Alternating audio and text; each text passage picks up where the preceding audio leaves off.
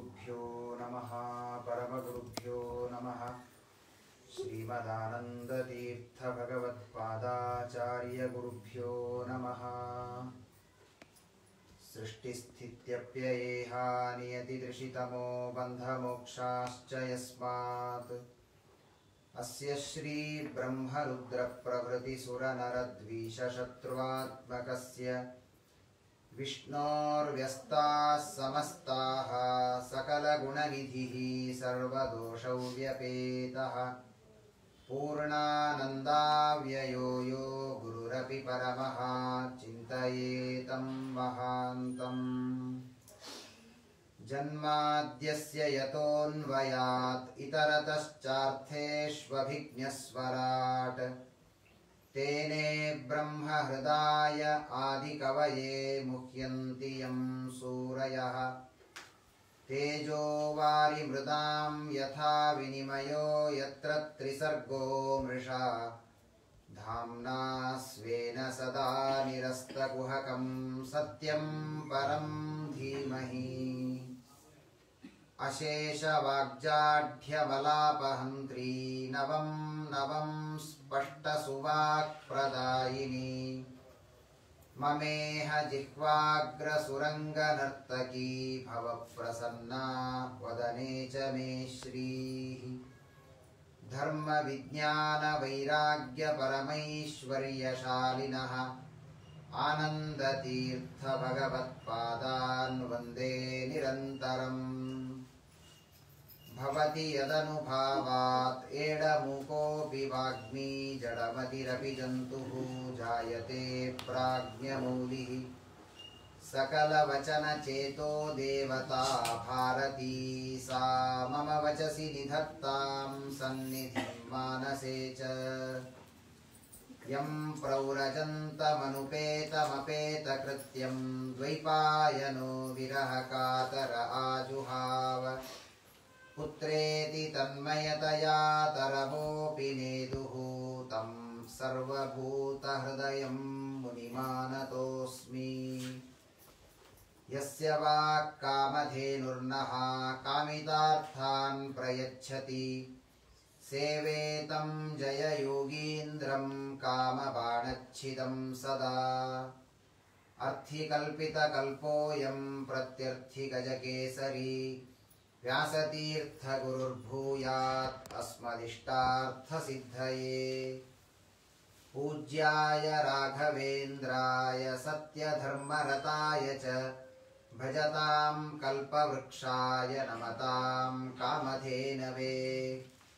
सत्यधर्माब्धिसम्भूतः चिन्तामणिविजृम्भितः सत्यसङ्कल्पकल्पद्रुः कल्पयेत् कामधुङ् सत्याभिज्ञकराब्जोत्थान् पञ्चाशद्वर्षपूजकान् सत्यप्रमोदतीर्थार्यान् नौमिन्यायसुधारतान् आपादमौलिपर्यन्तं गुरूणाम् आकृतिं स्मरेत्तेन विघ्नाः प्रणश्यन्ति सिद्ध्यन्ति च मनोरथाः।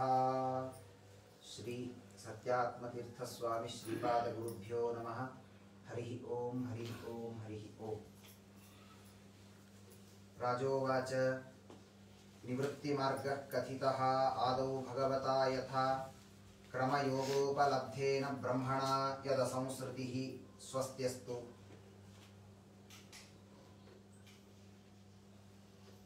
ಪರಮ ಮಂಗಲಕರವಾದಂತಹ ಮನಸ್ಸಿನ ಎಲ್ಲ ದೋಷಗಳನ್ನು ಪರಿಹಾರ ಮಾಡಿ ಭಗವಂತನಲ್ಲಿ ನಿಶ್ಚಲವಾದಂತಹ ಭಕ್ತಿಯನ್ನು ನೀಡುವಂತಹ ಗ್ರಂಥ ಶ್ರೀಮದ್ ಭಾಗವತ. ಈ ಶ್ರೀಮದ್ ಭಾಗವತದ ಶ್ರವಣವನ್ನು 4 ದಿನಗಳಿಂದ ಗುರುಗಳ ಅನುಗ್ರಹದಿಂದ ಮಾಡ್ತಾ ಇದ್ದೇವೆ. ಶುಕಾಚಾರ್ಯರು ಪರೀಕ್ಷಿತರಾಜರನ್ನ ನಿಮಿತ್ತ ಮಾಡಿಕೊಂಡು ನಮ್ಮೆಲ್ಲರಿಗೂ ಕೂಡ ಸಾಧಕನಾದ ವ್ಯಕ್ತಿ ಭಗವಂತನ ಗುಣಗಳನ್ನು ಯಾವ ಗುಣಗಳ ಚಿಂತನೆ ಮಾಡಬೇಕು, ಯಾವ ರೀತಿ ಆ ಗುಣಗಳ ಚಿಂತನವನ್ನು ಮಾಡಬೇಕು ಎನ್ನುವುದನ್ನು ಆ ಭಗವಂತನ ಕರ್ತೃತ್ವ ಶಕ್ತಿ, ಅವನ ಸ್ವಾತಂತ್ರ್ಯ, ಭಗವಂತನ ಅದ್ಭುತವಾದಂತಹ ಜಗತ್ತಿನ ಸೃಷ್ಟಿ ಮಾಡುವಂತಹ ಅದ್ಭುತವಾದ ವೈಭವ, ಅದನ್ನೆಲ್ಲವನ್ನ ವರ್ಣನೆಯನ್ನ ಮಾಡ್ತಾ ಹಿಂದೆ 5ನೆಯ ಸ್ಕಂದದಲ್ಲಿ ಭೂಗೋಳ ಹಾಗೂ ಖಗೋಳಗಳ ಬಹಳ ಅದ್ಭುತವಾದಂತಹ ವರ್ಣನೆಯನ್ನು ಮಾಡಿದ್ದಾರೆ. ಕೊನೆಗೆ ಎಲ್ಲ ಲೋಕಗಳ ವರ್ಣನೆಯನ್ನ ಮಾಡ್ತಾ ನರಕದ ವರ್ಣನೆಯನ್ನ ಮಾಡಿ ಅನೇಕ ನರಕಗಳು, ಒಂದೊಂದು ತಪ್ಪುಗಳನ್ನ ಮಾಡಿದಂತಹ ವ್ಯಕ್ತಿಯನ್ನ ಒಂದೊಂದು ತರಹದ ನರಕದಲ್ಲಿ ಹಾಕಿ ಅವನು ಮಾಡಿದಂತಹ ತಪ್ಪಿಗೆ ಶಿಕ್ಷೆಯನ್ನ ಯಮದೂತರು ಭಗವಂತನ ಅಪ್ಪಣೆಯಂತೆ ನೀಡುತ್ತಾರೆ ಅಂತ ಹೇಳಿದಾಗ ಪರೀಕ್ಷಿತ್ ರಾಜರಿಗೆ ಭಯವಾಗಿದೆ. ಅವರಿಗೇನು ಭಯ ಆಗಿಲ್ಲ ನಿಜವಾಗಲು, ಯಾಕೆಂದ್ರೆ ಸಾಯ್ತೇನೆ ಅಂತ ನಿರ್ಣಯ ಮಾಡಿಕೊಂಡು ಕುಳಿತ ಮಹಾನುಭಾವರು, ಹೀಗಾಗಿ ಅವರಿಗೆ ಯಾವ ಭಯ ಇಲ್ಲ. ಆದರೆ ಕೇಳುವ ನಮಗೆ ಆದ ಭಯವನ್ನ ಪರಿಹಾರ ಮಾಡುವುದಕ್ಕಾಗಿ ಶುಕಾಚಾರ್ಯರಿಗೆ ಪ್ರಶ್ನೆಯನ್ನ ಮಾಡ್ತಾರೆ.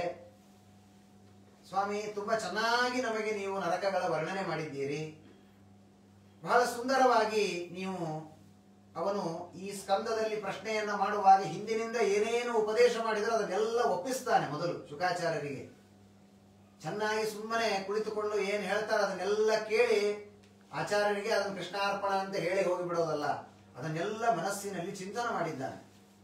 ಕಾಠಕ ಉಪನಿಷತ್ತಿನಲ್ಲಿ ಬರುತ್ತದೆ, ನಚಿಕೇತ ಮತ್ತೆ ಹೊಸದಾಗಿ ಯಮದೇವರಿಗೆ ಪ್ರಶ್ನೆಯನ್ನ ಮಾಡುವಾಗ ಬರೀ ಪ್ರಶ್ನೆ ಮಾಡೋದಿಲ್ಲ, ಅವನು ಹಿಂದಿನ ವಿಷಯಗಳನ್ನೆಲ್ಲ ಅವರಿಗೆ ಒಪ್ಪಿಸಿ ಆಮೇಲೆ ಪ್ರಶ್ನೆ ಕೇಳ್ತಾನೆ. ಮತ್ತೆ ಯಮದೇವರು ಅವನಿಗೆ ಉತ್ತರ ಹೇಳುವಾಗ ಸಂತೋಷಪಟ್ಟು ಶೃಂಖಾಂಚ ಇಮಾಂ ಅನೇಕ ರೂಪಾಂ ಗ್ರಹಾಣ ಅಂತ ಅವರ ಕೊರಳಲ್ಲಿ ಹಾಕಿಕೊಂಡ ಒಂದು ಬಂಗಾರದ ಹಾರವನ್ನ ತೆಗೆದು ನಚಿಕೇತನಿಗೆ ಹಾಕ್ತಾರೆ. ಯಾಕೆಂದ್ರೆ ತುಂಬಾ ಚೆನ್ನಾಗಿ ಅಧ್ಯಯನ ಮಾಡಿದ್ಯಪ್ಪ, ಹೇಳಿದ ವಿಷಯ ಎಲ್ಲ ಅಂತ ಆನಂದ ಆಗುತ್ತೆ.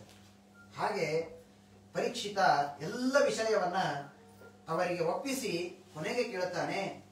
ಈ ಲಾಸ್ಟ್ ಹೇಳುವಾಗ ಒಂದು ವಿಷಯ ಹೇಳಿದ್ರಿ, ಅನೇಕ ತರಹದ ನರಕಗಳು, ಅದರಲ್ಲಿ ಒಂದೊಂದು ತಪ್ಪು ಮಾಡಿದಂತಹ ವ್ಯಕ್ತಿಯನ್ನ ಹಾಕ್ತಾರೆ, ದುಃಖ ಪಡಿಸ್ತಾರೆ ಅಂತ ಕೇಳಿದ್ದೀರಿ, ನೀವು ಹೇಳಿದಿರಿ.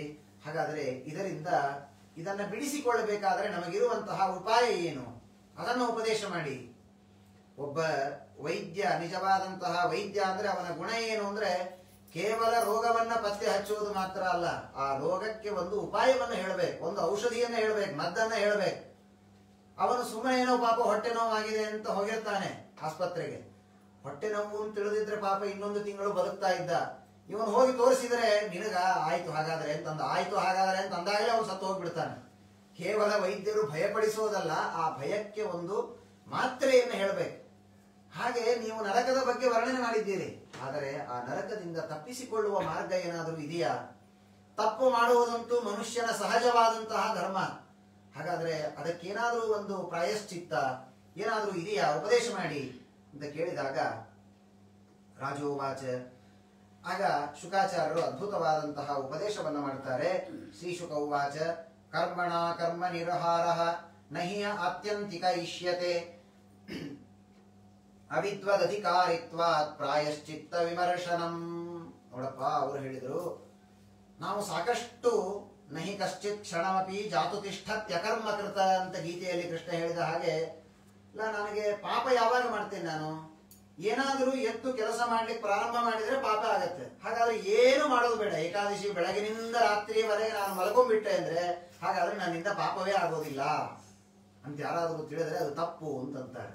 ಯಾಕೆ ಅಂದ್ರೆ ನಾವು ಇಡೀ ದಿವಸ ಮಲಗಿಕೊಂಡ್ರೆ ಅಥವಾ ಬೆಳಗಿನಿಂದ ಸಂಜೆಯವರೆಗೆ ನಾವು ದೇವರ ಮನೆಯಲ್ಲೇ ಇದ್ದೇವೆ ಅಂತ ಇಟ್ಟುಕೊಂಡ್ರೂ ಕೂಡ ದೇಹದಿಂದ ಯಾವ ತಪ್ಪುಗಳಾಗದೇ ಇರಬಹುದು. ನಾನು ಮಾತನಾಡಿ ಇನ್ನೊಬ್ಬರಿಗೆ ಮಾನಸಿಕವಾಗಿ ದುಃಖಪಡಿಸಿ ಪಾಪವನ್ನ ಮಾಡದೇ ಇರಬಹುದು, ಆದರೆ ಮಾನಸಿಕವಾಗಿ ನಾವು ಮಾಡುವಂತಹ ಪಾಪಗಳು ಎಲ್ಲಿ ಕುಳಿತಿದ್ರೂ ನಮ್ಮ ಮನಸ್ಸು ಎಲ್ಲೆಲ್ಲೋ ಹೋಗಿರ್ತದೆ. ಅವರಿಗೆ ನಾನು ಈ ತರಹ ಮಾಡಬೇಕಾಗಿತ್ತು, ಅವನಿಗೇನಾಗ್ಲಿಲ್ಲ, ನಾನೇನು ಮಾಡಲಿಲ್ಲ, ಆದರೆ ಕೇವಲ ಆ ತರಹ ಚಿಂತನೆ ಮಾಡಿ ನಾವು ಪಾಪಗಳನ್ನ ಗಳಿಸ್ತೇವೆ. ಹೀಗಾಗಿ ಅನೇಕ ಮಾರ್ಗಗಳು ಪಾಪವನ್ನ ಗಳಿಸುವುದಕ್ಕೆ ಇದೆಯಪ್ಪ. ಹಾಗಾಗಿ ನಾನು ಒಂದು ಕರ್ಮವನ್ನ ಮಾಡಿದ್ದೇನೆ, ಪಾಪವಂತು, ಆ ಕರ್ಮವನ್ನ ಮತ್ತೊಂದು ಸತ್ಕರ್ಮದಿಂದ ನಾನು ಕಳೆದುಕೊಳ್ಳುತ್ತೇನೆ ಅಂದ್ರೆ ಆ ಸತ್ಕರ್ಮ ಹೋಗತ್ತೆ, ಮತ್ತೊಂದು ಸತ್ಕರ್ಮ ಬಂದಿರುತ್ತದೆ. ವೈದ್ಯರ ಹತ್ತಿರ ಹೋದ್ರೆ ಈಗೆಲ್ಲ ಒಳ್ಳೆಯ ವೈದ್ಯರು ಇರ್ತಾರೆ ಪಾಪ, ಆದರೆ ಸಾಮಾನ್ಯವಾಗಿ ನಾವು ವೈದ್ಯ ಶಾಲೆಗೆ ಹೋದ್ರೆ ನಮ್ಮ ರೋಗಕ್ಕೆ ಒಂದು ಮದ್ದನ್ನ ಬರೆದು ಕೊಡ್ತಾರೆ, ಜೊತೆಗೆ ಹೇಳ್ತಾರೆ ಒಂದು ವಾರ ಬಿಟ್ಟು ಬನ್ನಿ ಅಂತ. ಯಾಕೆ ಅಂದ್ರೆ ಅವರಿಗೆ ಆ ಮದ್ದಿನ ಮೇಲೆ ವಿಶ್ವಾಸ ಇರೋದಿಲ್ಲ. ಆ ರೋಗ ಪರಿಹಾರವಾಗತ್ತೆ, ಮತ್ತೊಂದು ರೋಗ ಬಂದಿರ್ತದೆ, ಅದಕ್ಕೆ ಇನ್ನೊಂದು ಔಷಧಿ ಬರೆದು ಕೊಡಬೇಕು ಅವರು. ಅದಕ್ಕೆ ಈಗಲೇ ಸಿದ್ಧ ಮಾಡಿ ಕಳಿಸಿರ್ತಾರೆ ಆ ರೋಗಿಯನ್ನ. ಹಾಗೆ ನಾವು ತೆಗೆದುಕೊಳ್ಳುವ ಮಾತ್ರೆ ಅದು ಇನ್ನೊಂದು ರೋಗಕ್ಕೆ ಹೇಗೆ ನಾಂದಿ ಆಗ್ತದೆ, ಹಾಗೆ ನಾವು ಮಾಡುವಂತಹ ಕರ್ಮಗಳು. ಉದಾಹರಣೆಗೆ ನಾವು ಒಂದು ತಪ್ಪು ಮಾಡಿದೆ, ಅದಕ್ಕೆ ಪುರೋಹಿತರು ಹೇಳಿದ್ರು ಒಂದು ಹೋಮ ಮಾಡಬೇಕು ಅಂತ. ಹೋಮ ಮಾಡುವುದಕ್ಕೆ ಪ್ರಾರಂಭ ಮಾಡಿದೆ, ಆ ಪಾಪ ಏನೋ ಹೋಯ್ತು. ಆದರೆ ಆ ಹೋಮದಲ್ಲಿ ದ್ರವ್ಯದ ಶುದ್ಧಿ ಇಲ್ಲ, ಸ್ಥಳದ ಶುದ್ಧಿ ಇಲ್ಲ, ಮಾಡುವ ಯಜಮಾನನ ಶುದ್ಧಿ ಇಲ್ಲ, ಮಂತ್ರದ ಶುದ್ಧಿ ಇಲ್ಲ. ಹಾಗಾದ್ರೆ ಎಷ್ಟು ತಪ್ಪುಗಳು. ಒಂದು ತಪ್ಪನ್ನ ಪರಿಹಾರ ಮಾಡಿಕೊಳ್ಳುವುದಕ್ಕೆ ಹೋದೆ, ಜೊತೆಗೆ 4 ತಪ್ಪುಗಳು ಎಕ್ಸ್ಟ್ರಾ ನನ್ನಲ್ಲಿ ಬಂತು. ಹಾಗಾದ್ರೆ ಏನ್ ಮಾಡಬೇಕು? ನನಗೆ ಇಂತಹ ಒಂದು ಮಾತ್ರೆ ಬೇಕು, ಆ ಮಾತ್ರೆಯಿಂದ ಇದ್ದ ರೋಗ ಪರಿಹಾರವಾಗಬೇಕು, ಹೊಸದಾದ ರೋಗ ಮತ್ತೆ ಉಲ್ಬಣವಾಗಬಾರದು. ಅದಕ್ಕೇನ್ ಮಾಡಬೇಕು? ಅದಕ್ಕಾಗಿ ಶುಕಾಚಾರ್ಯರು ಅದ್ಭುತವಾಗಿ ಹೇಳ್ತಾರೆ, ಯಥಾ ಕೃಷ್ಣಾರ್ಪಿತ ಪ್ರಾಣ ತತ್ಪುರುಷ ನಿಷೇವಯ. ನೋಡಪ್ಪ, ಒಂದೇ ಒಂದು ಮಾರ್ಗ, ಅದು ಭಗವಂತನ ಪೂಜೆ, ಭಗವದ್ಭಕ್ತರ ಪೂಜೆ. ಅದನ್ನ ನಾವು ಮಾಡಿದಾಗ ಈ ಮಾತ್ರೆಯಲ್ಲಿ ಯಾವ ಸೈಡ್ ಎಫೆಕ್ಟ್ಸ್ ಇಲ್ಲ.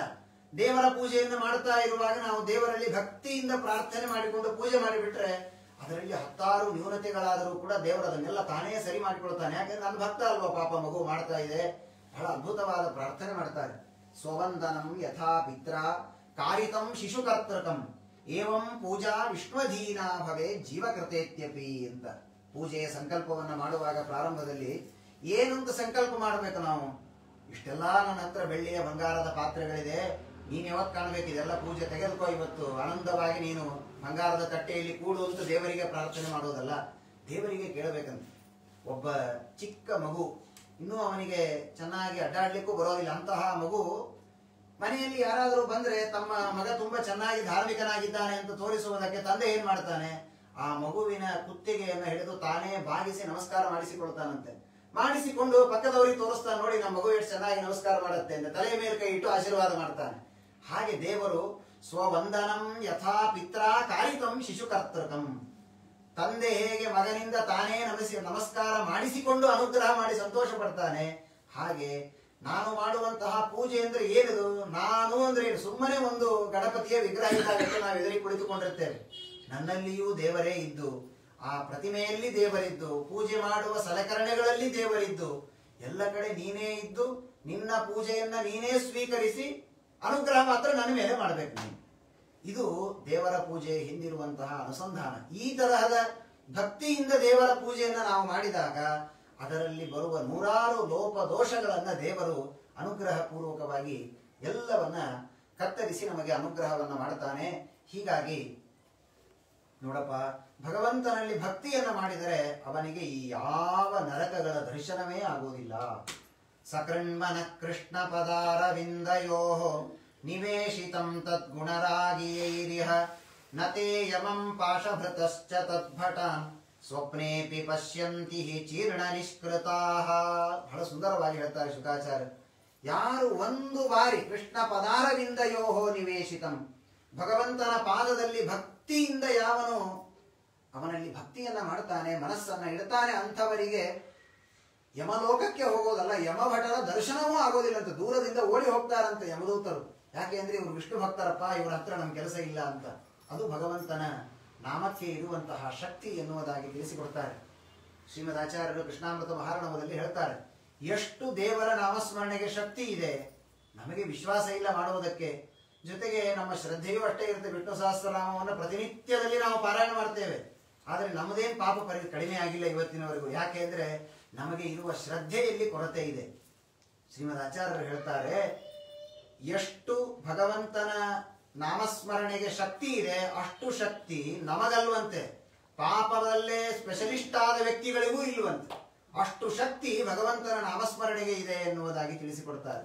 ತಾವತ್ ಕರ್ತುಂ ನ ಶಕ್ನೋತಿ ಪಾತಕಂ ಪಾತಕೀ ಜನಃ ನಾಮ್ನೋಸ್ತಿ ಯಾವತಿ ಶಕ್ತಿ ಪಾಪ ನಿರ್ಹರಣೆ ಹರೇಹೇ. ಭಗವಂತನ ನಾಮಕ್ಕೆ ಎಷ್ಟು ಪಾಪಗಳನ್ನ ಪರಿಹರಿಸುವ ಶಕ್ತಿ ಇದೆ ಅಷ್ಟು ಶಕ್ತಿ ನಮಗೆ ಪಾಪ ಮಾಡೋದು ಬೇಡ. ಯಾರು ಪಾಪದಲ್ಲೇ ಸ್ಪೆಷಲಿಸ್ಟ್ ಆದ ದುರ್ಯೋಧನ, ದುಶ್ಯಾಸನ, ಜರಾಸಂಧ ಇವರೆಲ್ಲ ಇದ್ದಾರೆ, ಅವರಿಗೂ ಅಷ್ಟು ಪಾಪ ಮಾಡ್ಲಿಕ್ಕೆ ಆಗುದಿಲ್ವಂತೆ. ಅಷ್ಟು ಪರಿಹರಿಸುವ ಶಕ್ತಿ ದೇವರ ನಾಮದಲ್ಲಿ ಇದೆ ಅಂತ ಹೇಳ್ತಾರೆ. ಹೀಗಾಗಿ ಆ ಭಗವಂತನ ನಾಮಕ್ಕೆ ಅಷ್ಟು ಸಾಮರ್ಥ್ಯ ಇದೆ. ಇದಕ್ಕೊಂದು ಕಥೆ ಹೇಳ್ತೇನೆ ನನಗೆ ಕೇಳುವಂತ. ಕಾನ್ಯಕುಬ್ಜ ದೇಶದಲ್ಲಿ ಒಬ್ಬ ದಾಸೀಪತಿ ಅಜಾಮಿಲ, ಒಬ್ಬ ಬ್ರಾಹ್ಮಣನ ಕುಲದಲ್ಲಿ ಅಜಾಮಿಲ ಅಂತ ಒಬ್ಬ ಬ್ರಾಹ್ಮಣ, ನಾಮ್ನ ನಷ್ಟ ಸದಾಚಾರ ದಾಸ್ಯ ಸಂಸರ್ಗ ದೂಷಿತ, ಭಾರೀ ಪರಮಭಕ್ತ. ಬಹಳ ಸುಂದರವಾಗಿ ಭಾಗವತ ಹೇಳ್ತದೆ. ಸಾಮಾನ್ಯವಾಗಿ ಯಾರು ಸಾಧಕನಾದ ವ್ಯಕ್ತಿ ಇರ್ತಾನೆ ಅವನ ಬಗ್ಗೆ ಪ್ರಶಸ್ತಿ ಪತ್ರದಲ್ಲಿ ಓದ್ತಾರೆ, ಅವರು ಇಂತಹ ಸಾಧನೆ ಮಾಡಿದರು, ಅವರು ಇಷ್ಟು ಪದಕಗಳನ್ನು ತೆಗೆದುಕೊಂಡಿದ್ದಾರೆ, ಇಷ್ಟು ಓದಿದ್ದಾರೆ ಅಂತ ಹೇಳ್ತಿರ್ತಾರೆ. ಆದ್ರೆ ಯಾವನು ಜೈಲಿಗೆ ಹೋಗಿ ಬಂದಿದ್ದಾನೆ, ಯಾರು ತುಂಬಾ ಕೊಲೆಗಳನ್ನು ಮಾಡಿದ್ದಾನೆ, ಕಳ್ಳತನವನ್ನು ಮಾಡಿದ್ದಾನೆ, ಅಂತಹ ವ್ಯಕ್ತಿಯ ಬಗ್ಗೆ ಇವನು ಮಾಡಿದ ಸಾಧನೆಗಳು ಅಂತ ಯಾರಾದರೂ, ಅವನು ಸಾಧನೆ ಮಾಡಿರ್ಬೋದು ಹಿಂದೆ, ಆದ್ರೆ ಅವನು ಮಾಡಿದ ಮುಂದಿನ ತಪ್ಪಿನಿಂದ ಅದೆಲ್ಲವೂ ಅಳಿಸಿ ಹೋಗ್ತದೆ ಅವನ ಸಾಧನೆ. ಆದರೆ ಅಜಾಮಿಲನ ಬಗ್ಗೆ ಹೇಳುವಾಗ 16 ಶ್ಲೋಕದಿಂದ ಭಾಗವತ ಅವನ ಗುಣಗಳ ವರ್ಣನೆಯನ್ನ ಮಾಡುತ್ತದೆ. ಯಾಕೆ ಅಂದರೆ ನಮಗೆ ಪಾಠ. ಅಂದರೆ ಅಷ್ಟು ಸಾಧನೆಯನ್ನ ಪುಣ್ಯವನ್ನ ಮಾಡಿದಂತಹ ವ್ಯಕ್ತಿಯೂ ದಾರಿ ತಪ್ಪುವಂತಹ ಪ್ರಸಂಗ ಬಂತು ಅಂದ್ರೆ ಯಾವಾಗಲೂ ತಪ್ಪು ದಾರಿಯಲ್ಲೇ ನಡೆಯುವಂತಹ ನಾವು ಹಾಗಾದ್ರೆ ಎಷ್ಟು ಜಾಗೃತರಾಗಿರಬೇಕು. ವೇದಾಂತಗಳನ್ನ ಅಧ್ಯಯನ ಮಾಡಿದ್ದಾನೆ, ಮನೆಯಲ್ಲಿ ಅಗ್ನಿಹೋತ್ರವನ್ನ ಇಟ್ಟುಕೊಂಡ ತಂದೆ ತಾಯಿಗಳಿದ್ದಾರೆ. ಯಾವಾಗಲೂ ಅವನ ಮನೆಯಲ್ಲಿ ಕೇಳುವ ಶಬ್ದ ಅಂದ್ರೆ ವೇದಗಳ ಉಚ್ಚಾರಣೆ. ವಿದ್ಯಾರ್ಥಿಗಳು ಬ್ರಾಹ್ಮಣರು ವೇದದ ಉಚ್ಚಾರಣೆ ಮಾಡ್ತಾರೆ. ಮನೆಯಲ್ಲಿ ಅಗ್ನಿಹೋತ್ರದಿಂದ ಯಾವಾಗಲೂ ಮನೆಯೆಲ್ಲ ಹೊಗೆಯಿಂದ ಶುದ್ಧವಾಗಿದೆ. ಅಗ್ನಿಹೋತ್ರವನ್ನ ಮಾಡುವವರ ಮನೆ ಬಹಳ ಈ ಸ್ವಲ್ಪ ವರ್ಷದ ಹಿಂದೆ ಎಲ್ಲರೂ ನೋಡಿದ್ದೀರಿ, ಯಾವುದೋ ಒಂದು ಸಿಲಿಂಡರ್ ಬ್ಲಾಸ್ಟ್ ಆಗಿ ಎಲ್ಲ ಕಡೆಯಲ್ಲಿ ಎಲ್ಲ ಮನೆಗಳು ಸುತ್ತಮುತ್ತಲಿನ 10 ಮನೆಗಳು ಬ್ಲಾಸ್ಟ್ ಆಗಿ ಹೋಯಿತು. ಅಲ್ಲಿ ಪರೀಕ್ಷೆ ಮಾಡ್ಲಿಕ್ಕೆ ಹೋದರೆ ಸುತ್ತಲಿನ ಎಲ್ಲ ಮನೆಗಳು ಸುಟ್ಟು ಕರಕಲಾಗಿ ಹೋಗಿದೆ, ಮಧ್ಯದಲ್ಲಿ ಒಂದು ಮನೆ ಮಾತ್ರ ಏನೂ ಆಗಿಲ್ಲ. ಯಾಕೆ ಅಂತ ಒಳಗೆ ಹೋಗಿ ನೋಡಿದ್ರೆ ಅದೊಂದು ಬ್ರಾಹ್ಮಣನ ಮನೆ. ಆ ಬ್ರಾಹ್ಮಣ ಪ್ರತಿನಿತ್ಯದಲ್ಲಿ ಅಗ್ನಿಹೋತ್ರವನ್ನ ಮಾಡ್ತಾರೆ. ಆ ಅಗ್ನಿಹೋತ್ರದ ಹೊಗೆಯ ಶಕ್ತಿಯಿಂದ ಸುತ್ತಲಿನ ಎಲ್ಲ ಮನೆಗಳು ಎಲ್ಲ ಧ್ವಂಸವಾದರೂ ಕೂಡ ಆ ಮಧ್ಯದಲ್ಲಿರುವ ಮನೆಗೆ ಮಾತ್ರ ಏನೂ ಆಗಿಲ್ಲ. ಇದು ಹೋಮದ ಅಗ್ನಿಹೋತ್ರದ ಹೊಗೆಗೆ ಇರುವಂತಹ ಒಂದು ಧೂಮಕ್ಕೆ ಇರುವ ಶಕ್ತಿ. ಹಾಗೆ ಇಷ್ಟೆಲ್ಲ ಸದಾಚಾರಿಯಾದಂತಹ ವ್ಯಕ್ತಿಯು ಕೂಡ ತನ್ನ ಕೆಲವೇ ನಿಮಿಷಗಳ ಮನಸ್ಸಿನ ಚಂಚಲತೆಯಿಂದ ತನ್ನ ಎಲ್ಲ ಪುಣ್ಯವನ್ನು ಕೂಡ ಹಾಳು ಮಾಡಿಕೊಂಡಿದ್ದಾನೆ. ಆಗ ಒಂದು ದಿನ ಸಮಿಧಾಹರಣವನ್ನು ಮಾಡಬೇಕು ಅಂತ ನದಿಗೆ ಹೋದ. ಸಮಿತ್ತನ್ನ ತೆಗೆದುಕೊಂಡು ತಾನು ಬರ್ತಾ ಇರುವಾಗ ಹೆಂಡತಿಯ ಜೊತೆಗೆ ಮರಳಿ ಮನೆಗೆ ಬರ್ತಾ ಇರುವಾಗ ಒಬ್ಬ ಶೂದ್ರಳಾದಂತಹ ವೇಶ್ಯೆಯನ್ನ ನೋಡಿದ್ದಾನೆ. ವೇಶ್ಯೆ ಬಹಳ ಸುಂದರವಾದಂತಹ ರೂಪ. ಅವಳು ಒಬ್ಬ ಪುರುಷನ ಜೊತೆಗೆ ಸಂಘವನ್ನ ಮಾಡ್ತಾ ಇದ್ದದ್ದನ್ನು ನೋಡಿದ್ದಾಳೆ. ಇವನು ನೋಡಿದ, ಹಾಗಾದ್ರೆ ನಾನು ಯಾಕೆ ಅವಳ ಜೊತೆಗೆ ಸಂಘವನ್ನು ಮಾಡಬಾರದು? ಹೆಂಡತಿಯನ್ನ ಕಳಿಸಿದ, ನನಗೆ ಸ್ವಲ್ಪ ಕೆಲಸ ಇದೆ, ನೀನು ಹೋಗಿ ಬಾ ಅಂತ ಮನೆಗೆ ಕಳಿಸಿಬಿಟ್ಟಿದ್ದಾನೆ. ಈ ಕಡೆ ಇವನು ಅವಳ ಜೊತೆಗೆ ಸಂಘವನ್ನ ಮಾಡುವುದಕ್ಕೆ ಅಂತ ಬಂದ್ರೆ ಅವಳು ಬೇಡ ಅಂತ ಹೇಳಿದ್ದಾಳೆ. ನಾನು ಭ್ರಷ್ಟಳಾದವಳು, ನೀನು ವೇದಗಳನ್ನ ಅಧ್ಯಯನ ಮಾಡಿ ಪೂತವಾದ ಶರೀರ ನಿನ್ನದು, ಸರ್ವಥಾ ನನ್ನ ಜೊತೆಗೆ ಸಂಘ ಮಾಡಬೇಡ ಅಂತ ಹೇಳಿದರೆ ಕೇಳಿಲ್ಲ, ಹೋಗಿ ಮುಟ್ಟಿದ ಅವಳನ್ನ. ಹಾಗಾದ್ರೆ ಪ್ರಾರಂಭದಲ್ಲಿ ಬ್ರಾಹ್ಮಣ ಅಂತ ಆಗಬೇಕಾದ್ರೆ ಏನ್ ಮಾಡಬೇಕು? ಯಜ್ಞೋಪವೀತ ಹಾಕೊಳ್ಬೇಕು. ಅವಳು ಹೇಳಿದ್ದು ಯಜ್ಞೋಪವೀತ ತೆಗೆದ್ರೆ ನಮ್ಮ ಜಾತಿ ಒಳಗೆ ನೀ ಮಡಿಗೆ ಬರ್ತಿ, ಹಾಗಾದ್ರೆ ತೆಗಿ ನಿನ್ನ ಯಜ್ಞೋಪವೀತವನ್ನ ಅಂತ ಯಜ್ಞೋಪವೀತವನ್ನ ತೆಗೆಸಿದ್ದಾಳೆ. ಕೇಶ ಮುಂಡನವನ್ನ ಮಾಡಿಕೊಂಡಿದ್ದಾನೆ, ಶಿಖೆಯನ್ನ ತೆಗೆದು ಬಿಟ್ಟಿದ್ದಾನೆ. ಕೇವಲ ಅವಳ ರೂಪಕ್ಕೆ ಮಾರು ಹೋಗಿ ಅವಳು ಹೇಳಿದಂತೆ ಕುಣಿತಾ ಇದ್ದಾನೆ. ಅವಳು ಹೇಳಿದ್ದನ್ನೆಲ್ಲ ಮಾಡ್ತಾನೆ. ಹಿಂದಿನ ದಿನದವರೆಗೆ ಇವನ ಅನ್ನ ಏನು ಅಂದ್ರೆ ಪ್ರತಿನಿತ್ಯದಲ್ಲಿ ವೈಶ್ವದೇವದಿಂದ ಶುದ್ಧವಾದ ಅನ್ನವನ್ನ ತಿಂತಾ ಇದ್ದ. ಅವತ್ತಿನಿಂದ ಮಾಂಸ ಭಕ್ಷಣವನ್ನ ಮಾಡಬೇಕು. ನೀರು ಕುಡಿಬೇಕಲ್ಲ, ಏನು ಸುರಾಪಾನವನ್ನ ಮಾಡಬೇಕು. ಅನ್ನ ತಿನ್ನುವುದಕ್ಕೆ ದುಡ್ಡು ಬೇಕು ಇವನಿಗೆ, ಎಲ್ಲಿಂದ ಸಂಪತ್ತು ತರಬೇಕು? ಯಾರಾದರೂ ತಲೆ ಒಡೆದು ಕಳ್ಳತನ ಮಾಡಿ ಆ ದುಡ್ಡನ್ನು ತೆಗೆದುಕೊಂಡು ಬರಬೇಕು, ಇವಳನ್ನ ಸಾಕಬೇಕು, ತಾನೂ ಅದೇ ಅನ್ನವನ್ನು ತಿನ್ನಬೇಕು. ಎಷ್ಟೋ ದಿನಗಳವರೆಗೆ ಹೀಗೆ ಅಲ್ಲಿ ಸಂಘವನ್ನ ಮಾಡಿದಾಗ ಅವಳಲ್ಲಿ ಇವನು 10 ಜನ ಮಕ್ಕಳನ್ನ ಪಡೆದಿದ್ದಾನೆ. 10 ಜನ ಮಕ್ಕಳನ್ನ ಪಡೆದ್ರೆ ಇವನು ಹಾಗೆ ಜೀವನವನ್ನ ಮಾಡ್ತಾ ಇದ್ದ. ಒಂದು ದಿವಸ ಏನ್ ಬೇಕಾದರೂ ನಾವು ಮರಿಬೋದ್ರಿ, ಆದ್ರೆ ಕಾಲ ನಮ್ಮನ್ನ ಮರೆಯೋದಿಲ್ಲ. ಕಾಲ ಹೋಗ್ತಾ ಇರುತ್ತೆ. ಎಲ್ಲವನ್ನೂ ಕೂಡ ಕಾಲ ನಮ್ಮನ್ನ ಆಹುತಿಯಾಗಿ ಸ್ವೀಕಾರ ಮಾಡಿಬಿಡುತ್ತದೆ. ಒಂದು ದಿವಸ ಇವನು ಸಾಯುವಂತಹ ಪ್ರಸಂಗ. ಮಲಗಿಕೊಂಡಿದ್ದಾನೆ, ಜ್ವರ ಬಂದಿದೆ, ರೋಗಗಳು ಬಂದಿದೆ, ವಯಸ್ಸಾಗಿ ಹೋಗಿದೆ. ಆಗ ಯಾರು ಇವನನ್ನು ರಕ್ಷಣೆ ಮಾಡುವುದಕ್ಕೆ ಬಂದಿಲ್ಲ. ಯಾರೋ ಯಮದೂತರು, ವಕ್ರತುಂಡಾನ್ ಊರ್ಧ್ವರೋಮಣಃ, ಭಾರೀ ಕಪ್ಪಾದಂತಹ ಶರೀರ, ಕೆಂಪು ಕಣ್ಣುಗಳು, ಯಾರೋ ಬಂದು ಇವನಿಗೆ ಪಾಶವನ್ನ ಹಾಕಿ ಕರೆದುಕೊಂಡು ಹೋಗಬೇಕು ಅಂತ ಬಂದಿದ್ದಾರೆ. ಅವರನ್ನು ನೋಡಿ ಭಯ ಆಯ್ತು ಅವನಿಗೆ. ಅಯ್ಯೋ ಏನ್ ಮಾಡಬೇಕು ಅಂತ ಗೊತ್ತಾಗದೆ ದೂರದಲ್ಲಿ ಆಟ ಆಡ್ತಾ ಇರುವಂತಹ ತನ್ನ ಮಗ, ದೂರೇ ಕ್ರೀಡನಕಾಸಕ್ತಂ ಪುತ್ರಂ ನಾರಾಯಣಾಹ್ವಯಂ ಪ್ಲಾವಿತೇನ ಸ್ವರೇಣ ಉಚ್ಚೈಹಿ ಆಜುಹಾವ ಕುಲೇಂದ್ರಿಯ. ಭಯ ಆಗಿದೆ, ಮಗನೇ ಗತಿ ಅಂತ ತಿಳಿದು ಜೋರಾಗಿ ಮಗನನ್ನ ಕರೆದಿದ್ದಾನೆ. ನಾರಾಯಣ ಅಂತ ನಾಮಕರಣ ಮಾಡಿದ್ದ ಅವನಿಗೆ.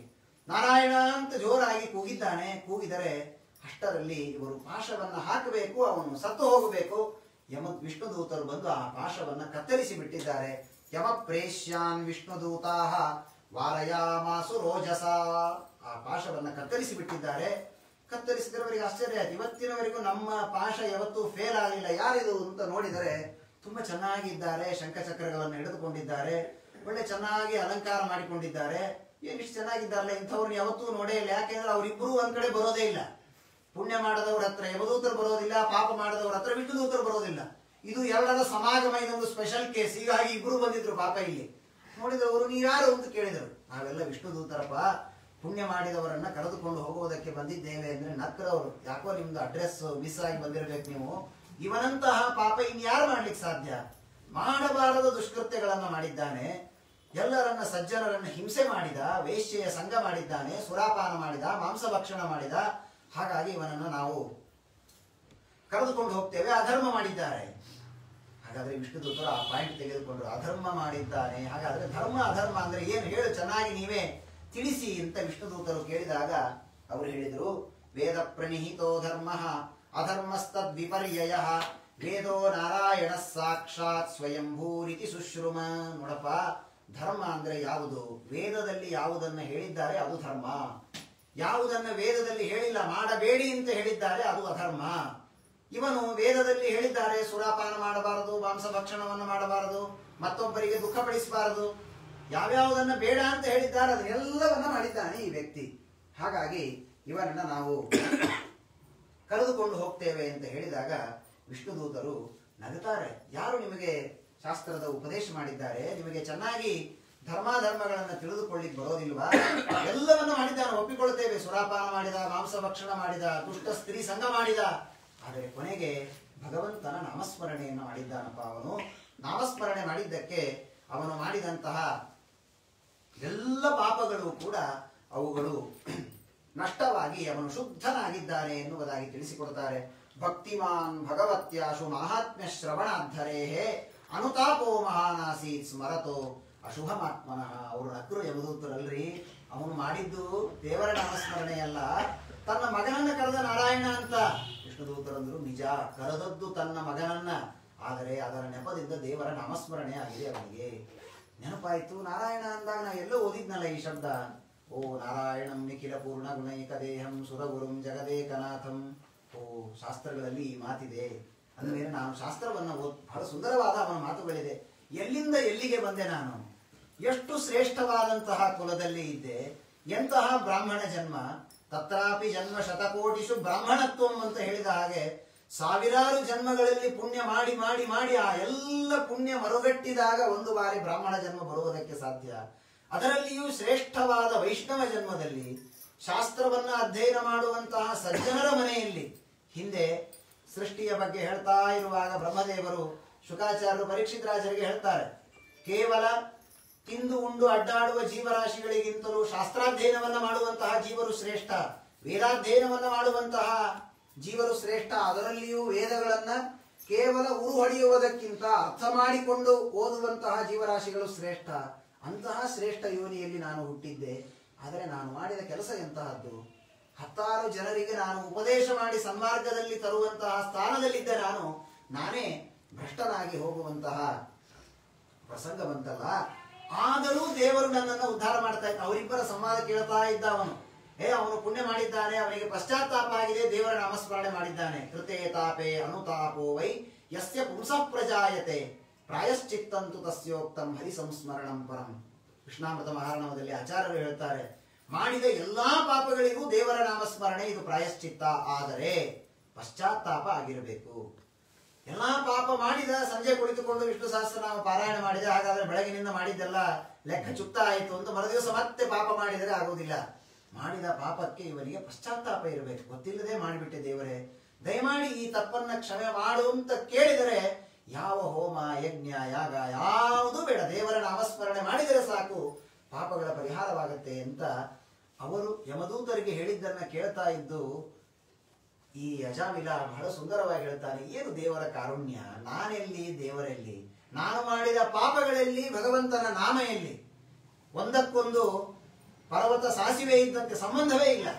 ಆದರೂ ದೇವರು ನನ್ನಂತಹ ಒಬ್ಬ ಪಾಮರನನ್ನು ಉದ್ಧಾರ ಮಾಡ್ತಾನೆ ಅಂದ್ರೆ ಇಂತಹ ಕಾರುಣ್ಯ, ನೀ ದಯಾಪರನು, ನಿನ್ನವರ ಸಾಧನವೋ ಅಂತ ದಾಸರು ಹೇಳಿದ ಹಾಗೆ ನಮ್ಮ ಸಾಧನೆ ಬಹಳ ಕಡಿಮೆ ಇದೆ. ದೇವರ ಕಾರುಣ್ಯ, ಅವನಂತಾನೆ ಕ್ವಚಾಹಂ ಕಿತವಃ ಪಾಪಃ ಬ್ರಹ್ಮಜ್ಞ ನಿರಪತ್ರಪಃ. ಮಾಡಬಾರದ ಕೆಟ್ಟ ಕೆಲಸಗಳನ್ನು ಮಾಡಿದ್ದಾನೆ, ಬ್ರಾಹ್ಮಣರ ದ್ರೋಹ ಮಾಡಿದೆ, ಎಲ್ಲ ಸಜ್ಜನರನ್ನ ನಾನು ನಿಂದೆ ಮಾಡಿದೆ, ಸುರಾಪಾನ ಮಾಡಿದೆ, ಮಾಂಸಭಕ್ಷಣ ಮಾಡಿದೆ, ಆದರೆ ಆ ಒಂದು ನಾಮ ನನ್ನನ್ನು ಉದ್ಧಾರ ಮಾಡಿದೆ. ಹಾಗಾದರೆ ಕ್ವಚ ನಾರಾಯಣೇತ್ತೇ ತದ್ ಭಗವನ್ನಾಮ ಮಂಗಲಂ. ಪರಮ ಅಮಂಗಲನಾದ ನಾನೆಲ್ಲಿ, ಪರಮ ಮಂಗಲಪ್ರದನಾದ ಭಗವಂತನ ನಾಮ ಎಲ್ಲಿ? ಆದರೆ ಆ ನಾಮ ನನ್ನನ್ನು ಉದ್ಧಾರ ಮಾಡ್ತಾ ಇದೆ ಇವತ್ತು ಅಂದ್ರೆ ಹಾಗಾದ್ರೆ ಇದು ಭಗವಂತನ ನಾಮಕ್ಕೆ ಇರುವಂತಹ ಶಕ್ತಿ ಅಂತ ಅವನು ತಿಳಿದು ದೇವರ ನಾಮಸ್ಮರಣೆಯನ್ನ ಮಾಡ್ತಾ ಇದ್ದ. ಈ ಕಡೆ ವಿಷ್ಣುದೂತರು ಹೇಳಿದರು, ನಿಮ್ಮ ಯಮದೇವರೇ ಸರ್ವೋತ್ತಮ ಅಂತ ನೀವು ತಿಳಿದಿದ್ದೀರಲ್ಲ, ಹಾಗಾದ್ರೆ ಯಮದೇವರ ಹತ್ತಿರ ಹೋಗಿ ಕೇಳಿಕೊಂಡು ಬನ್ನಿ, ಅವನ ಮೇಲೂ ಯಾರಾದರೂ ಇದ್ದಾರಾ ಕೇಳಿಕೊಂಡು ಬನ್ನಿ ಅಂತ. ಇವರಿಬ್ಬರ ಗಲಾಟೆಯಲ್ಲಿ ಇವನು ಪಾರಾಗಿಬಿಟ್ಟ. ಹಾಗಾದ್ರೆ ನಂದು ಇನ್ನೂ ಸ್ವಲ್ಪ ದಿವಸ ಆಯುಷ್ಯ ಇದೆ, ಸಾಧನೆ ಮಾಡಿಕೊಳ್ಳೋಣ ಅಂತ ತಕ್ಷಣ ಆ ಜಾಗದಿಂದ ಹರಿದ್ವಾರಕ್ಕೆ ಓಡಿ ಹೋಗಿದ್ದಾನೆ. ಹರಿದ್ವಾರಕ್ಕೆ ಗಂಗಾದ್ವಾರಮುಪೇಯಾಯ ಮುಕ್ತ ಸರ್ವಾನುಬಂಧನ, ಎಲ್ಲವನ್ನ ಬಿಟ್ಟ. ನಾನಿಷ್ಟು ದಿವಸ ಮಾಡಿದಂತಹ ಕುಕರ್ಮಗಳು, ದುಷ್ಕೃತ್ಯಗಳು, ಯಾವುದು ಹೆಂಡತಿ ಮಕ್ಕಳು ಎಲ್ಲವನ್ನ ಬಿಟ್ಟು ವಿರಕ್ತನಾಗೋಣ ಅಂತ ಚಿಂತನ ಮಾಡಿ ಎಲ್ಲವನ್ನ ಬಿಟ್ಟಿದ್ದಾನೆ. ಸತಸ್ಮಿನ್ ದೇವ ಸದನಂ ಆಸೀನೋ ಯೋಗಮಾಸ್ಥಿತಃ ಪ್ರತ್ಯಾಹತ ಇಂದ್ರಿಯ ಗ್ರಾಮ ಯುಯೋಜ ಮನ ಆತ್ಮನಿ. ಭಗವಂತನಲ್ಲಿಯೇ ಶುದ್ಧವಾದ ಮನಸ್ಸನ್ನ ಇಟ್ಟು ಧ್ಯಾನ ಮಾಡಿ ಆ ಶರೀರವನ್ನ ಬಿಟ್ರೆ ದೇವತಾ ಶರೀರ ಬಂದಿದೆ ಮಹಾನುಭಾವನಿಗೆ. ಹಾಗಾದ್ರೆ ಇದನ್ನೆಲ್ಲ ನೋಡಿದಾಗ ನಮಗೆ ಗೊತ್ತಾಗೋದಿಲ್ಲ ಇದೇನು ದೇವತಾ ಶರೀರ ಬಂತು ಅಂದ್ರೆ ನಾಟಕದಲ್ಲಿ ಬಂದಾಗ ಈಗ ಒಂದು ಅವನಿಗೆಲ್ಲ ಅಂಗಿ ತಂದು ಹಾಕಿದ್ರು ಅಂತ ಅನಿಸ್ತದೆ ಅಲ್ಲ. ಆ ತರಹದ ವಿಶೇಷವಾದಂತಹ ಅನುಗ್ರಹವನ್ನ ಭಗವಂತ ಮಾಡಿದ್ದಾನೆ. ವಿಷ್ಣು ದೂತರು ಬಂದು ಅವನನ್ನ ವಿಷ್ಣು ಲೋಕಕ್ಕೆ ಕರೆದುಕೊಂಡು ಹೋಗಿದ್ದಾರೆ. ಈ ಕಡೆ ಯಮಲೋಕಕ್ಕೆ ಬಂದು ಕೇಳಿದರು, ಅಲ್ರಿ ನಾವಿಷ್ಟು ದಿವಸ ನೀವೇ ಎಲ್ಲಕ್ಕಿಂತ ದೊಡ್ಡವರು ಅಂತ ತಿಳಿದಿದ್ವಿ, ಯಾರೋ ವಿಷ್ಣು ದೂತರು ಅಂತೆ, ನಿನ್ನ ಸ್ವಾಮಿಯಂತೆ ವಿಷ್ಣು, ಅವರೆಲ್ಲ ಬಂದಿದ್ದಾರೆ, ನಾವೆಲ್ಲ ನಿಮ್ಮನ್ನೇ ಸರ್ವೋತ್ತಮ ಅಂತ ತಿಳಿದಿದ್ವಿ. ಯಮದೇವರಂದ್ರು, ನಿಧಾನಕ್ಕೆ ಮಾತಾಡ್ರಿ, ಈ ಶಬ್ದ ಏನಾದರೂ ದೇವರಿಗೆ ಕೇಳಿಸಿದ್ರೆ ಈ ಸ್ಥಾನದಿಂದ ಇಳಿಸಿಬಿಡ್ತಾರೆ ನನ್ನನ್ನ. ನಾನು ಕೂಡ ದೇವರ ಸೇವೆಗಾಗಿ ಇಲ್ಲಿದ್ದೇನೆ. ಅಹಂ ಮಹೇಂದ್ರೋ ನಿರುತಿ ಪ್ರಚೇತಾಃ ಸೋಮೋಗ್ನಿರೀಶ ಪವನೋರ್ಕೋ ವಿರಿಂಚಃ ಆದಿತ್ಯ ವಿಶ್ವೇ ವಸವೋಥ ಸಾಧ್ಯಾಃ ಮರುದ್ಗಣಾಃ ರುದ್ರಗಣಾಃ ಸಸಿದ್ಧಾಃ.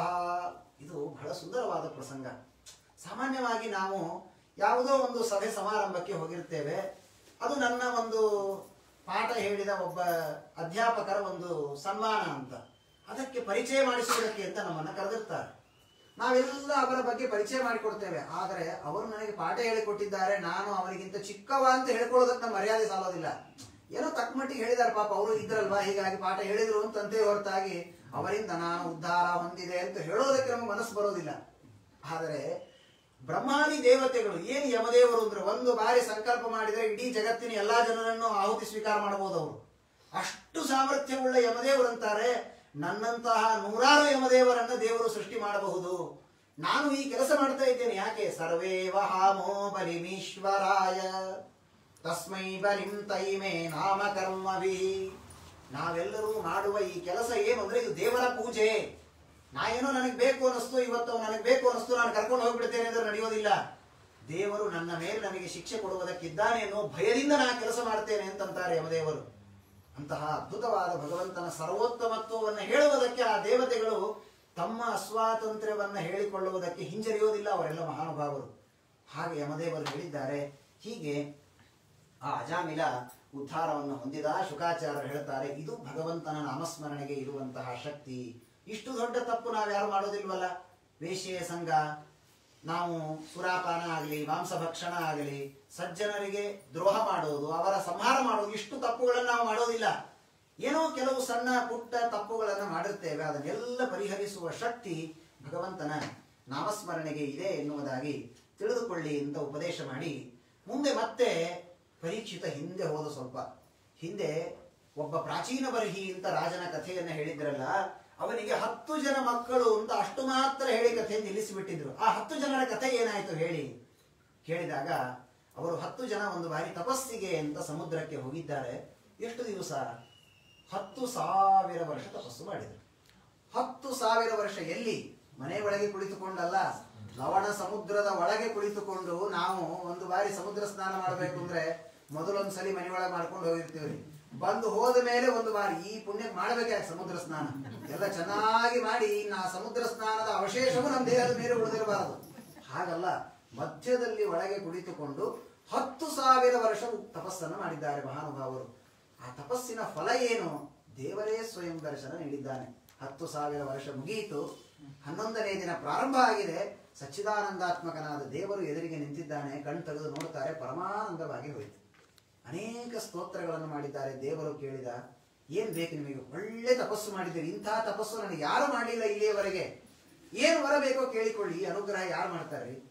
ಸುಮ್ಮನೆ ತಿಳಿದ್ರಿ, ನಮ್ಮ ಮನೆ ಎದುರಿಗೆ ಯಾರಾದ್ರೂ ಒಬ್ರು ಬಂದು ಬೆಲ್ ಮಾಡ್ತಾರೆ, ಬಾಗಿಲು ತೆಗೆದ್ರೆ ಒಂದು ಬ್ಲಾಂಕ್ ಚೆಕ್ ಸೈನ್ ಆಗಿದೆ, ನೀವು ಎಷ್ಟಾದ್ರೂ ದುಡ್ಡು ಹಾಕೊಳ್ಳಿ ತಗೊಳ್ಳಿ ಅಂತ ಕೊಟ್ಟು ಹೋದ್ರೆ ಅವನು ಕೊಟ್ಟವನು ಕಳ್ಳನೋ ಅಥವಾ ಅವನೇನೋ ನನಗೆ ಮೋಸ ಏನು ವಿಚಾರ ಇಲ್ಲ, ಹಾಕೆಂದು ಹಾಕೋಣ, ಕಲ್ಲು ಹೋಗಿ ಎಷ್ಟು ಬರುತ್ತೋ ಬರಲಿ ದುಡ್ಡು ಅಂತ ಅಲ್ಲ. ಇದು ಮೋಸಗಾರನ ಚೆಕ್ ಅಲ್ಲ, ದೇವರು ಕೊಟ್ಟ ಆ ಬ್ಲಾಂಕ್ ಚೆಕ್ಕಿನಲ್ಲಿ ಇರೋದೇನು ಅಂದ್ರೆ ಇಡೀ ಜಗತ್ತು 14 ಲೋಕಗಳಿಗೆ ಒಡೆಯ ಸ್ವಾಮಿ. ಏನು ಬೇಡಿದರೂ ತೆಗೆದುಕೊಳ್ಳಬಹುದಾಗಿತ್ತು. ಪ್ರಾಚೇತಸರು ಏನು ಪ್ರಾರ್ಥನೆ ಮಾಡಿದರು? ಬಹಳ ಸುಂದರವಾದ ಪ್ರಾರ್ಥನೆ ಮಾಡ್ತಾರೆ. ಯನ್ನಸ್ಸು ತಪ್ತಂ ತಪಯೇತದೀಶ ನಿರಂಧಸಾಂ ಕಾಲಮದಭ್ರಮಪ್ಸು ಸರ್ವಂ ತದೇತತ್ ಪುರುಷಸ್ಯ ಭುಮ್ನಃ ವೃಣೀಮಹೇ ತೇ ಪರಿತೋಷಣಾಯ. ಅವರಂತಾರೆ, ನಾವು 10,000 ವರ್ಷ ತಪಸ್ಸು ಮಾಡಿದ್ದೇವೆ. ಈ 10,000 ವರ್ಷದ ತಪಸ್ಸು ಚೆನ್ನಾಗಿ ಇದ್ರೆ, ಅಂದ್ರೆ ಯಾವ ತಪ್ಪು ಮಾಡದೆ ಚೆನ್ನಾಗಿ ನಿಯಮಪೂರ್ವಕವಾಗಿ ಇವರು ಮಾಡಿದ್ದಾರೆ ಅಂತ ನಿನಗೆ ಅನಿಸಿದ್ರೆ ನಮಗೇನು ವರ ಕೊಡ್ಬೇಕು ಗೊತ್ತಾ? ನಮ್ಮಂಥವ್ರಾದ್ರೆ ಏನು ಹುಚ್ಚರಿ ಇವರು ಅಂತಂತೀವಿ. ಅವ್ರು ವರ ಕೇಳಿದ್ರು, ನನಗೇನು ಬೇಡ, ನೀವು ಮಾಡಿದ 10,000 ವರ್ಷದ ತಪಸ್ಸಿನಿಂದ ನನಗೆ ಸಂತೋಷವಾಗಿದೆ ಅಂತ ಒಂದು ಮಾತು ಹೇಳಿಬಿಡು. ವೃಣೀಮಹೇ ತೇ ಪರಿತೋಷಣಾಯ, ನಿನ್ನ ಸಂತೋಷಕ್ಕೆ ಮಾಡಿದ್ದಿದನ್ನ. ನಮ್ಮಂಥವ್ರಾದ್ರೆ ಇಷ್ಟು ದಿವಸ ತಪಸ್ಸು ಮಾಡಿ ಇಷ್ಟೇ ಕೇಳ್ತಾರ? ಅವ್ರಂತಾರೆ, ಇಷ್ಟೇ ಅಲ್ಪ ತಪಸ್ಸಿಗೆ ಇಷ್ಟು ದೊಡ್ಡ ಫಲವನ್ನು ಕೇಳ್ತಾ ಇದ್ದೇವೆ, ಆದ್ರೆ ಇಲ್ಲ ಅಂತ ಅನ್ಬೇಡ, ದಯಮಾಡಿ ಕೊಡು. ನಿನ್ನ ಪ್ರೀತಿಯಾಗಿದೆ, ನೀವು ಮಾಡಿದ ತಪಸ್ಸಿನಿಂದ ನನಗೆ ಸಂತೋಷವಾಗಿದೆ ಅಂತ ಹೇಳಿಬಿಡು. ಇದೇ ನಮ್ಮ ಜೀವಮಾನದ ಸಾಧನೆಯ ಫಲ, ಕೊಟ್ಟು ಬಿಡು ಅಂತ ಕೇಳಿದ್ದಾರೆ. ಏನು ಆನಂದ ಆಗಬೇಕು ಭಗವಂತನಿಗೆ ಇಂತಹ ಭಕ್ತರನ್ನು ನೋಡಿದರೆ. ಪರಮಾನುಗ್ರಹ ಮಾಡಿದ್ದಾನೆ ಪ್ರಾಚೇತಸರ ಮೇಲೆ. ಅವರು ತಪಸ್ಸು ಮಾಡಿ ಸಮುದ್ರದಿಂದ ಹೊರಗೆದ್ದು ಬಂದರು. ಒಂದು 4 ದಿವಸ ನೀವು ಬೇರೆ ಊರಲ್ಲಿ ಸೈಟ್ ತಗೊಂಡು ಒಂದು ಊರಿಗೆ ಹೋಗಿ ಬಂದ್ರೆ ಪಕ್ಕದವ್ರು ಮನೆ ಕಟ್ಕೊಂಡ್ಬಿಟ್ಟಿರ್ತಾರೆ ನಮ್ಮ ಸೈಟಲ್ಲಿ. ಹಾಗಲ್ಲ ಇದು. 10,000 ವರ್ಷ ತಪಸ್ಸು ಮಾಡಿ ಮೇಲೆದ್ದು ಬಂದು ನೋಡ್ತಾರೆ, ಅವ್ರು ಹೋಗುವುದಕ್ಕೆ ದಾರಿಯೇ ಇಲ್ಲ. ಎಲ್ಲ ಕಡೆ ಅರಣ್ಯ ಬೆಳೆದುಕೊಂಡು ಬಿಟ್ಟಿದೆ. ಏನ್ ಮಾಡ್ಬೇಕು ಅವರು? ಮತ್ತೆ ಎಲ್ಲ ಸಾಮಾನು ತೆಗೆದುಕೊಂಡು ಬಂದು ಗಿಡ ಕತ್ತರಿಸಿ ಹೋಗ್ಲಿಕ್ಕೆ ಆಗೋದಿಲ್ಲ. ಒಂದು ಬಾರಿ ತಮ್ಮ ತಪಸ್ಸಿನ ಸಾಮರ್ಥ್ಯದ ಎಲ್ಲ ಗಿಡಗಳನ್ನು ನೋಡಿದ್ರು, ಬೆಂಕಿ ಹತ್ತಿ ಉರಿಯೋದಕ್ಕೆ ಪ್ರಾರಂಭ ಆಯಿತು. ಮಾರ್ಗ ಆಗ್ತಾ ಇದೆ, ಇವರು ಹೋಗ್ತಾ ಇದ್ದಾರೆ. ಆಗ ವನಸ್ಪತಿ ಅಭಿಮಾನಿ ದೇವತೆಗಳು ಬಂದು ಹೇಳ್ತಾರೆ, ಈ ರೀತಿ ಮಾಡಬಾರ್ದಪ್ಪ, ನಿಮಗೇನೋ ಕಷ್ಟ ಆಗಿದೆ ಅನ್ನೋ ಕಾರಣಕ್ಕೆ ಪರಿಸರವನ್ನ ನಾಶ ಮಾಡುವುದು ಸರಿಯಲ್ಲ. ನೀವು ದಾರಿ ಮಾಡಿಕೊಂಡು ಹೋಗಬೇಕೇ ಹೊರತಾಗಿ ಪರಿಸರದ ನಾಶವನ್ನ ಸರ್ವಥಾ ಮಾಡಬಾರದು. ಶಾಂತರಾಗ್ರಿ. ನೀವು ಶಾಂತರಾಗಬೇಕು ಅಂದ್ರೆ ಏನ್ ಮಾಡಬೇಕು? ನಿಮಗೊಂದು ಕನ್ಯೆಯನ್ನು ಕೊಟ್ಟು ಮದುವೆ ಮಾಡ್ತೇನೆ ಅಂತ ಅಲ್ಲಿಯೇ ಇದ್ದಂತಹ ಒಬ್ಬ ಪ್ಲಮ್ಲೋಚ ಅಂತ ಒಬ್ಬ ಕನ್ಯೆ, ಆ ಕನ್ಯೆಯನ್ನ ಕೊಟ್ಟು ಮದುವೆಯನ್ನ ಮಾಡಿದ್ದಾರೆ. ಮದುವೆಯನ್ನ ಮಾಡಿ ಅವನನ್ನ ವಾರ್ಕ್ಷಿ ಅಂತ, ವಾರ್ಕ್ಷಿ ಏಷಾವರ ಕನ್ಯಾ ಪತ್ನಿತ್ವೇ ಪ್ರತಿಗೃಹ್ಯತಾಂ, ಇವಳನ್ನ ತೆಗೆದುಕೊಳ್ಳಿ ಅಂತ ಕೊಟ್ಟು ಅವರು ಅಲ್ಲಿಂದ ತೆರಳಿದ್ದಾರೆ. ಇವರು ಆ ಪತ್ನಿಯಲ್ಲಿ ಒಬ್ಬ ಮಗನನ್ನ ಪಡೆದಿದ್ದಾರೆ. ಮತ್ತೆ ದಕ್ಷ ಪ್ರಜಾಪತಿ, ಹಿಂದೆ ಯಾವ ದಕ್ಷ ಪ್ರಜಾಪತಿ ರುದ್ರದೇವರ ಶಾಪದಿಂದ ಅಲ್ಲಿ ತಲೆ ಕತ್ತರಿಸಿಕೊಂಡು ಬಿದ್ದ, ಅಷ್ಟು ದೊಡ್ಡ ಪ್ರಜಾಪತಿಯಾದ ವ್ಯಕ್ತಿ ಆ ಜ್ಞಾನಿಗಳ ನಿಂದನೆ ಮಾಡಿದ್ದಕ್ಕೆ ಮತ್ತೆ ಇಲ್ಲಿ ಮನುಷ್ಯನಾಗಿ ಹುಟ್ಟುವಂತಹ ಪ್ರಸಂಗ ಬಂದಿದೆ. ದಕ್ಷ ಪ್ರಜಾಪತಿ ಹುಟ್ಟಿದ್ದಾನೆ, ಪರಮ ಭಗವದ್ಭಕ್ತ. ಅನೇಕ ವರ್ಷಗಳವರೆಗೆ ತಪಸ್ಸು ಮಾಡಿ ಪಂಚಜನಿ ಎನ್ನುವಂತಹ ಒಬ್ಬ ಕನ್ಯೆಯಲ್ಲಿ ತಾನು ಮಕ್ಕಳನ್ನ ಪಡೆದಿದ್ದಾನೆ. ಅನೇಕ ಮಕ್ಕಳು, ಎಷ್ಟು ಸ್ವಲ್ಪ ಮಕ್ಕಳು, ಒಂದು ಅನೇಕ ಮಕ್ಕಳನ್ನ, ಸ್ವಲ್ಪ ಮಕ್ಕಳನ್ನ ಪಡೆದಿದ್ದಾನಂತೆ. ಎಷ್ಟು? 10,000 ಜನ ಮಕ್ಕಳನ್ನ ಪಡೆದ. ಒಬ್ಬ ಹೆಂಡತಿಯಲ್ಲಿ 10,000 ಜನ ಮಕ್ಕಳನ್ನ ಪಡೆದಿದ್ದಾನೆ. ಅವರಿಗೆ ಏನ್ ಹೆಸರು ಇಡಬೇಕು? 10,000 ಹೆಸರು ಹುಡುಕ್ಬೇಕು ಅಂದ್ರೆ ಪಾಪ ಗತಿ ಏನಾಗಬೇಕು ಅಂತ. ಹೀಗಾಗಿ ಎಲ್ಲರಿಗೂ ಸೇರಿ ಹರಿಯೇಶ್ವರು ಅಂತ ಒಂದು ನಾಮಕರಣ. ಹರಿಯೇಶ್ವ 1, ಹರಿಯೇಶ್ವ 2, ಹರಿಯೇಶ್ವ 3 ಎಲ್ಲರಿಗೂ ಒಂದೇ ನಾಮಕರಣವನ್ನು ಮಾಡಿಬಿಟ್ಟಿದ್ದಾರೆ. ಅವರೆಲ್ಲ ಪ್ರಾಪ್ತ ವಯಸ್ಸಿಗೆ ಬಂದರು. ಬಂದಾಗ ನಾವು ರಾಜ್ಯಭಾರ ಮಾಡಬೇಕಲ್ಲ ಅಂತ ಕೇಳಿದ್ರು ಅವರು. ಅಪ್ಪ ಹೇಳಿದ, ರಾಜ್ಯಭಾರ ಮಾಡಬೇಕಾದ್ರೆ ತಪಸ್ಸು ಮಾಡ್ರಿ, ತಪಸ್ಸು ಮಾಡಿ ಭಗವದ್ ಅನುಗ್ರಹದ ಸಂಪಾದನೆ ಮಾಡಿ ಬನ್ನಿ, ನಿಮಗೆ ನಾನು ರಾಜ್ಯ ಕೊಡ್ತೇನೆ ಅಂತ ಹೇಳಿದರೆ ಅವರೆಲ್ಲ ಹೋದ್ರು. ಹೋಗಿ ತಪಸ್ಸು ಮಾಡಬೇಕು ಅಂತ ಹೋದ್ರೆ ನಾರದರು ಬಂದರು ಮಧ್ಯದಲ್ಲಿ. ನಾರದರು ಕೇಳಿದ್ರೆ, ಎಲ್ಲಿ ಹೋಗ್ತಾ ಇದ್ದೀರಿ? ಏನು ಇಲ್ಲ, ತಪಸ್ಸು ಮಾಡಬೇಕು, ನಮ್ಮಪ್ಪ ಹೇಳಿದ್ದಾರೆ. ಬಹಳ ಸುಂದರವಾದ ಒಂದು ಪ್ರಕರಣ. ಅವ್ರು ಹೇಳಿದ್ರು, ನಾ ಒಂದು 10 ಪ್ರಶ್ನೆ ಕೇಳ್ತೇನೆ ನಿಮಗೆ, ಆ 10 ಪ್ರಶ್ನೆಗೆ ಉತ್ತರ ನೀಡಿದರೆ ನಿಮ್ಮಲ್ಲಿ ತಪಸ್ಸು ಮಾಡುವ ಎಲಿಜಿಬಿಲಿಟಿ ಇದೆ ಅಂತ ತಿಳಿದುಕೊಳ್ತೇನೆ. ಏನದು? ಬಹಳ ಅದ್ಭುತವಾದ ಪ್ರಶ್ನೆಗಳನ್ನ ನಾರದರು ಕೇಳಿದ್ದಾರೆ. ನೋಡಿ, ನದಿ ಉಭಯತೋವಾಹ, ಒಂದು ನದಿ ಇದೆ. ಆ ನದಿ ಹೇಗಿದೆ ಅಂದ್ರೆ ಎರಡೂ ಕಡೆ ಹರಿಯುತ್ತೆ. ಅದೇಗೆ ಸಾಧ್ಯ? ಪೂರ್ವದಿಂದ ಪಶ್ಚಿಮಕ್ಕೆ ನದಿ ಹರಿಯಬಹುದು. ಪೂರ್ವವಾಹಿನಿ ಅಂತ ಪಶ್ಚಿಮ ವಾಹಿನಿ, ಉತ್ತರ ವಾಹಿನಿ ಎಲ್ಲ ಇರುತ್ತೆ. ಆದರೆ ಎರಡೂ ಕಡೆಯಲ್ಲಿ ಹರಿಯುವಂತಹ ಒಂದು ನದಿ ಇದೆ. ಆ ನದಿ ಯಾವುದು ಅಂತ ತಿಳಿಸಿಕೊಡಿ. ಒಂದು ಬಿಲ ಇದೆ. ಆ ಬಿಲ ಹೇಗೆ ಅಂದ್ರೆ ಒಂದು ಬಾರಿ ಒಳಗೆ ಹೋದ್ರೆ ಮತ್ತೆ ತಿರುಗಿ ಹೊರಗೆ ಬರ್ಲಿಕ್ಕೆ ಆಗೋದಿಲ್ಲ, ಅಂತಹ ಒಂದು ಗುಹೆ ಇದೆ ಅಂತ ಇತ್ಯಾದಿ 10 ಪ್ರಶ್ನೆಗಳನ್ನ ಅವರು ಮಾಡಿದ್ದಾರೆ. ಇವ್ರು ಏನ್ ಈ ಪ್ರಶ್ನೆ ಯಾವುದಕ್ಕೂ ಉತ್ತರ ಗೊತ್ತಿಲ್ವಲ್ಲ ಅಂದ್ರು. ಹಾಗಾದ್ರೆ ಈ ಪ್ರಶ್ನೆಗೆ ಉತ್ತರ ಗೊತ್ತಿಲ್ಲ ಅಂದ್ರೆ ಚಾಲೆಂಜ್ ಇತ್ತು ಮೊದಲೇ. ಉತ್ತರ ಬರ್ಲಿಲ್ಲ ಅಂದ್ಮೇಲೆ ನೀವು ನಾನು ಹೇಳಿದಾಗ ಕೇಳಬೇಕು. ಏನ್ ಮಾಡ್ಬೇಕು ಹಾಗಾದ್ರೆ? 10,000 ಜನಕ್ಕೆ ಸಾಮೂಹಿಕ ಸನ್ಯಾಸ ದೀಕ್ಷೆ, ಸಾಮೂಹಿಕ ವಿವಾಹ ಅಂತ ಆಗ್ತಾವಲ್ಲ ಹಾಗೆ ಸಾಮೂಹಿಕ 10,000 ಸನ್ಯಾಸ ದೀಕ್ಷೆ. ಎಲ್ಲರಿಗೂ ಸನ್ಯಾಸಾಶ್ರಮ ಕೊಟ್ಬಿಟ್ರು ನಾರದರು. ಎಲ್ಲರೂ ಕೂಡ ಸನ್ಯಾಸಿಗಳಾಗಿ ಹೋಗ್ಬಿಟ್ರು. ಅಪ್ಪ ಕಾಯ್ತಾ ಇದ್ದ, ಪಾಪ ದಕ್ಷ ಬರ್ತಾರೆ ಎಲ್ಲಿ ಬರ್ಬೇಕು ಇವ್ರು, ಪಾದ ಪೂಜಾಕ್ ಬಂದ್ರು ಎಲ್ಲರೂ ಸೇರಿ 10,000 ಜನ. ಹಾಗಾದ್ರೆ ಏನೋ ಅಕಸ್ಮಾತ್ ಆಗಿರ್ಬೋದು, ಹೋಗ್ಲಿ ಅಂತ ಅವ್ನು ಏನ್ ಮಾಡಿದ, ಮತ್ತೆ ತನ್ನ ಹೆಂಡತಿಯಲ್ಲಿ 1,000 ಜನ ಮಕ್ಕಳನ್ನ ಪಡೆದ. ಇವ್ರನ್ನಾದ್ರೂ ರಾಜ ಮಾಡಬೇಕು ಅಂತ ಯಥಾ ಪ್ರಕಾರ ಅರಣ್ಯಕ್ಕೆ ಕಳಿಸಿದ. ನಾರದರು ಬಂದ್ರು, ಪ್ರಶ್ನೆ ಕೇಳಿದ್ರು, ಬರಲಿಲ್ಲ. ಮತ್ತೆ ಆಶ್ರಮ ಕೊಟ್ಟರು. 11,000 ಜನ ಎಲ್ಲಾರು ಸನ್ಯಾಸಿಗಳಾಗಿ ಹೋದ್ರು. ಅವನಿಗೆ ಕೊನೆಗೆ ಸಿಟ್ಟು ಬಂದು ಹೋಯ್ತು ನಾರದರ ಮೇಲೆ. ಏನ್ ಈ ರೀತಿ ಮಾಡ್ತಾ ಇದ್ದಾರೆ ಅಂತ ನಾರದರನ್ನ ತಾನು ಅವರಿಗೆ ಶಾಪವನ್ನ ಕೊಟ್ಟಿದ್ದಾನೆ. ನಾರದರಿಗೆ ಏನು ಅಂದ್ರೆ, ನೀವು ಒಂದು ಕಡೆ ನಿಲ್ಲೋದೇ ಬೇಡ ಅಂತ. ಅವರಂದ್ರು, ಇದು ಶಾಪ ಏನು, ನನಗೆ ಇದ್ದೇ ಇದೆ, ನನ್ನ ಕೆಲಸನೇ ಇದು. ಹೀಗಾಗಿ ನನಗೇನು ಶಾಪ ಅಲ್ಲ, ಆದ್ರೂ ಜ್ಞಾನಿಗಳಿಗೆ ಶಾಪ ಕೊಟ್ಟಿದ್ದಕ್ಕೆ ಅವನ ಪುಣ್ಯ ಮಾತ್ರ ಕಡಿಮೆಯಾಗಿದೆ. ಅವನು ವಿಚಾರ ಮಾಡಿದ, ಹಾಗಾದ್ರೆ 3ನೇ ಬಾರಿ ಮತ್ತದೇ ತಪ್ಪು ಮಾಡಬಾರದು. ನಾನು ಗಂಡು ಮಕ್ಕಳನ್ನ ಪಡೆದ್ರೆ ಇವರು ಆಶ್ರಮ ಕೊಡ್ತಾರೆ, ಹಾಗಾದ್ರೆ ಹೆಣ್ಣು ಸಂತತಿಯನ್ನ ಪಡೆದು ಬಿಡೋಣ ಅಂತ 60 ಜನ ಹೆಣ್ಣು ಮಕ್ಕಳನ್ನ ದಕ್ಷ ಪ್ರಜಾಪತಿ, ಈಗೆಲ್ಲ ಹೆಣ್ಣುಮಕ್ಕಳು ಆಶ್ರಮ ತೆಗೆದುಕೊಳ್ತಾ ಇದ್ದಾರೆ, ಅದೆಲ್ಲ ಬೇರೆ. ಆಗಿನ ಕಾಲದಲ್ಲಿ ಶಾಸ್ತ್ರೀಯ ಕ್ರಮದ ಪ್ರಕಾರ ಪುರುಷರು ಮಾತ್ರ ಆಶ್ರಮವನ್ನ ಸ್ವೀಕರಿಸಬೇಕು. ಹೀಗಾಗಿ 60 ಜನ ಮಕ್ಕಳನ್ನ ಇವನು ಪಡೆದಿದ್ದಾನೆ. ಏನ್ ಮಾಡ್ಬೇಕು? 60 ಜನ ಮಕ್ಕಳೇನೋ ಹುಟ್ಟಿದ್ರಿ, 60 ಜನ ವರ ಹುಡುಕ್ಬೇಕಲ್ಲ ಅಳಿಯಂದ್ರ ನೀವು. ಹಾಗಾಗಿ ವಿಚಾರ ಮಾಡಿದ 60 ಹುಡುಕ್ಲಿಕ್ಕೆ ಆಗೋದಿಲ್ಲ, ಒಬ್ಬೊಬ್ಬರಿಗೆ ಒಂದು 10, 20, 12 ಕೊಟ್ಟು ಅಂತೂ ಎಲ್ಲ ಖಾಲಿ ಮಾಡ್ಕೊಂಡು ಬಿಡೋಣ ಅಂತ ಯಮಧರ್ಮರಾಜನಿಗೆ 10 ಜನ ಮಕ್ಕಳನ್ನ ಕೊಟ್ಟಿದ್ದಾನೆ. ಕಶ್ಯಪರಿಗೆ 13 ಜನ ಮಕ್ಕಳನ್ನ ಕೊಟ್ಟು ಮದುವೆ ಮಾಡಿದ. ಹೀಗೆ ಚಂದ್ರನಿಗೆ 27 ಜನ ಮಕ್ಕಳನ್ನ ಕೊಟ್ಟು ಬಿಟ್ಟಿದ್ದಾನೆ. ಭೂತ, ಅಂಗಿರ, ಕೃಷಾಶ್ವರಿಗೆ ಮತ್ತೆ 2 ಮಕ್ಕಳನ್ನ, ಉಳಿದವರನ್ನ ಮತ್ತೆ ಕಶ್ಯಪರಿಗೆ ಇದೊಂದಿಷ್ಟು ಉಳಿದ ತಗೊಂಡು ಹೋಗ್ಬಿಡ್ರಿ ಅಂತ ಅವರಿಗೆ ಕೊಟ್ಟು ಅಂತೂ 60 ಜನ ಮಕ್ಕಳನ್ನ ಕೊಟ್ಟು ಮದುವೆ ಮಾಡಿದ. ಆ 60 ಜನರಿಂದಲೇ ಇಡೀ ಭೂಮಿಯೆಲ್ಲ ಸಂತಾನ ತುಂಬಿ ಹೋಗಿದೆ. ಅವರ ಸಂತಾನವೇ ಎಲ್ಲವೂ ಕೂಡ ಜೀವರಾಶಿಗಳು ಅಂತ ಏನೇನು ಕಾಣುತ್ತದೆ, ಬರೀ ಮನುಷ್ಯರಲ್ಲ, ಪುರುಷರು, ಸ್ತ್ರೀಯರು, ದೇವತೆಗಳು, ಅಸುರರು, ನಾಗರು, ಕನ್ಯೆ, ಯಕ್ಷರು ಎಲ್ಲ ಸಂತಾನ ಆ ದಕ್ಷ ಪ್ರಜಾಪತಿಯ ಹೆಣ್ಣು ಮಕ್ಕಳ ಒಂದು ಸಂತಾನ ಎನ್ನುವುದಾಗಿ ತಿಳಿಸಿಕೊಡ್ತಾರೆ. ಅದರಲ್ಲಿ ಒಬ್ಬ ದೈತ್ಯರ ಕುಲದಲ್ಲಿ, ದಿತಿದೇವಿಯ ಒಂದು ಕುಲದಲ್ಲಿ ರಚನಾ ಅಂತ ಒಬ್ಬ ಕನ್ಯೆ. ಆ ರಚನಾ ಎನ್ನುವ ಕನ್ಯೆಯನ್ನ ತ್ವಷ್ಟ ಅಂತ ಒಬ್ಬ ಋಷಿಗೆ ಕೊಟ್ಟು ಮದುವೆಯನ್ನ ಮಾಡಿದ್ದಾರೆ. ಅವಳಲ್ಲಿ ಹುಟ್ಟಿದಂತಹ ಒಂದು ಸಂತಾನದಿಂದ ಒಂದು ಸ್ವಲ್ಪ ಅಲ್ಲಿ ಗಲಾಟೆಯಾಗಿದೆ ಅಂತ ಹೇಳಿದಾಗ ಏನಾಯಿತು, ಅದನ್ನು ದಯಮಾಡಿ ಉಪದೇಶ ಮಾಡಿ ಅಂತ ಹೇಳಿದರೆ, ಒಂದು ದಿನ ಇಂದ್ರದೇವರು ಸಭೆಯಲ್ಲಿ ಕುಳಿತುಕೊಂಡಿದ್ದಾರೆ. ಕುಳಿತಾಗ ಎಲ್ಲ ನರ್ತನ ಎಲ್ಲ ಆಗ್ತಾ ಇದೆ. ಆಗ ಬೃಹಸ್ಪತ್ಯಾಚಾರ್ಯರು, ದೇವ ಗುರುಗಳಾದ ಬೃಹಸ್ಪತ್ಯಾಚಾರ್ಯರು ಆ ಪ್ರಸಂಗದಲ್ಲಿ ಬಂದರೆ ಇವನು ಎದ್ದು ನಿಂತು ಅವರಿಗೆ ಗೌರವವನ್ನು ಮಾಡಬೇಕಾಗಿತ್ತು. ಮಾಡಲಿಲ್ಲ. ಆ ಪ್ರಸಂಗದಲ್ಲಿ ಹಾಗೆ ಕುಳಿತಿದ್ದಾನೆ. ಗೊತ್ತಿಲ್ಲ, ಸ್ಥಾನದ ಒಂದು ದುಡ್ಡಿನ ಐಶ್ವರ್ಯದ ಉನ್ಮಾದ ಅದರಲ್ಲಿ ಎದ್ದಿಲ್ಲ, ಹಾಗೆ ಕುಳಿತಿದ್ದಾನೆ. ಅವ್ರು ವಿಚಾರ ಮಾಡಿದ್ರು, ಹಾಗಾದ್ರೆ ನಾನು ಇಲ್ಲಿರೋದು ಬೇಡ, ಎಲ್ಲಿ ನನಗೆ ಗೌರವ ಇಲ್ಲ ಅಂತಹ ಸ್ಥಾನದಲ್ಲಿ ನಾನು ಇರೋದು ಬೇಡ ಅಂತ ಚಿಂತನೆ ಮಾಡಿ ದೇವರ ಧ್ಯಾನ ಮಾಡ್ತಾ ತೆರಳಿದ್ದಾರೆ. ಅವರೇನು ಶಾಪ ಕೊಡ್ಲಿಲ್ಲ ಪಾಪ, ಸುಮ್ಮನೆ ಹೋಗಿದ್ದಾರೆ. ನೋಚ್ಚ ಚಾಲ ಆಸನಾದಿಂದ್ರ ಪಶ್ಯನ್ನಪಿ ಸಮಾಗತಂ, ನೋಡಿದ್ದಾನೆ ಬೃಹಸ್ಪತ್ಯಾಚಾರ್ಯರು ಬಂದಿದ್ದನ್ನು ನೋಡಿದ, ಆದರೆ ಆಸನದಿಂದ ಏಳಲಿಲ್ಲ. ಅವರಂದ್ರು, ಹಾಗಾದ್ರೆ ನಾನು ಇರೋದು ಬೇಡ, ನನ್ನ ಶಿಷ್ಯ ನನಗೆ ಗೌರವ ನೀಡ್ತಾ ಇಲ್ಲ ಅಂದಮೇಲೆ ಹೋಗಿಬಿಡೋಣ ಅಂತ ಹೋಗಿದ್ದಾನೆ.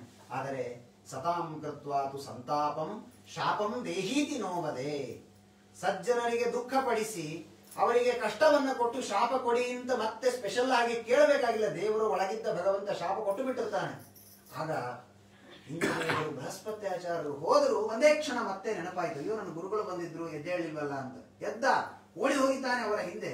ಏನು ಗುರುಗಳ ಸ್ಥಾನ ನೋಡ್ರಿ, ಇವನು ಮಹಾ ಇಂದ್ರ, ಸ್ವರ್ಗಲೋಕಕ್ಕೆ ಅಧಿಪತಿ, ಆದ್ರೆ ತಾನು ಮಾಡಿದ ಒಂದು ಸಣ್ಣ ತಪ್ಪಿಗೆ ಅವರ ಹಿಂದೆ ಓಡಿ ಹೋಗಿದ್ದಾನೆ. ಹೋದರೆ ಅವರು ಅದೃಶ್ಯರಾಗಿ ಹೋದ್ರು, ಕಾಣಿಸಿಲ್ಲ. ಅವರು ಲೋಕಕ್ಕೆ ಹೋಗಿ ನೋಡಿದ, ಇಲ್ಲ ಬೃಹಸ್ಪತ್ಯಾಚಾರ್ಯರು. ಏನ್ ಮಾಡಬೇಕು ಗೊತ್ತಾಗ್ಲಿಲ್ಲ. ಆಗ ಬ್ರಹ್ಮದೇವರ ಹತ್ರ ಹೋದ್ರು, ಏನ್ ಮಾಡಬೇಕು. ದೈತ್ಯರೆಲ್ಲ ತಕ್ಷಣ ಗೊತ್ತಾಯ್ತು ಇವರಿಗೆ ಗುರುಶಾಪ ಆಗಿದೆ. ಹಾಗಾದ್ರೆ ಗುರುಶಾಪ ಆಗಿದೆ ಅಂದ್ರೆ ನಾವು ಈಗ ಇಂದ್ರದೇವರನ್ನು ಸೋಲಿಸಬಹುದು. ನೋಡಿ, ಶಾಪ ಅಂದ್ರೆ ಅವರನ್ನು ಕೆಟ್ಟದ್ದಾಗಲಿ ಅಂತ ಹೇಳಿಲ್ಲ. ಆದರೆ ಯಾವಾಗ ಅವರನ್ನ ಇವನು ಅವಮಾನ ಮಾಡಿದ, ಗುರುಶಾಪ ಇವನ ಬೆನ್ನು ಹತ್ತಿದೆ. ನಾವು ಮುಂದೆ ಕಥೆ ಕೇಳ್ತೇವೆ. ಯಾವ ತ್ರಿಶಂಕು ಅಂತ, ತ್ರಿಶಂಕು ಸ್ವರ್ಗ ಅಂತ. ತ್ರಿಶಂಕು ಇವನು ತನ್ನ ಗುರುಗಳು ವಸಿಷ್ಠರ ಹತ್ತಿರ ಹೋಗಿ ಕೇಳಿದ, ನನಗೆ ಇದೇ ಶರೀರದಿಂದಲೇ ಸ್ವರ್ಗಕ್ಕೆ ಹೋಗಬೇಕು ಅಂತ ಆಸೆ ಆಗಿದೆ, ಕೊಡಿಸಿ ಅಂತ. ಅವರಂದ್ರು, ಆಸೆ ಆದ್ರೆ ಹೋಗ್ಲಿಕ್ಕೆ ಬರೋದಿಲ್ಲಪ್ಪ, ಅದಕ್ಕೊಂದು ಸ್ಪೆಷಲ್ ಶರೀರ ಇರುತ್ತೆ, ಸ್ವರ್ಗದಲ್ಲಿ ಸುಖ ಅನುಭವಿಸುವುದಕ್ಕೆ ಅಂತ ಒಂದು ಶರೀರವನ್ನು ಕೊಡ್ತಾರೆ. ಈಗೆಲ್ಲ ಇದಕ್ಕೆ ಹೋಗ್ತಾರಲ್ಲ ವಂಡರ್ಲಾಗಿ, ಅಲ್ಲೆಲ್ಲ ಹೋದ್ರೆ ನಮ್ಮ ಬಟ್ಟೆ ಬಿಡೋದಿಲ್ಲ, ಅವರೇ ಕೊಟ್ಟ ಬಟ್ಟೆಯನ್ನು ಎಲ್ಲರೂ ಹಾಕಿಕೊಂಡು ನಿರ್ಮಾಲ್ಯವನ್ನು ನಾವು ಹಾಕೊಳ್ಬೇಕು. ಮತ್ತೆ ಅಲ್ಲಿ ಎಲ್ಲವನ್ನು ಮುಗಿಸಿ ಅವ್ರಿಗೆ ಕೊಟ್ಟು ನಾವು ಹೊರಗೆ ಬರ್ಬೇಕು. ಹಾಗೆ ಸ್ವರ್ಗ ನರಕಗಳಿಗೆ ಹೋಗುವಾಗಲೂ ಅದರದೇ ಆದ ದೇಹಗಳಿರ್ತದೆ. ಅವ್ರು ಆಗೋದಿಲ್ಲ ಅಂದ್ರೆ, ಇದು ಶಾಸ್ತ್ರ ವಿರುದ್ಧ, ನಾನು ಕಳಿಸೋದಿಲ್ಲ ಅಂದ್ರೆ ಅವರು. ಇವನು ವಿಶ್ವಾಮಿತ್ರರ ಹತ್ತಿರ ಹೋಗಿ ಕೇಳಿದ. ಅವರಂದ್ರು, ಮಾರಾಯ ನಾನೇ ಬ್ರಾಹ್ಮಣ ಆಗಬೇಕು ಅಂತ ತಪಸ್ಸು ಮಾಡ್ತಾ ಕೂತೀನಿ, ನಿನ್ ಸಲುವಾಗಿ ನಾ ಏನ್ ಮಾಡ್ಲಿ, ನನಗೂ ಆಗೋದಿಲ್ಲ, ಹೋಗು ಅಂತ. ಇವನು ಹೋಗುವಾಗ ಸುಮ್ಮನೆ ಹೋಗ್ಲಿಲ್ಲ, ಗುನುಗುನು ಅಂತ ಹೋದ. ಏನಂತ ಇದ್ದಿ ಅಂತ ಕೇಳಿದ್ರು ವಿಶ್ವಾಮಿತ್ರರು. ಇಲ್ಲ, ವಸಿಷ್ಠರಿಗೆ ಆಗೋದಿಲ್ಲ ನಿಮ್ಮ ಹತ್ರ ಬಂದೆ, ನಿಮಗೂ ಆಗೋದಿಲ್ವಾ, ಹಾಗಾದ್ರೆ ಅದು ಕೊರಟೀನಿ ಅಂತ. ಓ, ಹಾಗಾದ್ರೆ ನನ್ನ ವಿರೋಧಿಗಳು ವಸಿಷ್ಠರು, ಅವ್ರು ಈ ಕೇಸ್ ತೆಗೆದುಕೊಂಡಿಲ್ಲ ಅಂದ್ರೆ ನಾನು ತೆಗೆದುಕೊಳ್ಬೇಕಿದನ್ನ ಅಂತ ಬಾ ಅಂದ್ರು. ಇವನಿಗಾಗಿ ಒಂದೊಂದು ದಿಕ್ಕಿನಲ್ಲಿ 10,000 ವರ್ಷ ತಪಸ್ಸು ಮಾಡಿ ಇವನನ್ನ ಕಳಿಸಿದರು. ಹೋದ. ಅವರ ಸಾಮರ್ಥ್ಯದಿಂದ ಇವನು ದೇಹ ಹೀಗೆ ಮೇಲೆ ಹೋಗ್ತಾ ಇದ್ದಾನೆ. ಲಿಫ್ಟ್ ನಲ್ಲಿ ಹೋದ ಹಾಗೆ ಒಂದೊಂದು ಲೋಕಗಳನ್ನ ದಾಟಿ ದಾಟಿ ಹೋಗ್ತಾ ಇದ್ದಾನೆ. ಇಂದ್ರದೇವರಿಗೆ ಟೆನ್ಷನ್ ಶುರು ಆಯ್ತು, ಏನ್ ಮಾಡ್ಬೇಕು ಅಲ್ಲ, ಯಾಕೆ ಏನ್ ಮಾಡ್ಬೇಕು, ಇವನನ್ನ ಇದೇ ಶರೀರದಿಂದ ಒಳಗೆ ಬಿಟ್ರೆ ದೇವರು ನನ್ನ ಕೆಲಸ ಬಿಡಿಸ್ಬಿಡ್ತಾನೆ. ದೇವರು ಹೇಳಿದ್ದೇನು, ಈ ಶರೀರದಿಂದ ಯಾರು ಸ್ವರ್ಗಕ್ಕೆ ಬರಬಾರದು ಅಂತ ಹೇಳಿದ್ದಾರೆ. ಆಯ್ತು, ಅವನನ್ನು ಕೆಳಗೆ ತಳ್ಳಿ ಬಿಡೋಣ ಅಂದ್ರೆ ಆಗೋದಿಲ್ಲ. ವಿಶ್ವಾಮಿತ್ರರ ತಪಸ್ಸಿನ ಸಾಮರ್ಥ್ಯ ಇದೆ, ಅವರ ತಪಸ್ಸು ಸುಳ್ಳು ಆಗುವ ಹಾಗಿಲ್ಲ, ಇವನು ಮೇಲೆ ಬರ್ತಾ ಇದ್ದಾನೆ. ಹಾಗಾದ್ರೆ ಇಲ್ಲಿರುವ ದಾರಿ ಏನು ಅಂತ ಹುಡುಕಿದರು. ಇವಂದೇನಾದ್ರೂ ಲೂಪ್ ಹೋಲ್ಸ್ ಇದೆ, ಏನಾದ್ರೂ ತಪ್ಪು ಮಾಡಿದ್ದಾನೆ ಅವನು, ಹುಡುಕೋಣ ಅಂತ ಹುಡುಕಿದರೆ ಇವನು ತಾಯಿಯ ಗರ್ಭದಿಂದ ಹೊರಗೆ ಬಂದಾಗಿನಿಂದ ಇವತ್ತಿನ ದಿನದವರೆಗೆ ಒಂದು ತಪ್ಪು ಕಾಣಿಸಿಲ್ಲ. ಮಹಾನ್ ಏನ್ ಮಾಡ್ಬೇಕು, ಇಂದ್ರದೇವರಿಗೆ ಟೆನ್ಷನ್ ಶುರು ಆಯ್ತು. ಇವನು ಮೇಲೆ ಬರ್ತಾ ಇದ್ದಾನೆ, ಒಳಗೆ ಬಿಡೋ ಹಾಗಿಲ್ಲ, ಆದ್ರೆ ತಪಸ್ಸಿನ ಸಾಮರ್ಥ್ಯ ಇದೆ. ಆಗ ಒಂದು ಮೂಲೆಯಲ್ಲಿ ಒಂದು ತಪ್ಪು ಕುಳಿತಿತ್ತು. ಏನು ಅಂದ್ರೆ, ತನ್ನ ಕುಲ ಗುರುಗಳು ವಸಿಷ್ಠರು, ಅವರು ಆಗೋದಿಲ್ಲ ಅಂತ ಹೇಳಿದಾಗ ಇವನು ತೆಪ್ಪಗೆ ಮನೆಗೆ ಹೋಗ್ಬೇಕಾಗಿತ್ತು, ಹೋಗಲಿಲ್ಲ. ಮತ್ತೊಬ್ಬ ಗುರುಗಳನ್ನ ಆರಿಸಿಕೊಂಡು ಹೋದ್ನಲ್ಲ, ಅವರ ಶಾಪ ಆಗಿತ್ತು ಇವನಿಗೆ. ಅವರೇನು ಇವನಿಗೆ ಕೆಟ್ಟದ್ದಾಗಲಿ ಅಂತ ಅನ್ಬೇಕಾಗಿಲ್ಲ, ಆದರೆ ನನ್ನ ಗುರುಗಳು ಇದು ಬೇಡ ಅಂತ ಹೇಳಿದ್ದಾರೆ ಅಂತ ಮನೆಗೆ ಹೋಗ್ಲಿಲ್ಲ ಅವನು. ಇನ್ನೊಬ್ಬ ಗುರುಗಳನ್ನ ಆರಿಸಿಕೊಂಡಲ್ಲ, ಅದು ಇವನು ಮಾಡಿದ ತಪ್ಪು. ಇಂದ್ರದೇವರಂದ್ರು, ಇದಕ್ಕಿಂತ ದೊಡ್ಡ ಇವನ ತಪ್ಪು ನನಗೆ ಸಿಗೋದಿಲ್ಲ.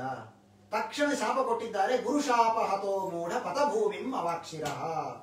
ಗುರುಗಳ ಶಾಪ ಇದು ನನಗೆ, ಬೀಳುವಲ್ಲ, ತಲೆ ತೆಳಗೆ ಕಾಲು ಮೇಲೆ ಮಾಡಿ ಬೀಳುವಂತೆ ಶಾಪ ಕೊಟ್ರೆ ಅಷ್ಟು ಮೇಲೆ ಹೋದ ವ್ಯಕ್ತಿ ಮತ್ತೆ ಕೆಳಗೆ ಬಂದ. ಮತ್ತೆ ಮುಂದೆ ವಿಶ್ವಾಮಿತ್ರರು ಅವರ ಸಾಮರ್ಥ್ಯದಿಂದ ಅವನಿಗಾಗಿ ಒಂದು ಸ್ವರ್ಗವನ್ನು ಸೃಷ್ಟಿ ಮಾಡಿಕೊಟ್ರು, ಇರ್ಲಿ. ಆದ್ರೆ ಅಂತೂ ಇವನಿಗೆ ಒರಿಜಿನಲ್ ಸ್ವರ್ಗ ಸಿಗಲಿಲ್ಲ. ಅದಕ್ಕೆ ಇವನ ಮಾಡಿದ ತಪ್ಪೇನು, ಗುರುಗಳ ಶಾಪ. ಆ ರೀತಿ ಇಂದ್ರದೇವರಿಗೂ ಕೂಡ ಗುರು ಶಾಪ ಆಗಿದೆ. ಓಡಿ ಹೋದ್ರು, ಬ್ರಹ್ಮದೇವರ ಹತ್ರ ಹೋದ್ರು. ಏನ್ ಮಾಡ್ಬೇಕು, ಬ್ರಹ್ಮದೇವರು ಕೇಳಿದ್ರು, ನಿಮ್ ಮನೆಗೆ ಹಿತ್ತಲು ಬಾಗಿಲಿದೆಯಾ? ಇದೆ. ಹಾಗಾದ್ರೆ ಅಲ್ಲಿಂದ ಓಡಿ ಬಂದ್ಬಿಡು, ಈಗ ನಿನಗೆ ಗುರು ಶಾಪ ಇದೆ, ನೀನು ಏನ್ ಮಾಡಿದ್ರು ದೈತ್ಯರನ್ನ ಗೆಲ್ಲಿಕ್ಕೆ ಆಗೋದಿಲ್ಲ. ಹಾಗಾದ್ರೆ ಗುರು ಅನುಗ್ರಹವನ್ನ ಪಡೆದು ಆಮೇಲೆ ಏನಾದ್ರೂ ಪ್ರಯತ್ನ ಮಾಡೋಣ ಅಂತ ಹೇಳಿದ್ದಾರೆ. ಆಗ ಅವ್ರು ಕೇಳಿದ್ರು, ಏನ್ ಮಾಡ್ಬೇಕು, ಗುರು ಅನುಗ್ರಹ ಪಡಿಬೇಕು ಅಂದ್ರೆ ಗುರುಗಳು ಕಾಣಬೇಕಲ್ಲ, ಕಾಣಿಸ್ತಾನೆ ಇಲ್ಲ ಬೃಹಸ್ಪತ್ಯಾಚಾರ್ಯ, ಏನ್ ಮಾಡ್ಬೇಕು? ಆಗ ಅವ್ರು ಹೇಳಿದ್ರು, ನಿನಗೊಬ್ಬ ಈ ಪ್ರಸಂಗದಲ್ಲಿ ಯಾರಾದರೂ ಸ್ಥಾನದಿಂದ ಇಳಿದು ಹೋಗಿದ್ರೆ ಅಲ್ಲಿ ಅವರು ಬರುವವರೆಗೆ ಒಬ್ಬರು ಸುಮ್ಮನೆ ಆ ಸ್ಥಾನಕ್ಕೆ ಅಂತ ಕೂಡಿಸಿರ್ತಾರೆ. ಹಾಗೆ ನಿನಗೊಬ್ಬ ಗುರುಗಳನ್ನ ಕೊಡ್ತೇವೆ, ಆ ಗುರುಗಳಿಂದ ನೀನು ತತ್ವೋಪದೇಶವನ್ನ ಪಡೆದು ಅವರಿಂದ ನೀನು ಶಕ್ತಿಯನ್ನ ಪಡಿ, ಅದರಿಂದ ನಿನಗೆಲ್ಲ ಒಳ್ಳೇದಾಗತ್ತೆ ಅಂತ ಹೇಳಿದ್ದಾರೆ. ಯಾರು ಅಂದ್ರೆ ಈ ತ್ವಷ್ಟೃವಿನ ರಚನೆಯಲ್ಲಿ ಹುಟ್ಟಿದಂತಹ ವಿಶ್ವರೂಪಾಚಾರ್ಯರು ಅಂತ ಮಹಾನುಭಾವರು. ವಿಶ್ವರೂಪಾಚಾರ್ಯರು ತಪಸ್ಸಿನ ಮೂರ್ತಿ. ಅವರ ಹತ್ತಿರ ಹೋಗಿ ಕಾಲಿಗೆ ಬೀಳು ಅಂತ ಹೇಳಿ, ಏನು ಪ್ರಾರಬ್ಧ ಕರ್ಮ ನೋಡ್ರಿ. ಸ್ವರ್ಗಲೋಕದಲ್ಲಿರುವ ಇಂದ್ರದೇವರು ಒಬ್ಬ ಬ್ರಾಹ್ಮಣನ ಕಾಲು ಹಿಡಿಬೇಕಾಯ್ತು. ಯಾಕೆ ಅಂದ್ರೆ ಗುರುಗಳ ಅವಗ್ರಹವನ್ನು ಸ್ವೀಕಾರ ಮಾಡಿದ್ದಕ್ಕೆ. ಹೋಗಿ ಕೇಳಿಕೊಂಡ್ರು, ದಯಮಾಡಿ ನೀವು ನಮಗೆ ಪೌರೋಹಿತ್ಯ ಮಾಡಿಸ್ರಿ, ಹೋಮ ಮಾಡಿಸ್ರಿ, ನನಗೆ ಶಕ್ತಿ ಕೊಡ್ರಿ. ಬೈದ್ಬಿಟ್ರು, ಹೊರಗೆ ಹೋಗು ಅಂದ್ರು. ವಿಗರ್ಹಿತಂ ಬ್ರಹ್ಮ ಧರ್ಮಶೀಲೈಹಿ ಬ್ರಹ್ಮಚರ್ಯ ಉಪವ್ಯಯಂ. ಅಲ್ಲೋ, ಏನ್ ತಿಳಿದುಕೊಂಡಿದ್ದೀನಿ, ನನಗೆ ಇಂದ್ರದೇವರ ಪದವಿ ಬೇಕು ಅಂತ ನಾನು ಪೌರೋಹಿತ್ಯ ಮಾಡಿಸಿದರೆ ನನ್ನ ಪುಣ್ಯ ಎಲ್ಲ ಖರ್ಚಾಗಿ ಹೋಗುತ್ತೆ, ಅದನ್ನ ಯಾರು ಕೊಡೋರು ನನಗೆ? ನಾಳೆ 100 ವರ್ಷ ತಪಸ್ಸು ಮಾಡಿ ಕಷ್ಟದಿಂದ ನಾನು ಸಂಪಾದನೆ ಮಾಡಿದಂತಹ ಪುಣ್ಯವನ್ನ ನಿನಗಾಗಿ ನಾನು ವೇಸ್ಟ್ ಮಾಡ್ಲಾ, ಕೊಡೋದಿಲ್ಲ ಅಂದ್ರೆ ಅವ್ರು ಮತ್ತೆ ಕಾಲಿಗೆ ಬಿದ್ದಾಗ ಏನಾದ್ರೂ ಮಾಡ್ರಿ ಪ್ಲೀಸ್ ಅಂದ ಅವನು. ಕೊನೆಗೆ ಅವ್ರು ವಿಚಾರ ಮಾಡಿದ್ರು, ನಿನ್ನನ್ನು ಯಾರು ಕಳಿಸಿದ್ದಾರೆ ನನ್ನ ಹತ್ರ? ಬ್ರಹ್ಮದೇವರು ಕಳಿಸಿದ್ದಾರೆ. ಓ, ಹಾಗಾದ್ರೆ ಬ್ರಹ್ಮದೇವರು ನನ್ನನ್ನು ಗುರುತಿಸಿದ್ದಾರೆ, ಒಳ್ಳೆಯ ಪುರೋಹಿತ ಅಂತ ಗುರುತಿಸ್ತಾ ಇದ್ದಾರೆ ಅಂದ್ಮೇಲೆ ನಾನು ಸ್ವಲ್ಪ ಪುಣ್ಯ ಮಾಡಿದ್ದೀನಿ ಅಂತ ಅರ್ಥ. ಆಯ್ತು, ನಿಮಗೆ ಪೌರೋಹಿತ್ಯವನ್ನು ಮಾಡಿಸ್ತೇನೆ ಅಂತ ವಿಶ್ವರೂಪಾಚಾರ್ಯರು ಒಪ್ಪಿಕೊಂಡಿದ್ದಾರೆ. ಹೋಮವನ್ನ ಮಾಡಿಸ್ಬೇಕು ಅಂತ ವಿಶ್ವರೂಪಾಚಾರ್ಯರು ಅದ್ಭುತವಾಗಿ ಯಜ್ಞವನ್ನ ಮಾಡ್ತಾ ಇದ್ದಾರೆ. ಯಜ್ಞವನ್ನ ಮಾಡುವುದಕ್ಕಿಂತ ಮೊದಲು ಅವರಿಗೆ ಉಪದೇಶವನ್ನು ಮಾಡಿದ್ದಾರೆ. ನಮ್ಮ ಜೀವನದಲ್ಲಿ ದೊಡ್ಡ ನಮಗೆ ಕವಚ ಯಾವುದು ಅಂದ್ರೆ ನಾರಾಯಣ ಕವಚ. ದೇವರ ಅನುಗ್ರಹವೇ ನಮಗೆ ದೊಡ್ಡ ಕವಚ. ಸಾಮಾನ್ಯವಾಗಿ ಹೇಳ್ತಿರ್ತಾರಲ್ಲ, ಗುರುಗಳ ರಕ್ಷಾ ಕವಚವನ್ನ ಇವರಿಗೆ ಹೊದಿಸ್ತಾರೆ ಅಂತ. ಅದೇ ನಿಜವಾದ ಕವಚ. ನಮ್ಮನ್ನ ಎಷ್ಟು ಪ್ರಸಂಗಗಳಲ್ಲಿ ನಾವೇನೋ ಮಾಸ್ಕ್ ಹಾಕೊಳ್ತೇವೆ ಅಥವಾ ಕೈ ತೊಳೆದುಕೊಳ್ತೇವೆ, ಇದು ಯಾವುದೂ ನಮ್ಮನ್ನ ನಿಜವಾಗಿ ರಕ್ಷಣೆ ಮಾಡುವುದಲ್ಲ. ದೇವರ ಅನುಗ್ರಹ, ಭಗವಂತನ ನಾಮಸ್ಮರಣೆ ನಮ್ಮನ್ನ ಎಲ್ಲ ಕಷ್ಟಗಳಿಂದ. ಹೀಗಾಗಿ ನಮ್ಮ ಗುರುಗಳು ಆ ಪ್ರಾರಂಭವಾದಾಗಿನಿಂದಲೂ ಎಲ್ಲರಿಗೂ ಅಚ್ಯುತ ಅನಂತ ಗೋವಿಂದ ನಾಮೋಚ್ಚಾರಣ ಭೇಷಜಾತ್ ಅಂತ ಅಚ್ಯುತಾನಂತ ಗೋವಿಂದ ನಾಮಸ್ಮರಣೆ ಮಾಡಿ ಅಂತ ಎಲ್ಲರಿಗೂ ಆದೇಶವನ್ನ ಮಾಡಿದ್ದರು. ಯಾಕೆಂದ್ರೆ ಆ ನಾಮಸ್ಮರಣೆ ನಮ್ಮನ್ನ ಎಲ್ಲ ಕಷ್ಟದಿಂದ ಪರಿಹಾರವನ್ನ ಮಾಡುತ್ತದೆ. ಹೀಗಾಗಿ ಆ ವಿಶ್ವರೂಪಾಚಾರ್ಯರು ಇಂದ್ರದೇವರಿಗೆ ಅದ್ಭುತವಾದ ನಾರಾಯಣ ವರ್ಮ ಅಂತ ಒಂದು ಅದ್ಭುತವಾದ ಸ್ತೋತ್ರ, ನಾರಾಯಣ ಕವಚ ಅಂತೂ ಅದನ್ನ ಕರೀತಾರೆ. ಯಾಕೆಂದ್ರೆ ಆ ಕವಚ ನಮಗೆ ಎಲ್ಲ ತರಹದ, ಎಲ್ಲ ಸ್ಥಳಗಳಲ್ಲಿ, ಎಲ್ಲ ಕಾಲಗಳಲ್ಲಿ ಬರುವಂತಹ ಕಷ್ಟಗಳಿಂದ ನಮ್ಮನ್ನ ರಕ್ಷಣೆ ಮಾಡುತ್ತದೆ. ಹೀಗಾಗಿ ಅದನ್ನ ಉಪದೇಶ ಮಾಡಿದ್ದಾರೆ. ಹರಿರ್ವಿದದ್ಯಾನ್ ಮಮ ಸರ್ವ ರಕ್ಷಾಂ ನ್ಯಸ್ತಾಂಗ್ರಿ ಪದ್ಮ ಪತಗೇಂದ್ರ ಪೃಷ್ಠೆ ದರಾರಿ ಚರ್ಮಾಸಿ ಗದೇಶು ಚಾಪ ಪಾಷಾಂದಧಾನಃ ಅಷ್ಟಗುಣಃ ಅಷ್ಟಬಾಹು. ಭಗವಂತ ನಮ್ಮನ್ನ ಎಲ್ಲ ಪ್ರಸಂಗಗಳಿಂದ, ಎಲ್ಲಾ ಕಷ್ಟದ ಪ್ರಸಂಗಗಳು ಬಹಳ ಸುಂದರವಾಗಿ ಯಾವ ಯಾವ ಪ್ರಸಂಗದಿಂದ ಯಾವ ರೂಪದ ಭಗವಂತ ನಮ್ಮನ್ನ ರಕ್ಷಣೆ ಮಾಡಬೇಕು. ಜಲೇಶು ಮಾಂ ರಕ್ಷತು ಮತ್ಸ್ಯ ಮೂರ್ತಿ. ನೀರಿನಲ್ಲಿ ಹೋಗಿದ್ದೇವೆ, ನಾವು ಅಂದುಕೊಳ್ತೇವೆ ಏನೋ ನೀರಿನಲ್ಲಿ ನಾನು ಹೋದೆ, ಈಜಾಡದೆ, ಚೆನ್ನಾಗಿ ಎದ್ದು ಬಂದೆ ಅಂತ. ನಾನು ಬರುವುದಕ್ಕಿಂತ ಮೊದಲು ಯಾವುದೋ ಒಬ್ಬ ವ್ಯಕ್ತಿ ಅಲ್ಲಿ ಮೊಸಳೆಗೋ ಅಥವಾ ಕಾಲ್ಜಾರಿ ಬಿದ್ದೋ ಪ್ರಾಣವನ್ನು ಕಳೆದುಕೊಂಡಿರ್ತಾನೆ, ಏನೋ ಅನಾಹುತ ಮಾಡಿಕೊಂಡಿರ್ತಾನೆ. ಆ ತರಹದ ಅನಾಹುತ ನನಗಾಗಲಿಲ್ಲ. ಯಾಕೆ? ಮತ್ಸ್ಯರೂಪಿಯಾದ ಭಗವಂತ ನನ್ನನ್ನ ನೀರಿನಲ್ಲಿ ರಕ್ಷಣೆಯನ್ನ ಮಾಡಿದ್ದಾನೆ. ಹೀಗೆ ಒಂದೊಂದು ಕಷ್ಟದ ಒಂದು ಪ್ರಸಂಗದಲ್ಲಿಯೂ ದೇವರು ನನ್ನನ್ನು ರಕ್ಷಣೆ ಮಾಡಲಿ. ಧನ್ವಂತರಿ ಭಗವಾನ್ ಪಾತು ಅಪಥ್ಯ. ಅನೇಕ ತರಹದ ರೋಗಗಳು, ಆ ರೋಗಗಳಿಂದ ಧನ್ವಂತರಿ ರೂಪಿಯಾದಂತಹ ಭಗವಂತ ನಮ್ಮನ್ನು ರಕ್ಷಣೆ ಮಾಡಲಿ ಅಂತ ಹೀಗೆ ಒಂದೊಂದು ಅನೇಕ ರೂಪಗಳನ್ನ ಸ್ಮರಣೆ ಮಾಡ್ತಾ, ಅನೇಕ ಪ್ರಸಂಗಗಳನ್ನ ಸ್ಮರಣೆ ಮಾಡ್ತಾ, ಆ ಎಲ್ಲ ಪ್ರಸಂಗಗಳಲ್ಲಿ ದೇವರ ಈ ರೂಪಗಳು ನನ್ನನ್ನು ರಕ್ಷಣೆ ಮಾಡಲಿ ಅಂತ ಪ್ರಾರ್ಥನೆ ಮಾಡಿದ್ದಾರೆ. ಅದಕ್ಕಾಗಿಯೇ ನಮ್ಮಲ್ಲಿ ವಿಶೇಷವಾಗಿ ಗರ್ಭಿಣಿ ಸ್ತ್ರೀಯರಿದ್ದಾಗ ಈ ನಾರಾಯಣ ವರ್ಮದ ಒಂದು ವಿಶೇಷವಾದ ಅಭಿಮಂತ್ರಣವನ್ನ ಮಾಡಿಸಿ ಆ ಅನ್ನವನ್ನು, ಆ ನೀರನ್ನು ಕೊಡಬೇಕು ಅಂತ ತಿಳಿಸಿಕೊಡ್ತಾರೆ. ಅದನ್ನ ಕೊಟ್ಟರೆ ನಾವು ಎಷ್ಟು ಕಷ್ಟದ ಪ್ರಸಂಗಗಳಿದ್ದರೂ ಎಲ್ಲದರಿಂದ ಭಗವಂತ ಅವರನ್ನ ರಕ್ಷಣೆ ಮಾಡ್ತಾನೆ ಎನ್ನುವುದಾಗಿ ತಿಳಿಸಿಕೊಡ್ತಾರೆ. ಇದರ ಮಹಿಮೆ ಏನು, ನಾರಾಯಣ ವರ್ಮದ ಮಹಿಮೆ ಏನು ಅನ್ನುವುದನ್ನು ತಿಳಿಸಿಕೊಡ್ತಾರೆ.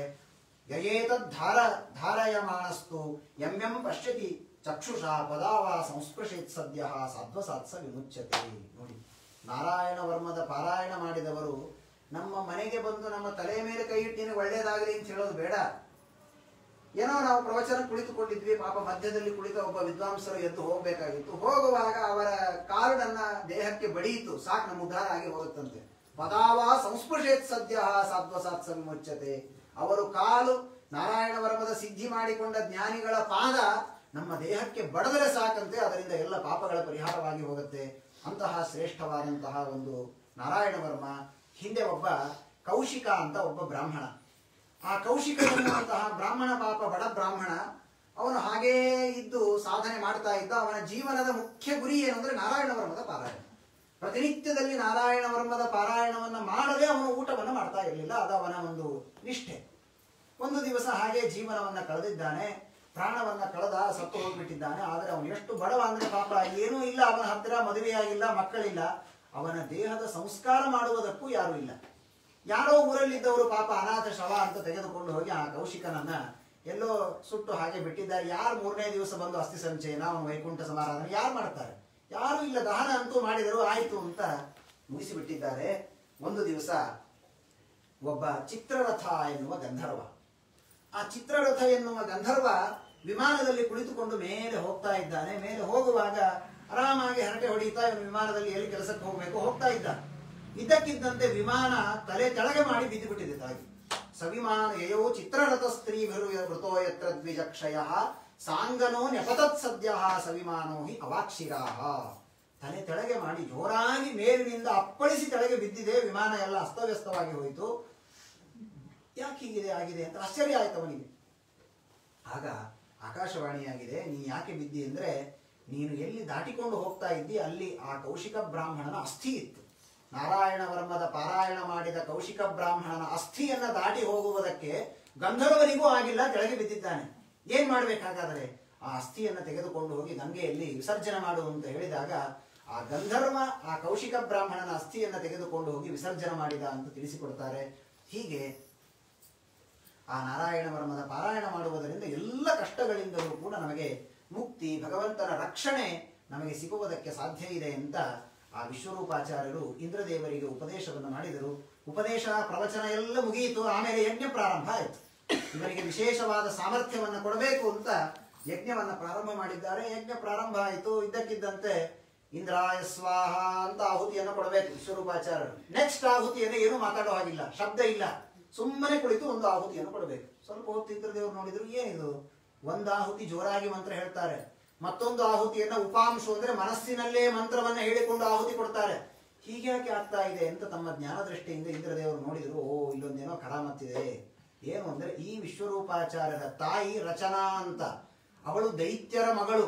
ಹೀಗಾಗಿ ಈ ವಿಶ್ವರೂಪಾಚಾರ್ಯರಿಗೆ ತಾಯಿಯ ತವರ ಮನೆ ದೈತ್ಯರ ಮನೆ. ಹೀಗಾಗಿ ಅದರ ಪ್ರೀತಿ ಇತ್ತು ಸ್ವಲ್ಪ ಅವರಿಗೆ. ಪಾಪ ನಾನು ದೇವತೆಗಳಿಗೆ ಎಲ್ಲ ಆಹುತಿ ಕೊಟ್ಬಿಟ್ರೆ ನಾಳೆ ಬಡಪಾಯಿಗಳು ನನ್ನ ತಾಯಿಯ ತವರ ಮನೆಯ ದೈತ್ಯರು ಸೋತ್ ಹೋಗ್ಬಿಡ್ತಾರಲ್ಲ. ಹೀಗಾಗಿ ಇಬ್ಬರಿಗೂ 50-50 ಮಾಡೋಣ. ಒಂದಾಹುತಿ ದೇವತೆಗಳಿಗೆ, ಒಂದಾಹುತಿ ದೈತ್ಯರಿಗೆ ಕೊಟ್ಟು ಬಿಟ್ರೆ ನಾನಿಬ್ಬರಿಗೂ ಇಂದ್ರದೇವರು ಕರ್ಕೊಂಡು ಬಂದಿದ್ದಾರೆ, ಅವರಿಗೂ ಅನ್ಯಾಯ ಮಾಡಬಾರ್ದು. ನನ್ನ ತಾಯಿಯ ಮನೆ ದೈತ್ಯರ ಮನೆ, ಅವರಿಗೂ ಅನ್ಯಾಯ ಮಾಡಬಾರ್ದು. ಇಬ್ಬರಿಗೂ ಒಂದೊಂದು ಆಹುತಿ ಕೊಡೋಣ ಅಂತ ಕೊಡ್ತಾ ಇದ್ದೆವರು. ಓ, ಇಂದ್ರದೇವರಂದ್ರು ಮತ್ತಿದೇನ್ ಮಾಡಿದಾಗಾಯ್ತು, ಕೋಲ್ ಮುರಿಯೋದಿಲ್ಲ, ಹಾವು ಸಾಯ್ತಾ ಇಲ್ಲ ಅಂತ. ಹಾಗೆ ಮತ್ತಿಬ್ಬರು ಸಶಕ್ತರಾಗಿ ಬಿಟ್ರೆ ಯಾರು ಸೋಲ್ಬೇಕು, ಯಾರು ಗೆಲ್ಲಬೇಕು? ಹಾಗಾದ್ರೆ ವಿಶ್ವರೂಪಾಚಾರ್ಯರು ಮಾಡ್ತಾ ಇದ್ದದ್ದು ತಪ್ಪು ಅಂತ ಹೇಳಿ ತಕ್ಷಣ ತಮ್ಮ ಆಯುಧವನ್ನ ತೆಗೆದುಕೊಂಡು ವಿಶ್ವರೂಪಾಚಾರ್ಯರ ತಲೆಯನ್ನ ಕತ್ತರಿಸಿ ಬಿಟ್ಟಿದ್ದಾರೆ ಇಂದ್ರದೇವರು. ಕತ್ತರಿಸಿದರೆ ಆ ಮಹಾನುಭಾವರಿಗೆ 3 ತಲೆ ಇತ್ರಿ, ಒಂದಲ್ಲ. ಸೋಮಪೀಠ, ಸುರಾಪೀಠ, ಅನ್ನಾದ ಅಂತ 3 ತಲೆಗಳು. ಸೋಮವನ್ನ ಪಾನ ಮಾಡುವುದಕ್ಕೆ ಒಂದು ತಲೆ ಬೇರೆ, ಆ ತಲೆಯಿಂದ ಆ ಬಾಯಿಯಿಂದ ಸೋಮರಸವನ್ನ ಪಾನ ಮಾಡ್ತಾ ಇದ್ರು.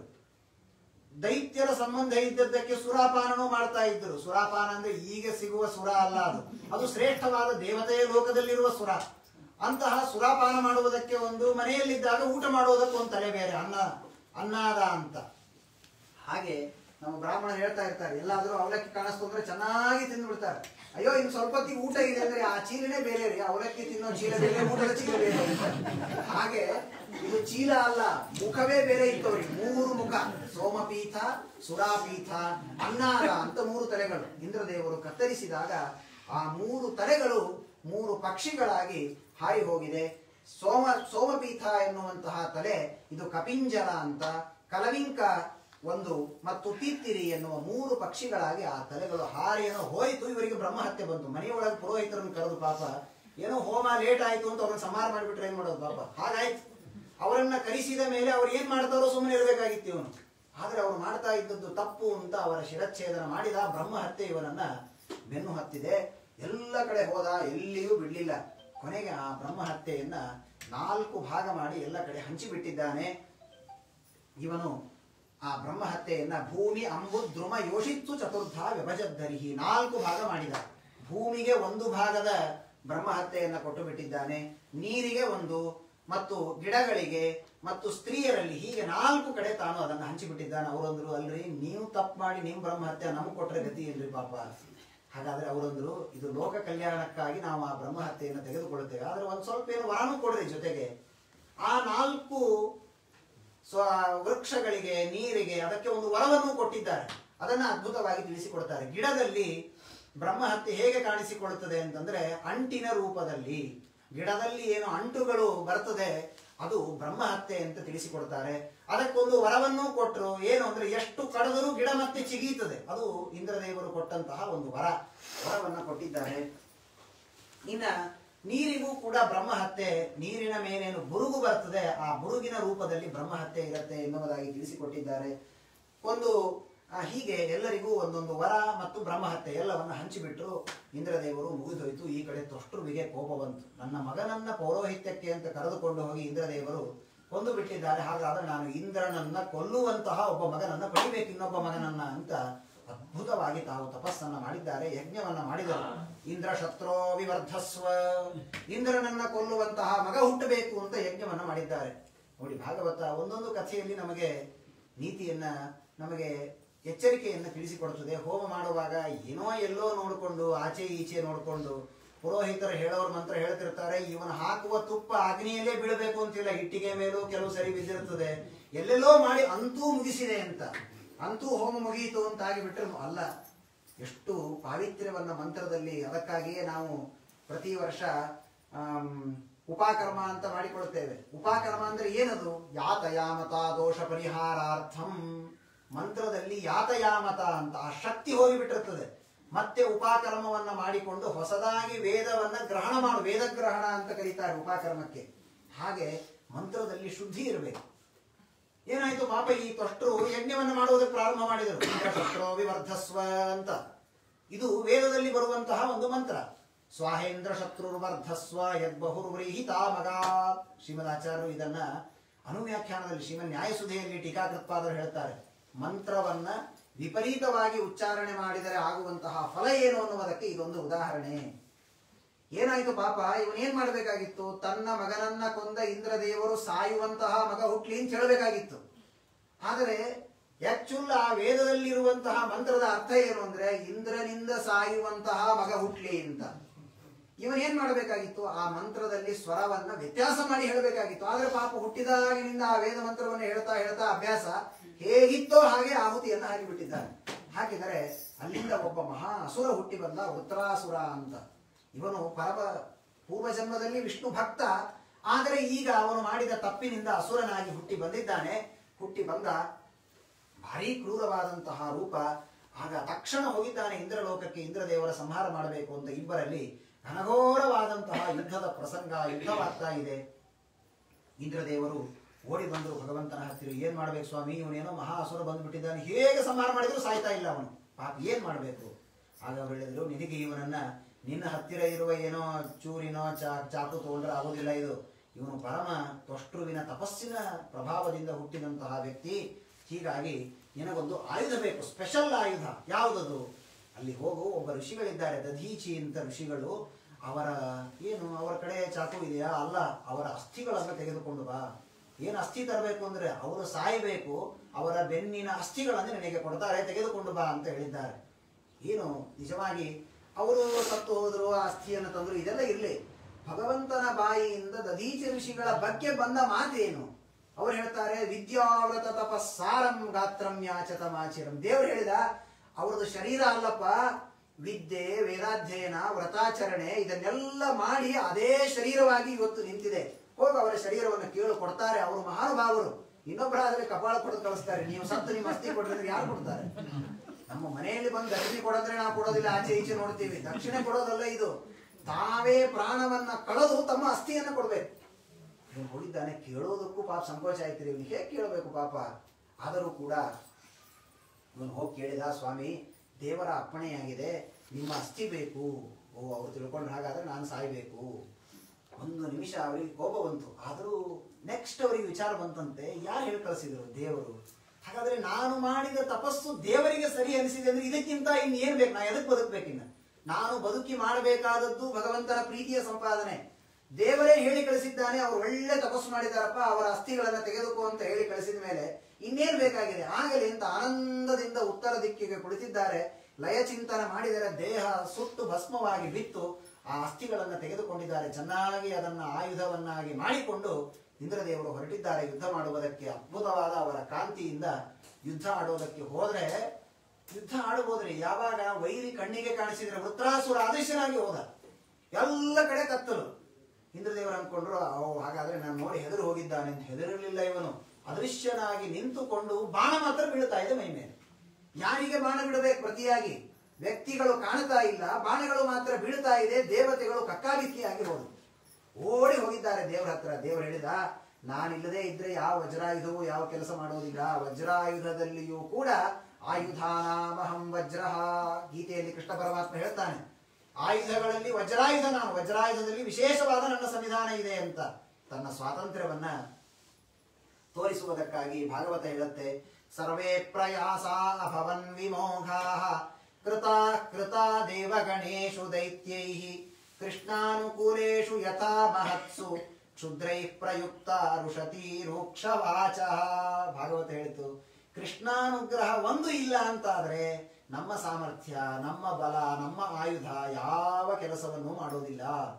ಆ ಎಲ್ಲಾ ಆಯುಧಗಳು, ನಮ್ಮ ಶಕ್ತಿ, ನಮ್ಮ ಬಲ ಕೆಲಸ ಮಾಡಬೇಕಾದ್ರೆ ಅದರ ಹಿಂದೆ ಕೃಷ್ಣನ ಅನುಗ್ರಹ ಎನ್ನುವ ಬಲ ಬೇಕು. ಅದನ್ನು ಮರೆತು ಇಂದ್ರದೇವರು ಹೋಗಿದ್ರು. ಇಂತಹ ಪ್ರಸಂಗ ಬಂತು. ಮತ್ತೆ ಪ್ರಾರ್ಥನೆ ಮಾಡಿದ್ದಾರೆ, ದಯಮಾಡಿ ಸ್ವಾಮಿ ನಮ್ಮಲ್ಲಿ ನಿಂತು ನೀನು ಯುದ್ಧ ಮಾಡಿಸು ಅಂತ ಹೇಳಿದಾಗ ಭಗವಂತ ಆಗಲಿ ಅಂತ ಯುದ್ಧ ಮಾಡುವುದಕ್ಕೆ ದೇವರೇ ಸ್ವಯಂ ಮುಂದೆ ನಿಂತು ಅವರೆಲ್ಲರಲ್ಲಿ ನಿಂತು ಯುದ್ಧ ಮಾಡಿಸ್ತಾ ಇದ್ದಾನೆ. ಯುದ್ಧ ಮಾಡುವಾಗ ಒಂದು ಪ್ರಸಂಗ ಆಯಿತು. ವೃತ್ರಾಸುರನಿಗೂ ಇಂದ್ರನಿಗೂ ಯುದ್ಧವಾಗ್ತಾ ಇದೆ. ಇದ್ದಕ್ಕಿದ್ದಂತೆ ಜೋರಾಗಿ ವೃತ್ರಾಸುರ ಒಂದೇಟು ಹೊಡೆದ ಇಂದ್ರದೇವರಿಗೆ. ಹೊಡೆದರೆ ಐರಾವತದಿಂದ ಕೆಳಗೆ ಬಿದ್ದರು. ಆಯುಧ ಕೆಳಗೆ ಬಿದ್ದು ಹೋಯ್ತು, ವಜ್ರಾಯುಧ. ಸಂಕೋಚ ಆಯ್ತು ಅವ್ರು, ಹೇಗೆ ತಗೊಳ್ಳೋದು? ಮತ್ತೆ ಬಿದ್ದ ಆಯುಧ ತಗೊಂಡು ಮತ್ತೆ ನಾನು ಯುದ್ಧ ಮಾಡ್ಬೇಕಲ್ಲ.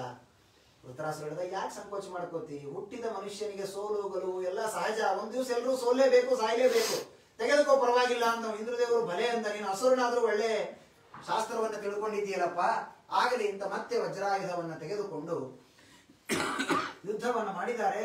ಯುದ್ಧ ಆಯ್ತು. 8 ದಿವಸ ಆದ್ರೂ ಮುಗಿಲಿಲ್ಲ. ಇಲ್ಲ, ಅವನು ಸಾಯ್ತಾ ಇಲ್ಲ, ಇವನು ಬಿಡ್ತಾ ಇಲ್ಲ. ದೇವರಂದ, ಇಷ್ಟಕ್ಕೆ ಇಲ್ಲಿಗೆ ಕ್ರಿಕೆಟ್ ಮ್ಯಾಚ್ ಮುಗಿಸ್ಬಿಡ್ರಿ ಸಾಕು. ಇಬ್ರು ಸಾಯ್ತಾ ಇಲ್ಲ, 8 ದಿವಸ ಈಗ ಯುದ್ಧ ಮಾಡ್ತೀರಿ ಸಾಕು. ಫ್ರೆಂಡ್ಲಿ ಮ್ಯಾಚ್ ಅಂತ ಹೇಳ್ತಾರಲ್ಲ ಹಾಗೆ ಸಾಕು, ನೀವು ಬಿಟ್ಟು ಬಿಡ್ರಿ, ಇಬ್ರು ಯುದ್ಧವನ್ನ ಮುಗಿಸ್ರಿ ಅಂತ ಮುಗಿಸಿಬಿಟ್ಟಿದ್ದಾರೆ. ಆಮೇಲೆ ಎಷ್ಟೋ ದಿನ ಆದ ಮೇಲೆ ಇಬ್ರು ಸ್ನೇಹಿತರಾಗಿ ಬಿಟ್ರಿ ಅವರು. ಒಂದು ದಿನ ಸಮುದ್ರದ ಪಕ್ಕದಲ್ಲಿ ಇಬ್ಬರು ಮಾತನಾಡ್ತಾ ಹೋಗ್ತಾ ಇರುವಾಗ ಇಂದ್ರದೇವರು ಸುಮ್ಮನೆ ಏನೋ ಚೇಷ್ಟೆ ಮಾಡ್ತಾ ನಡೆದುಕೊಂಡು ಹೋಗುವಾಗ ವೃತ್ರಾಸುರ ಇಂದ್ರದೇವರಿಗೆ ಕಾಲನ್ನು ತಾಕಿಸಿಬಿಟ್ಟ. ಹೋಗ್ತಾ ಇರುವಾಗ ಒಬ್ಬರ ಕಾಲೊಬ್ಬರಿಗೆ ತಾಕ್ತದಲ್ಲ, ತಾಕಿತ್ತು. ಇದೇ ನೆಪವನ್ನ ಮಾಡಿಕೊಂಡು ಇಂದ್ರದೇವರು ಜಗಳ ತೆಗೆದ್ರು. ನೀ ನನ್ನ ಕಾಲು ತಾಕಿಸಿಬಿಟ್ಟೆ, ಹಾಗಾದ್ರೆ ಯುದ್ಧ ಮಾಡೋಣ ಇಬ್ರು ಅಂತ ಹೇಳಿ ಘನಘೋರವಾದ ಯುದ್ಧ ಆಯ್ತು. ಯುದ್ಧ ಆದ್ರೆ ಯಾಕೆ ಅಲ್ಲಿ ಸಂಹಾರ ಮಾಡಲಿಲ್ಲ ಅಂದ್ರೆ ಈ ಮಹಾನುಭಾವನಿಗೆ ಒಂದು ವರ ಇತ್ರಿ. ಏನು ಅಂದ್ರೆ ಈ ಹಿರಣ್ಯಕಶಿಪುಗಿಂತ ಭಯಾನಕ ಇದು. ಅವನೊಂದು ವರ ಪಡೆದಿದ್ದ. ಅವನ ಹಾಗೆ ದೊಡ್ಡ ಲಿಸ್ಟ್ ಕೊಟ್ಟಿರಲಿಲ್ಲ. ಅವನೇನ್ ಕೇಳಿದ್ದ ಅಂದ್ರೆ, ನನಗೆ 2 ವರ. ಒಂದು, ನಾನು ಒಣ ಪದಾರ್ಥದಿಂದ ಸಾಯಬಾರದು, ಹಸಿ ಪದಾರ್ಥದಿಂದ ಸಾಯಬಾರದು. 2 ಡ್ರೈ ಫ್ರೂಟ್ಸ್ ಅಂತ ಹೇಳ್ತಾರಲ್ಲ ಹಾಗೆ, ಡ್ರೈ ಆದ ಪದಾರ್ಥದಿಂದಲೂ ಸಾಯಬಾರದು, ಹಸಿಯಾದ ಪದಾರ್ಥದಿಂದಲೂ ಸಾಯಬಾರದು. ಇದನ್ ಬಿಟ್ಟು ಯಾವ್ದಿರುತ್ತೆ ಜಗತ್ತಿನಲ್ಲಿನ? ಒಂದ ನೀರಿನಲ್ಲಿರುವ ಹಸಿ ಪದಾರ್ಥಗಳಾಗಿರ್ಬೇಕು, ಒಣ ಪದ. ಅವನು ಅನ್ಕೊಂಡ ಹಾಗಾದ್ರೆ ನನ್ನ ಸಾಯಿಸೋರೇ ಯಾರು ಇಲ್ಲ ಜಗತ್ತಿನಲ್ಲಿ ಅಂತ. ಹೀಗಾಗಿ ಅವನು ಸಾಯ್ತಾ ಇರಲಿಲ್ಲ ಮಹಾನುಭಾವ. ಅದಕ್ಕಾಗಿ ಇಂದ್ರದೇವರು ಅವನ ಫ್ರೆಂಡ್ಶಿಪ್ ಮಾಡಿಕೊಂಡು ಅವನನ್ನ ಸಮುದ್ರದವರೆಗೆ ಕರೆದುಕೊಂಡು ಬಂದು ಅಲ್ಲಿ ಯುದ್ಧ ಆಯ್ತು. ಇಬ್ಬರಿಗೂ ಕೂಡ ಘನಘೋರವಾದ ಯುದ್ಧ ಆಗಿದೆ. ಕೊನೆಗೆ ಇಂದ್ರದೇವರು ವಜ್ರಾಯುಧವನ್ನ ತೆಗೆದುಕೊಂಡು ಸಾಯಿಸಿದ್ರೆ ಸಾಯಲಿಲ್ಲ. ಯಾಕೆ? ವಜ್ರಾಯುಧ ಒಣ, ಅದು ಸಾಯೋದಿಲ್ಲ, ಅವನು ಡ್ರೈ ಅದು. ಅದಕ್ಕೇನ್ ಮಾಡಿದ್ದಾರೆ, ಆ ವಜ್ರಾಯುಧಕ್ಕೆ ಸಮುದ್ರದ ದಂಡೆಯಲ್ಲಿರುವ ಬುರುಗನ್ನ ಹಚ್ಚಿದ್ದಾರೆ. ಬುರುಗು ಇದು ನೀರಿನ ಮೇಲಿರುತ್ತೆ, ಒದ್ದೆ. ಆದ್ರೆ ಮುಟ್ಟಿದ್ರೆ ಕೈ ಹಸಿ ಆಗೋದಿಲ್ಲ, ಒಣನೂ ಅಲ್ಲ. ಹೀಗಾಗಿ ಒಣನೂ ಅಲ್ಲ, ಹಸಿಯೂ ಅಲ್ಲ. ಅಂತಹ ಬುರುಗನ್ನ ಅವನ ವಜ್ರಾಯುಧಕ್ಕೆ ಹಚ್ಚಿ ಅವನ ಶಿರಚ್ಛೇದನವನ್ನ ಮಾಡಿದ್ರೆ ವೃತ್ರಾಸುರ ಸತ್ತು ಹೋಗಿದ್ದಾನೆ. ಇಂದ್ರದೇವರನ್ನ ಎಲ್ಲರೂ ಕೂಡ ಪುಷ್ಪವೃಷ್ಟಿ ಮಾಡಿದ್ರು. ಕಾರ್ಯಕ್ರಮ ಏನೋ ಮುಗಿದೋಯ್ತ್ರಿ. ಪಾಪ ಕಾರ್ಯಕ್ರಮ ಆಗೋಗತ್ತೆ, ಆಮೇಲೆ ಎಲ್ರಿಗೂ ಸೆಂಟಿಮೆಂಟ್ ಮಾಡ್ಬೇಕಲ್ಲ, ಅದು ಇದೆ.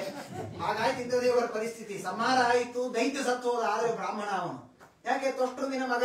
ತ್ವಷ್ಟೃ ಬ್ರಾಹ್ಮಣ. ಒಂದು ಬಾರಿ ಅವನ ಮಗನನ್ನ ವಿಶ್ವರೂಪನನ್ನ ಕೊಂದಿದ್ದಕ್ಕೆ ಬ್ರಹ್ಮಹತ್ಯೆ ಬಂದಿತ್ತು. ಅವನದೇ ಇನ್ನೊಬ್ಬ ಮಗನನ್ನ ಮತ್ತೆ ಸಂಹಾರ ಮಾಡಿದ. ಮತ್ತೊಂದು ಬಾರಿ ಬ್ರಹ್ಮಹತ್ಯೆ ಬಂತು. ಓಡಿ ಓಡಿ ಹೋಗಿದ್ದಾರೆ. ಎಲ್ಲಿ ಹೋದರೂ ಆ ಪಿಶಾಚಿ ಬಿಡ್ತಾ ಇಲ್ಲ ಇವರನ್ನ. ಎಲ್ಲಾ ಲೋಕಗಳು ಮುಗಿದೋಯ್ತು, ಎಲ್ಲ ಮುಗಿದೋಯ್ತು. ಆದರೂ ಕೂಡ ಸರಿ ಹೋಗಲಿಲ್ಲ. ಋಷಿಗಳು ಅಶ್ವಮೇಧ ಯಾಗ ಮಾಡಿಸಿದರು, ಏನು ಮಾಡಿದರೂ ಹೋಗ್ತಾ ಇಲ್ಲ. ಕೊನೆಗೆ ಯಾವ ಮಾನಸ ಪರ್ವತಕ್ಕೆ ಹೋಗಿದ್ದಾರೆ. ಅಲ್ಲಿ ಮಾನಸ ಸರೋವರ, ಸರೋವರದ ಮಧ್ಯದಲ್ಲಿ ಒಂದು ಕಮಲ.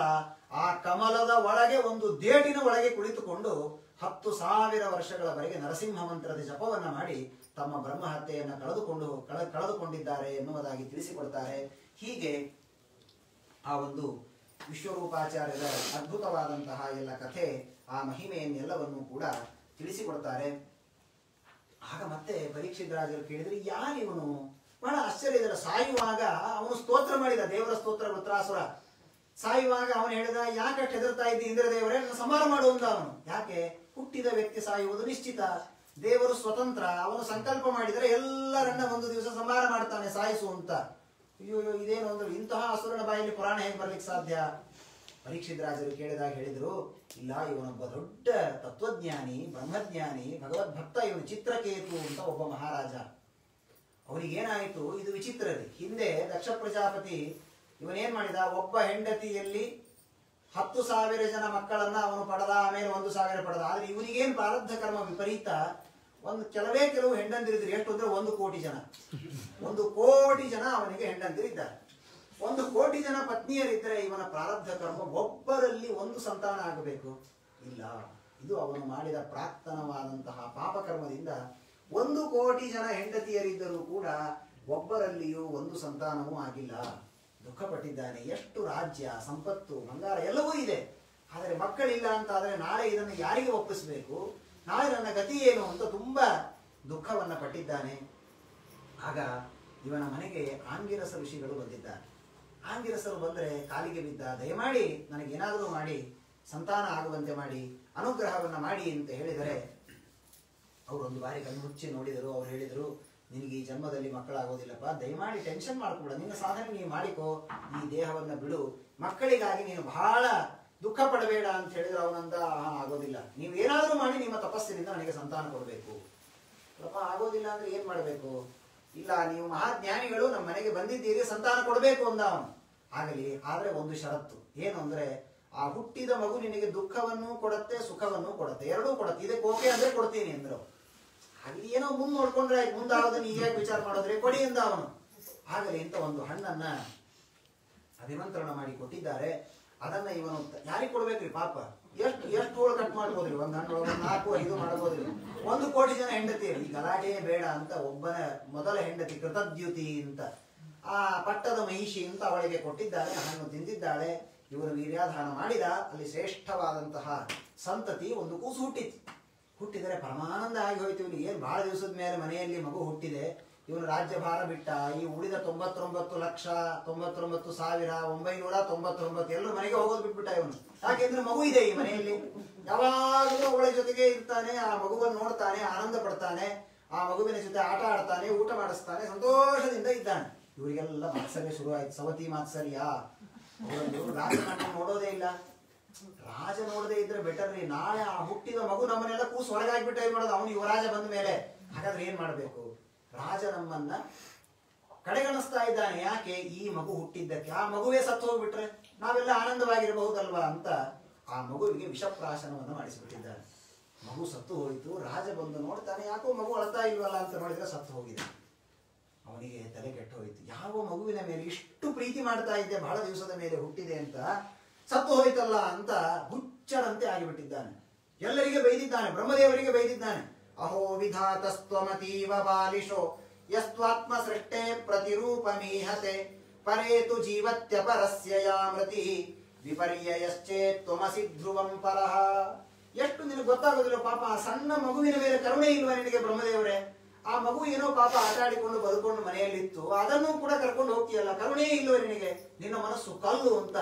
ಯಾವಾಗಲೂ ನಮ್ಮ ಜೀವನದಲ್ಲಿ ನಮಗೆ ನಿಜವಾದ ಪರೀಕ್ಷೆಯ ಪ್ರಸಂಗ ಯಾವುದು ಅಂದ್ರೆ ಕಷ್ಟ ಬಂದಾಗ. ಯಾವ್ದೋ ಮನೆ ಮಾತಾಡಿಸ್ಲಿಕ್ಕೆ ಹೋಗಿರ್ತೀವಿ, ಪಾಪ ಸುಮ್ಮನೆ ಮಾತಾಡಿಸಿ ಈಗ ಆಗ್ಬಾರ್ದಾಗಿತ್ತು, ಪಾಪ ಹೋದ್ರು ದೇವರ ಸದ್ಗತಿ ಕೊಡ್ಲಿ ಅಂತ ಹೇಳಿದ್ರೆ ಪರವಾಗಿಲ್ಲ. ಹೋಗಿ ದೇವ್ರು ಹೀಗೆ ಮಾಡಬಾರ್ದಾಗಿತ್ತು ಪಾಪ ಅಂತ ಅಂದು ಬರ್ತೀವಿ ನಾವು. ಹೋಗಿದ್ದು ಅವ್ರನ್ನ ಸಮಾಧಾನ ಮಾಡ್ಲಿಕ್ಕೆ, ಆದ್ರೆ ನಾವು ಪಾಪ ಕಟ್ಟಿಕೊಂಡು ಬರ್ತೇವೆ. ದೇವರ ಸಂಕಲ್ಪದಂತೆ ಅವನ ಪ್ರಾರಬ್ಧ ಕರ್ಮ, ಅವನ ಆಯುಷ್ಯ ಮುಗಿದಿರ್ತದೆ, ಸತ್ತು ಹೋಗಿರ್ತಾರೆ. ಆದ್ರೆ ಏನಾದರೂ ಕಷ್ಟ ಬಂದಾಗ ನಾವು ಪ್ರಾರಂಭದಲ್ಲಿ ಬೈಯೋದು ಯಾರಿಗೆ ಇದ್ರೆ ದೇವರಿಗೆ. ನಾನು ಇಷ್ಟೆಲ್ಲ ದೇವರು ದಿಂಡ್ರು ಎಲ್ಲ ಮಾಡಿದೆ, ಆದ್ರೂ ದೇವರು ನನ್ನ ಕೈ ಹಿಡಿಲಿಲ್ಲ. ನನಗೆ ಇನ್ನು ಎಷ್ಟೋ ದೊಡ್ಡ ಕಷ್ಟ ಬರಬೇಕಾಗಿತ್ತು, ದೇವರು ಇಷ್ಟಕ್ಕೆ ನನ್ನನ್ನು ರಕ್ಷಣೆ ಮಾಡಿದ್ದಾನೆ ಅಂತ ಅವನ ಕಾರುಣ್ಯದ ಸ್ಮರಣೆ ನಮಗಾಗುವುದಿಲ್ಲ. ಆ ರೀತಿ ದುಃಖದಲ್ಲಿ ಎಲ್ಲರಿಗೆ ಬೈದಿದ್ದಾನೆ. ಇದ್ದಕ್ಕಿದ್ದಂತೆ ಮೂರ್ಛಿತನಾಗಿ ಬೀಳುತ್ತಾನೆ, ಮತ್ತೆ ಹೇಳ್ತಾನೆ, ಮಗುವಿನ ಮುಖ ನೋಡ್ತಾನೆ, ದುಃಖ ಪಡ್ತಾನೆ. ಆಗ ಆಂಗಿರಸರು ಬಂದರು, ಜೊತೆಗೆ ನಾರದರನ್ನು ಕರ್ಕೊಂಡು ಬಂದಿದ್ರು. ಬಂದು ಕೂತರು. ಪಾಪ ಯಾರೋ ಮಾತಾಡ್ಸ್ಲಿಕ್ಕೆ ಬಂದಿರಬೇಕು ಹೋಗಿದ್ ಮನೆ ಅಂತ. ನೋಡ್ರಿ ಪಾಪ ಹೀಗಾಯ್ತು, ತಾವ್ಯಾರು ಅಂತ ಕೇಳಿದ ಅವನು. ಆಂಗಿರಸರು ಅಂದ್ರು, ಅಯ್ಯೋ ಮಾರೇ, ನನ್ನೇ ಮರೆತು ಬಿಟ್ಟಿಯ ನೀನು ಅಂದ್ರು. ನನ್ನ ಅನುಗ್ರಹದಿಂದಲೇ ನಿನಗೆ ಮಗು ಆಗಿದ್ದು, ನಾನೇ ನಿನಗೆ ಫಲವನ್ನ ಕೊಟ್ಟು ಸಂತಾನ ಆಗುವಂತೆ ಮಾಡಿದೆ. ಇಲ್ಲ, ಕ್ಷಮಿಸ್ಬೇಕು, ದುಃಖದಲ್ಲಿ ನನಗೆ ಗೊತ್ತಾಗ್ಲಿಲ್ಲ ನೀವ್ ಯಾರು ಅಂತ. ಆಯ್ತು, ಒಳ್ಳೇದಾಗ್ಲಿ ಒಳ್ಳೇದಾಗ್ಲಿ ಎಲ್ಲ ಆ ಸತ್ತ ಮಗುವನ್ನು ಬದುಕಿಸ್ಕೊಡಿ ಅಂತ. ಇನ್ನೇನ್ ಮಾಡ್ಬೇಕ್ರಿ ಪಾಪ ಅವ್ರು? ಹೋಗ್ಲಿ ಪಾಪ, ಯಾವ್ದೋ ಮನೆ ಒಳಗೆ ಮಾತಾಡ್ಸ್ಲಿಕ್ಕೆ ಬಂದ್ರೆ ಸತ್ತವ್ರನ್ನ ಬದುಕಿಸ್ಕೊಡ್ರಿ ಅಂದ್ರೆ ಏನ್ ಮಾಡ್ಬೇಕು? ಆಂಗಿರಸ ಋಷಿಗಳಿಗೆ ಕಾಲಿಗೆ ಬಿದ್ದ. ದಯಮಾಡಿ ಗೊತ್ತಿಲ್ಲ, ಆ ಮಗುವನ್ನ ಬಿಟ್ಟು ಬದುಕಲಿಕ್ಕೆ ಸಾಧ್ಯವೇ ಇಲ್ಲ ನನಗೆ, ಆ ಮಗುವನ್ನ ಬದುಕಿಸಿಕೊಡಿ ಅಂತ ಕೇಳಿದರೆ ಆಂಗಿರಸರಂದ್ರು, ಇವನಿಗೆ ಈ ಒಳ್ಳೆ ಮಾತೇ ಹೇಳಿದ್ರೆ ಇವನಿಗೆ ವೈರಾಗ್ಯ ಬರೋದಿಲ್ಲ. ಹಾಗಾದ್ರೆ ಏನಾದ್ರೂ ಪೆಟ್ಟು ಬೀಳ್ಬೇಕು ಇವನಿಗೆ, ಮಾಡೋಣ ಅಂತ ಅವ್ರು ಹೇಳಿದ್ರು.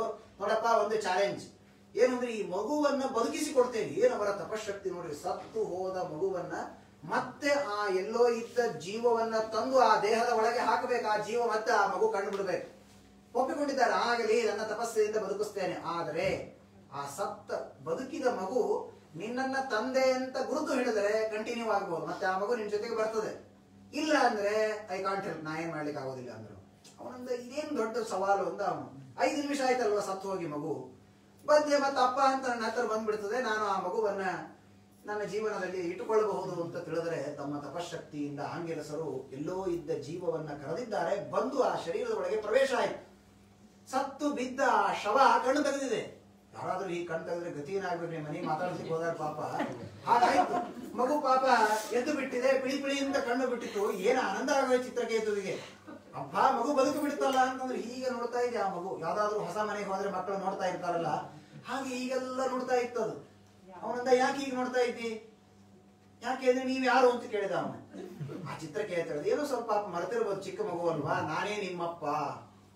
ಆ ಮಗು ಕೇಳಿತು, ಯಾವ ಜನ್ಮದ ಅಪ್ಪ ನೀನು? ಕಸ್ಮಿನ್ ಜನ್ಮನ್ನಿಮಿ ಬ್ರಹ್ಮನ್ ಪಿತರೋ ಮಾತರೋ ಭವನ್ ಕರ್ಮಭಿರ್ ಬ್ರಾಹ್ಮ್ಯಮಾಣಸ್ಯ ದೇವ ತಿರಿಯನ್ರು ಯೋನಿಷು. ಒಂದೇ ಮಾತು ಅವನಿಗೆ ಎಲ್ಲ ಬೆವರು ಇಳಿದು ಹೋಯ್ತು. ಆ ಮಗು ಕೇಳಿತು, ತಂದೆ ಒಪ್ಪಿಕೊಳ್ತೇನೆ, ಯಾವ ಜನ್ಮದ ತಂದೆ ನೀನು? ಅಲ್ಲೋ ಈಗ 5 ನಿಮಿಷ ಆಯ್ತಲ್ಲ ಇಲ್ಲಿಂದ ಹೋಗಿ. ಈ 5 ನಿಮಿಷದಲ್ಲಿ ಎಷ್ಟೋ ಜನ್ಮಗಳು ಬಂದು ಹೋಯ್ತು ನನಗೆ.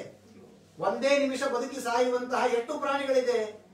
ದೀಪದ ಹುಳಗಳಿಗೆ ಹುಟ್ಟುತ್ತದೆ, ದೀಪವನ್ನು ನೋಡುತ್ತೆ, ತುಂಬಾ ಸುಂದರವಾಗಿದೆ, ಹತ್ತಿರ ಹೋಗ್ತದೆ, ಆ ಬಿಸಿಗೆ ಸತ್ತು ಹೋಗುತ್ತೆ. ಏನೋ ಅಕಸ್ಮಾತ್ ಸತ್ತು ಹೋಯ್ತಲ್ಲ, ಅದರ ಪ್ರಾರಬ್ಧ ಕರ್ಮವೇ ಅಷ್ಟು ಆ ದೀಪದ ಹುಳದ್ದು. ಇಂತಹ ಜನ್ಮಗಳು ನನಗೆ ಎಷ್ಟೋ ಬಂದು ಹೋಗಿದೆ. ಅಷ್ಟರ ಮಧ್ಯದಲ್ಲಿ ನೀನು ಯಾವ ಜನ್ಮದ ತಂದೆ ಅಂತ ಕೇಳಿತಾ ಆ ಮಗು. ಆಗ ಅವನು ಆಂಗೆಲಸರ ಕಾಲಿಗೆ, ನಾರದರ ಕಾಲಿಗೆ ಬಿದ್ದ. ನಾನು ತಪ್ಪು ಮಾಡಿದೆ, ಈ ಮಕ್ಕಳ ಮೇಲೆ, ಹೆಂಡಂದಿನ ಮೇಲೆ ನನಗೆ ಪ್ರೀತಿ ಬೇಡ ಅಂತ ಇವನು ನಾರದರ ಪಾದಕ್ಕೆ ಬಿದ್ದರೆ ನಾರದರು ಇವನಿಗೆ ಒಳ್ಳೆಯ ಮಂತ್ರದ ಉಪದೇಶವನ್ನ ಮಾಡಿದ್ದಾರೆ. ಮಂತ್ರದ ಉಪದೇಶವನ್ನ ಪಡೆದಿದ್ದಾನೆ. ಎಷ್ಟು ದಿವಸ? 7 ದಿವಸ. 7 ದಿವಸ ಇವನು ಸಾಧನೆಯನ್ನು ಮಾಡಿಕೊಂಡು ದೇಹವನ್ನು ಬಿಟ್ಟರೆ ಶ್ರೇಷ್ಠವಾದಂತಹ ಪದವಿಯನ್ನ ಇವನು ಹೊಂದಿದ್ದಾನೆ. ವಿದ್ಯಾಧರಾಧಿಪತ್ಯಂ ಸಹ ಲೇಭೆ ಅಪ್ರತಿಹತಂ ನೃಪಃ. ಅದಕ್ಕಾಗಿ ಹೇಳಿದ್ದು, ಮನಸ್ಸು ಶುದ್ಧವಾಗಿದ್ದು ದೇವರ ಧ್ಯಾನ ಮಾಡಿದರೆ ಯಾವುದೂ ಅಸಾಧ್ಯವಲ್ಲ. 7 ದಿನದಲ್ಲಿ ಸಾಧನೆ ಮಾಡಿಕೊಂಡಿದ್ದಾನೆ.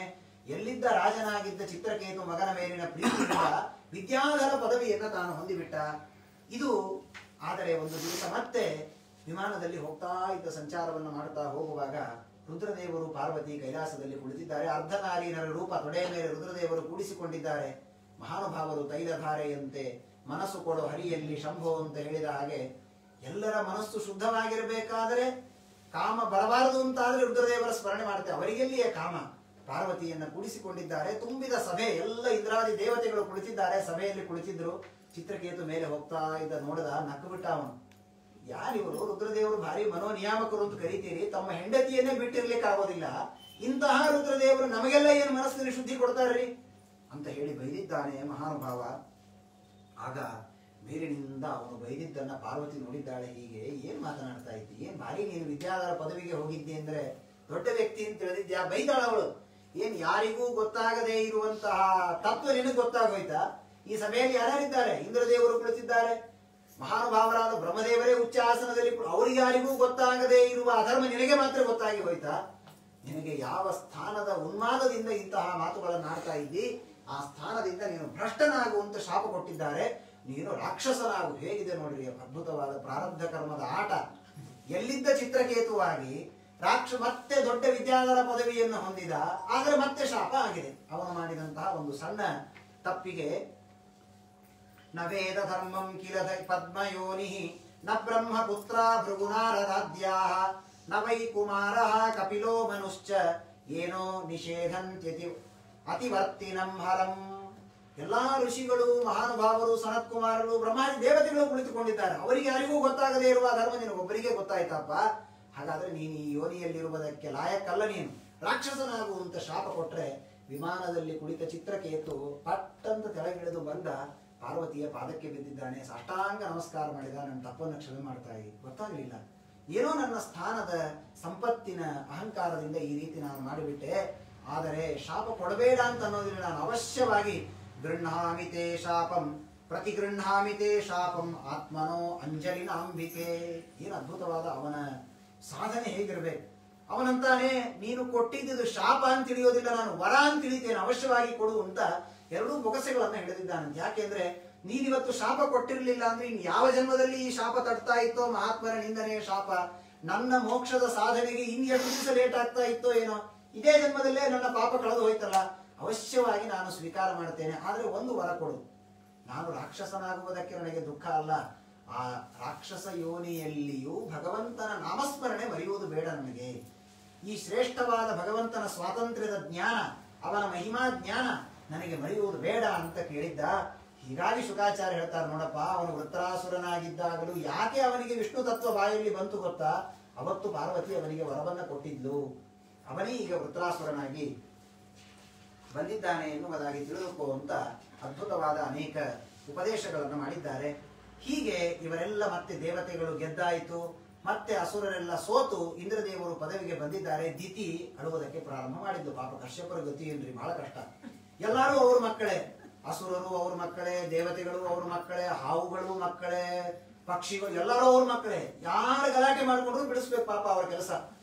ಈಗ ದೇವತೆಗಳು ಗೆದ್ದಿದ್ದಾರೆ, ಲೋಕದಲ್ಲಿ ಕುಳಿತುಕೊಂಡ್ರು. ದಿತಿ ಅಳ್ಳಿಕ್ಕೆ ಶುರು ಮಾಡಿ, ನನ್ನ ಮಕ್ಕಳೆಲ್ಲ ಸೋತು ಹೋಗಿದ್ದಾರೆ, ಏನಾದರೂ ಮಾಡಿ ನನಗೆ ಉಪದೇಶ ಮಾಡಿ ಒಂದೇನಾದ್ರು ಅಂತ ಹೇಳಿದಾಗ, ಒಂದು ಶ್ರೇಷ್ಠವಾದ ಮಂತ್ರವನ್ನು ನೀವು ಉಪದೇಶ ಮಾಡ್ತೇನೆ. ಪುಂಸವನ ಅಂತ ಒಂದು ವ್ರತ, 1 ವರ್ಷಗಳವರೆಗೆ ಆಚರಣೆ ಮಾಡುವಂತಹ ಒಂದು ಶ್ರೇಷ್ಠವಾದ ವ್ರತ. ಆ ಪುಂಸವನ ವ್ರತವನ್ನ ನೀನು ಆಚರಣೆ ಮಾಡು ನೋಡು. ಆದರೆ ಅದರಲ್ಲಿ ಏನಾದರೂ ಸ್ವಲ್ಪ ಲೋಪದೋಷಗಳಾದರೆ ನಿನಗೆ ಆ ಫಲ ಸಿಗೋದಿಲ್ಲ. ನೋಡು, ವಿಚಾರ ಮಾಡಿ ಮಾಡು ಅಂತ ಹೇಳಿದ್ದಾರೆ. ಆಗಲಿ ಅಂತ ಒಪ್ಪಿಕೊಂಡಿದ್ದಾಳೆ. ಮಾರ್ಗಶಿರ ಮಾಸದ ಶುಕ್ಲ ಪಕ್ಷದಲ್ಲಿ, ಮಾರ್ಗಶಿರ ಮಾಸದ ಶುಕ್ಲ ಪಕ್ಷ ಬೆಳಗ್ಗೆ ಎದ್ದಿದ್ದಾಳೆ. ಪುಂಸವನ ವ್ರತವನ್ನ ಆರಂಭ ಮಾಡಿದ್ದಾಳೆ. ಪ್ರತಿನಿತ್ಯದಲ್ಲಿ 3 ಹೊತ್ತು ಸ್ನಾನವನ್ನು ಮಾಡಬೇಕು. ಮೃತ್ತಿಕೆಯನ್ನು ಹಾಕಿಕೊಂಡು ಮೈಯನ್ನು ಶುದ್ಧವಾಗಿ ತೊಳೆದುಕೊಳ್ಳಬೇಕು. ಮಧ್ಯಾಹ್ನದ ಸಮಯದಲ್ಲಿ ಮಲಗಬಾರದು. ಬೆಳಗ್ಗೆ ಎದ್ರೆ ರಾತ್ರಿಯೇ ಮಲಗೋದು. ಹಾಸಿಗೆ ಮೇಲೆ ಮಲಗಬಾರದು. ಕೇವಲ ದರ್ಭದ ಆಸನವನ್ನು ಹಾಕಿಕೊಂಡು ಮಲಗಬೇಕು. ಹೀಗೆ ಅನೇಕ ದಿನಗಳವರೆಗೆ ಮಾಡ್ತಾ ಇದ್ರು. ಇಂದ್ರದೇವರಿಗೆ ಭಯ ಶುರುವಾಯಿತು ಮನಸ್ಸೊಳಗೆ. ಇವಳು ಇಂಥ ಘೋರ ವ್ರತವನ್ನ ಮಾಡಿ ಹುಟ್ಟಿದರೆ ಮಗ, ಅವನು ನನ್ನನ್ನು ಸಂಹಾರ ಮಾಡಿಬಿಟ್ರೆ ಏನ್ ಮಾಡಬೇಕು? ಅವರ ಭಯ ಅಲ್ಲ, ವಿಷ್ಣುವಿನ ಸಂಕಲ್ಪ. ಏನು ಅದ್ಭುತವಾದ ಪ್ರಸಂಗ ಇದು ಹೇಳ್ತಾರೆ. ಇಂದ್ರದೇವರು ದಿತಿದೇವಿಯ ಮನೆಯ ಮುಂದೆ ಬಂದು ಕಾಯ್ದಿದ್ದಾರಂತೆ. ಯಾಕೆ ಅಂದ್ರೆ ಇವಳು ಏನಾದ್ರೂ ಒಂದು ತಪ್ಪು ಮಾಡಿದರೆ ಆ ಗರ್ಭವನ್ನ ನಾಶ ಮಾಡಬೇಕು ಅಂತ ಕಾಯ್ದರೆ ಎಷ್ಟು ದಿವಸ? ವರ್ಷಾನುಗಟ್ಟಲೆ ಅವಳ ಮನೆಯ ಮುಂದೆ ಬಂದು ಕಾಯ್ದರೆ ಅವಳಿಂದ ಒಂದು ತಪ್ಪು ನಡೆದಿಲ್ಲ. ನಾವು ನೋಡೋದಲ್ರಿ, ಇಂದ್ರದೇವರು ಇವರೆಲ್ಲ ದೇಹದ ಒಳಗಿದ್ದು ಕೆಲಸ ಮಾಡ್ತಿರ್ತಾರೆ. ಸಣ್ಣ ಮನಸ್ಸಿನಲ್ಲಿ ತಪ್ಪಾದ್ರೂ ಗೊತ್ತಾಗ್ಬಿಡ್ತದೆ ಅವರಿಗೆ. ಅಂತಹ ಇಂದ್ರದೇವರು ಮನೆಯ ಮುಂದೆ ಬಂದು ಕಾಯ್ದರೆ ಒಂದು ತಪ್ಪು ಕಾಣಿಸಿಲ್ಲ. ಏನು ಅದ್ಭುತವಾದಂತಹ ಮಹಾಭಾರತದಲ್ಲಿ ಕಥೆ ಕೇಳ್ತೇವೆ ನಾವು. ನಲ ಮಹಾರಾಜ, ನಲಚಕ್ರವರ್ತಿ ಕಲಿಗೆ ನಲ ಮೇಲೆ ಸಿಟ್ಟಿತ್ತು. ಯಾಕೆಂದ್ರೆ ದಮಯಂತಿಯನ್ನ ಮದುವೆ ಮಾಡಿಕೊಳ್ಳಬೇಕು ಅಂತ ಕಲಿ ಹೋಗುವಷ್ಟರಲ್ಲಿ ಮದುವೆ ಆಗಿ ಹೋಗಿತ್ತು. ಅವಾಗಿನಿಂದ ಕೋಪ ಕುಳಿತಿತ್ತು ಇವನಿಗೆ. ಏನಾದರೂ ಮಾಡಿ ಅವರಿಬ್ಬರಲ್ಲಿ ವಿಯೋಗ ಮಾಡಿಸಬೇಕು ಅಂತ ಕಾಯ್ತಾ ಇದ್ದವನು. ಎಷ್ಟು ದಿವಸ ಕಾಯ್ದ ಅಂದ್ರೆ, ನಲಚಕ್ರವರ್ತಿಯ ಮನೆಯ ಮುಂದೆ ಯಾರು ಕಲೀರಿ ಎಷ್ಟು ವರ್ಷ? 12 ವರ್ಷ ಕಾಯ್ದಿದ್ದಾನೆ. 1 ದಿವಸ 2 ದಿವಸ ಅಲ್ಲ. ಇವನಿಂದ ಯಾವುದಾದರೂ ಒಂದು ತಪ್ಪು ನಡೆಯಬಹುದು ಅಂತ 12 ವರ್ಷ ಕಾಯ್ದರೆ ಇವನು ಒಂದು ತಪ್ಪು ಮಾಡಿಲ್ಲ. ತಿಳಿದುಕೊಳ್ಳಿ, ಇವನು ತಪ್ಪು ಮಾಡದಿದ್ದಾಗ ಇವನಿಂದ ಕೆಟ್ಟ ಕೆಲಸವನ್ನ ಮಾಡಿಸುವುದಕ್ಕೆ ಕಲಿಗೂ ಆಗಿಲ್ಲ. ಕಾಯ್ದಿದ್ದಾನೆ 12 ವರ್ಷ. 1 ದಿವಸ ಇವನು ಏನೋ ಒಂದು ತಪ್ಪು ಮಾಡಿದ. ಅದೇ ತಪ್ಪನ್ನ ಇಟ್ಟುಕೊಂಡು ಅವನು ಒಳಗೆ ಪ್ರವೇಶ ಮಾಡಿದ. ಇರಲಿ, ಆದರೆ ನಮ್ಮಂಥವರಿಗೆ ನಮ್ಮ ಪ್ರಾರಬ್ಧ ಏನು ಅಂದ್ರೆ, ಕಲಿ ಪಾಪ ಪಕ್ಕದ ಮನೆಗೆ ಹೋಗ್ಲಿಕ್ಕೆ ಬಿಡೋದಿಲ್ಲ. ನಾವು ಅಲ್ಲೊಬ್ರು ಯಾರೋ ತಪ್ಪು ಮಾಡಿದ್ದಾರೆ, ಸ್ವಲ್ಪ ಹೋಗ್ಬಾರ್ದು, ನಂದೇ ತಪ್ಪು ಹೋಗುದಿಲ್ಲ, ಇನ್ನು ಇಲ್ಲೇ ಇರು ನಮ್ಮ ಹತ್ರ ಅಂತ. ಅವನ ಮನೆಗೆ ಹೋಗ್ಲಿಕ್ಕೆ ಕಾಯ್ದ್ರೆ ನಮ್ಮ ಮನೆಯಿಂದ ಹೊರಗೆ ಹೋಗ್ಲಿಕ್ಕೆ ಕಾಯ್ಬೇಕು ಕಲಿ. ಅಂತಹ ಪ್ರಸಂಗ ನಮಗಿದೆ. ಹಾಗೆ ದ್ವಿತೀಯ ಗರ್ಭದ ಮುಂದೆ ನಿಂತುಕೊಂಡು ಇಂದ್ರದೇವರು ಕಾಯ್ದರೆ ತಿಂಗಳಾನುಗಟ್ಲೆ ಕಾಯ್ದಿದ್ದಾರೆ. ಒಂದು ತಪ್ಪು ಮಾಡಿಲ್ಲ.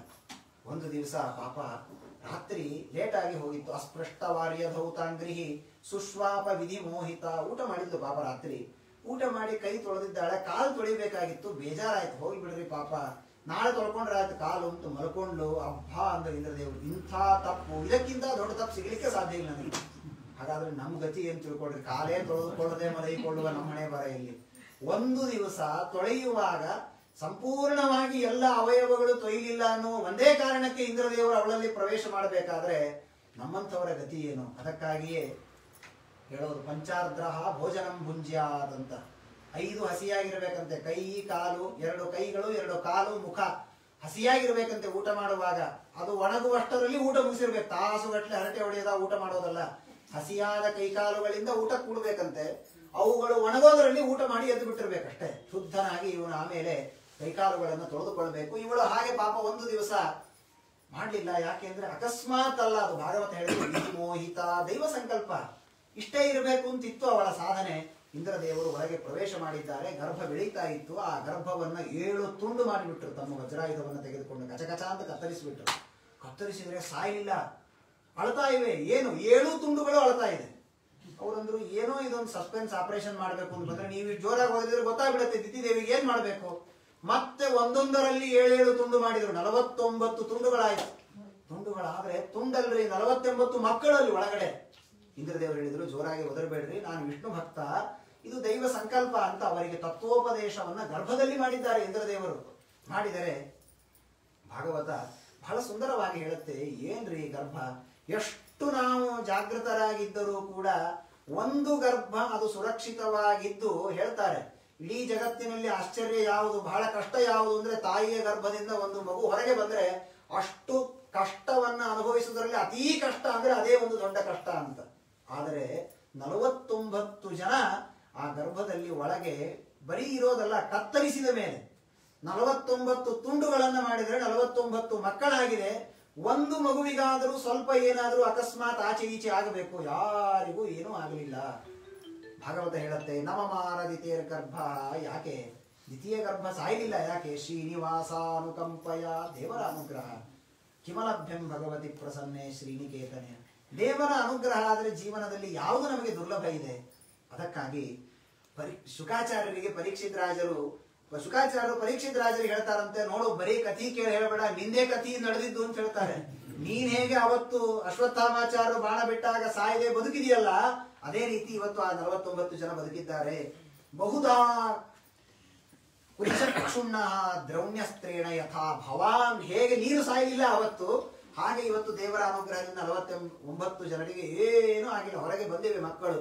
ಅಳ್ತಾ ಇದೆ. ಇಂದ್ರದೇವರಂದ್ರು ದಯಮಾಡಿ ದಿತಿ ಕ್ಷಮ ಮಾಡು, ಇವರೆಲ್ಲ ನನ್ನ ಸೇವಕರು, ನಮ್ಮ ಜೊತೆ ಕರ್ಕೊಂಡು ಹೋಗ್ತೀನಿ. ಇಂದ್ರದೇವರನ್ನ ಕೊಲ್ಲಿಕ್ ಮಗ ಹುಟ್ಟಬೇಕು ಅಂತ ಅವರು ತಪಸ್ಸು ಮಾಡಿದರೆ ಹುಟ್ಟಿದ ಮಕ್ಕಳೆಲ್ಲ ಇಂದ್ರದೇವರ ಶಿಷ್ಯರಾಗ್ಬಿಟ್ರು. ಯಾಕಂದ್ರೆ ಪಾಠ ಹೇಳ್ಬಿಟ್ಟಿದ್ರು ಒಳಗೆ ಎಲ್ರಿಗೂ, ಸುಧಾ ಮಂಗಳ ಒಂದೇ ಉಳಿದಿತ್ತು, ಎಲ್ಲಾ ಪಾಠ ಮುಗಿಸ್ಬಿಟ್ಟಿದ್ರು ಅವರು. ಅವರನ್ನೆಲ್ಲ ಕರೆದುಕೊಂಡು 49 ಜನ ಮರುದ್ಗಣಗಳು ಅಂತ ಕರೆದುಕೊಂಡು ಹೋಗಿದ್ದಾರೆ. ಹೀಗೆ ಅವಳು ಪುಂಸವನದ ವ್ರತದ ಆಚರಣೆಯನ್ನ ಮಾಡಿದ್ದಾಳೆ ಎನ್ನುವುದಾಗಿ ತಿಳಿಸಿಕೊಡ್ತಾರೆ. ಆಗ ಮತ್ತೆ ಪರೀಕ್ಷಿತ್ ರಾಜರು ಪ್ರಶ್ನೆ ಕೇಳ್ತಾರೆ, ಇದು ದೇವರು ಮಾಡುವ ಪಾರ್ಶಾಲಿಟಿ ಅಲ್ವಾ? ದೈತ್ಯರು ತನ್ನವರಲ್ಲ ಅನ್ನುವ ಕಾರಣಕ್ಕೆ ದೇವತೆಗಳ ಪಕ್ಷವನ್ನ ಕಟ್ಟಿ ಭಗವಂತ ಎಷ್ಟು ಪ್ರಸಂಗದಲ್ಲಿ ವಿಶ್ವರೂಪಾಚಾರ್ಯನ ಸಂಹಾರ ಮಾಡಿದ್ದು ಇಂದ್ರದೇವರ ತಪ್ಪಲ್ವಾ? ಪೌರೋಹಿತ್ಯಕ್ಕೆ ಕರೆಸಿ ಆಗಲೂ ದೇವರು ಅನುಗ್ರಹ ಮಾಡಿ ಮತ್ತೆ ಅವರಿಗೇನೋ ಒಂದು ಉಪಾಯ ತಿಳಿಸಿದ. ಪಾಪ ಅವರು ವೃತ್ರಾಸುರ ಹುಟ್ಟಿದ ಮೇಲೂ ವೃತ್ರಾಸುರನಿಗಾಗಿ ದದೀಚ ಋಷಿಗಳ ಅಸ್ಥಿಯನ್ನ ತಂದು ತಾನೇ ಮುಂದೆ ನಿಂತು ವೃತ್ರಾಸುರನ ಸಂಹಾರವನ್ನ ಮಾಡಿಸಿ ಇಂದ್ರದೇವರಿಗೆ ಸಿಂಹಾಸನವನ್ನ ಕೊಡಿಸಿದ ದೇವರು. ಇದು ದೇವರು ಮಾಡುವ ವಿಷಮತೆ ಅಲ್ವಾ? ಹಾಗಾದ್ರೆ ಎಲ್ಲರೂ ತನ್ನ ಮಕ್ಕಳೇ ಆಗಿದ್ದಾಗ ದೈತ್ಯರಿಗೆ ತಾನು ಸೋಲನ್ನ ಕೊಡ್ತಾನೆ, ದೇವತೆಗಳಿಗೆ ಜಯವನ್ನ ಕೊಡ್ತಾನೆ. ಯಾಕೆ ಹೀಗೆ ದೇವರು ಮಾಡ್ತಾನೆ? ಅದಕ್ಕಾಗಿ ಶುಕಾಚಾರ್ಯರು ಹೇಳ್ತಾರೆ, ನೋಡಪ್ಪ ನಿಜ ನೀನು ಪ್ರಶ್ನೆ ಕೇಳಿದ್ದು, ಆದರೆ ದೇವರು ಸ್ವತಂತ್ರ, ಎಲ್ಲರಿಗೂ ಜಯವನ್ನ ಕೊಡಿಸಬಹುದಾದ ಶಕ್ತಿ ದೇವರಿಗಿದೆ.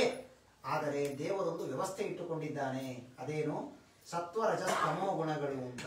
ಸತ್ವ ಗುಣ ಯಾರಲ್ಲಿ ಜಾಸ್ತಿ ಇರುತ್ತೆ ಅವರಿಗೆ ಜಯವನ್ನ ಕೊಡ್ತಾನೆ, ತಮೋ ಗುಣ ಹೆಚ್ಚಿದ್ದವರಿಗೆ ತಾನು ಸೋಲನ್ನ ಕೊಡ್ತಾನೆ. ಅಂದ ಮಾತ್ರಕ್ಕೆ ದೇವರು ಅಸ್ವತಂತ್ರ ಅಂತ ತಿಳಿದುಕೊಳ್ಳಬೇಡ.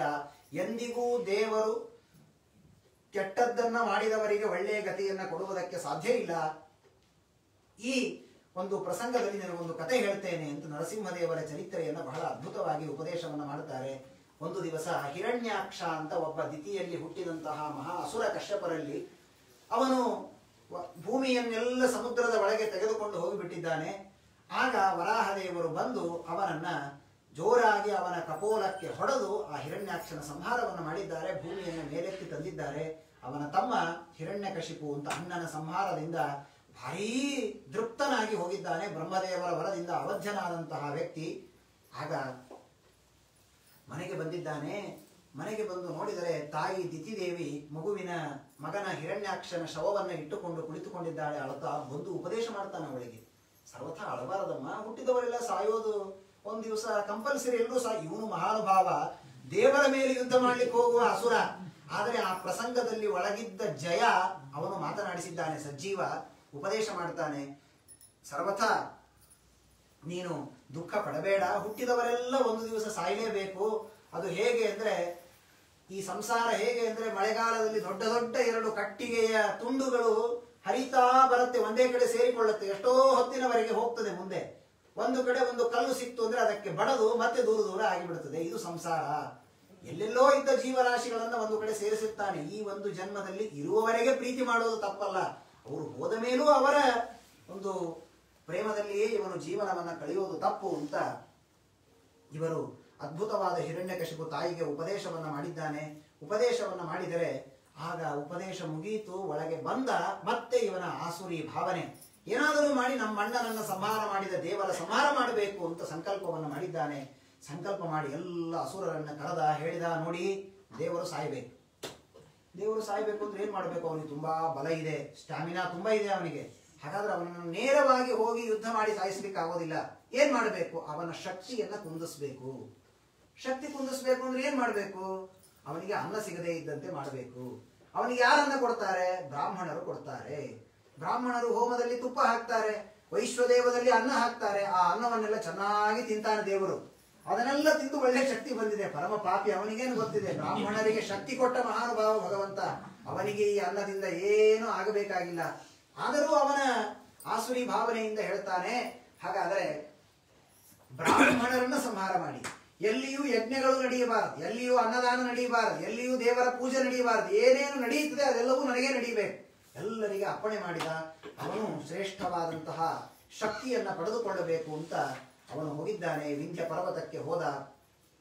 ಅಲ್ಲಿ ತಪಸ್ಸನ್ನ ಮಾಡಬೇಕು ಅಂತ ಉಗ್ರವಾದಂತಹ ತಪಸ್ಸನ್ನ ಮಾಡ್ತಾ ಇದ್ದಾನೆ. ಊರ್ಧ್ವಬಾಹು ಸತೇಪೇ ಮಂದರ ದ್ರೋಣ್ಯಾಂ ತಪಃ ಪರಮದಾರುಣಃ ಊರ್ಧ್ವಬಾಹು ನಭೋ ದೃಷ್ಟಿ ಪಾದಾಂಗುಷ್ಟಾಶ್ರಿತಾವನಿ.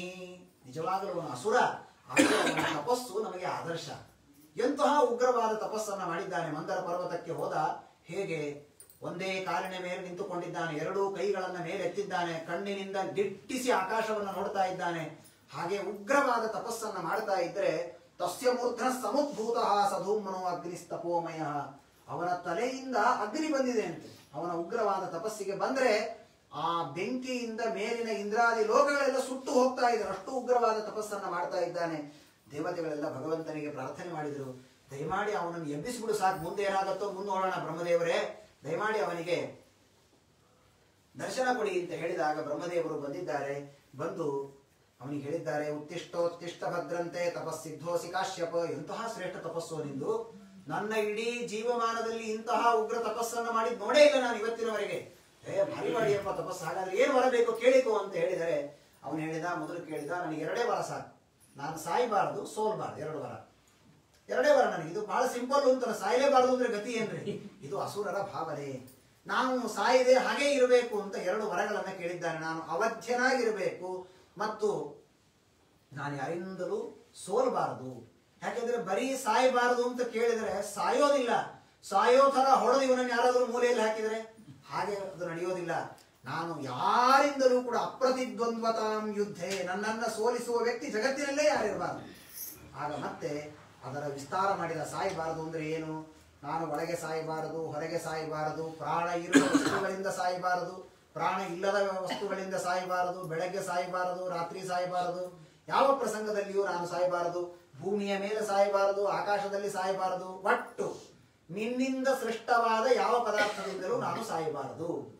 ಬ್ರಹ್ಮದೇವರನ್ನು ನಕ್ಕು ಬಿಟ್ಟು ಒಂದ್ಸಲ, ಭಾರಿ ಬುದ್ಧಿವಂತ, ನೀನು ತಿಳಿದಿದ್ದಿ, ಅವಶ್ಯವಾಗಿ ಆಗಲಿ ಅಂದ್ರು ಅವರು.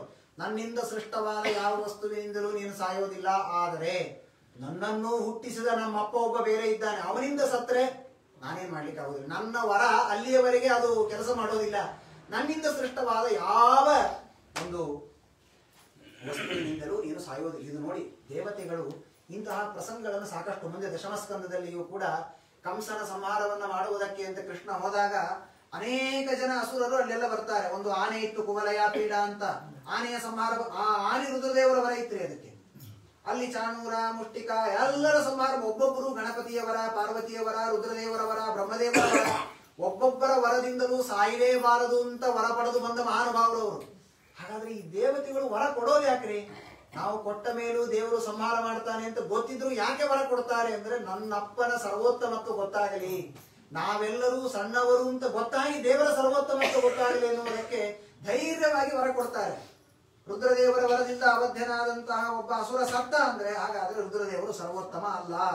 ಯಾಕೆಂದ್ರೆ ನಾನು ಸಾಯಬಾರದು ಅಂತ ಹೇಳಿದಾಗಲೂ ಆ ಮಾತು ಸುಳ್ಳಾಗಿದೆ ಅಂದ ಮೇಲೆ ನನ್ನ ಮಾತನ್ನು ಸುಳ್ಳು ಮಾಡುವ ಒಬ್ಬ ವ್ಯಕ್ತಿ ಇದ್ದಾನೆ ಅಂತ ಜಗತ್ತಿಗೆ ಗೊತ್ತಾಗಲಿ ಅಂತ ದೇವತೆಗಳ ಅದ್ಭುತವಾದ ಭಗವಂತನ ಸೇವೆ ಇದೊಂದು.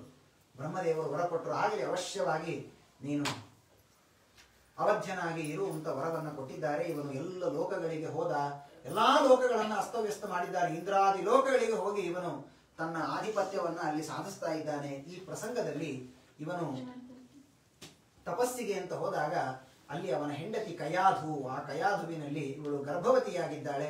ಶ್ರೇಷ್ಠನಾದಂತಹ ವಿಷ್ಣು ಭಕ್ತ ಪ್ರಹ್ಲಾದರಾಜರು ಅಲ್ಲಿ ಅವತಾರವನ್ನು ಮಾಡಿದ್ದಾರೆ. ಇವನು ಮನೆಗೆ ಬಂದ, ಅವನ್ನ ಓದುವುದಕ್ಕೆ ಅಂತ ಗುರುಕುಲಕ್ಕೆ ಕಳಿಸಿಕೊಟ್ಟಿದ್ದಾರೆ ಪ್ರಹ್ಲಾದರಾಜರನ್ನ.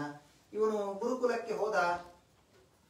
ಒಂದು ದಿವಸ ಬಂದಾಗ ಮಗನನ್ನ ಪ್ರೀತಿಯಿಂದ ತೊಡೆಯ ಮೇಲೆ ಕೂಡಿಸಿಕೊಂಡು ಕೇಳಿದ. ಏನು ಉಪದೇಶ ಮಾಡಿದ್ದಾರೆ? ಷಂಡಾಮರ್ಕರು, ಷಂಡ ಮರ್ಕ ಅಂತ ಇಬ್ಬರು ಪುರೋಹಿತರವರು, ಒಳ್ಳೆಯ ಅಧ್ಯಾಪಕರು. ಅವ್ರಿಗೆ ಹೇಳಿದ್ದ, ನೋಡು ಹೇಳಬೇಕು ಪಾಠ ಏನು ಅಂದ್ರೆ ಧರ್ಮ ಅರ್ಥ ಕಾಮ ಇಷ್ಟೇ, ಮೋಕ್ಷದ ಬಗ್ಗೆ ಹೇಳಬಾರದು.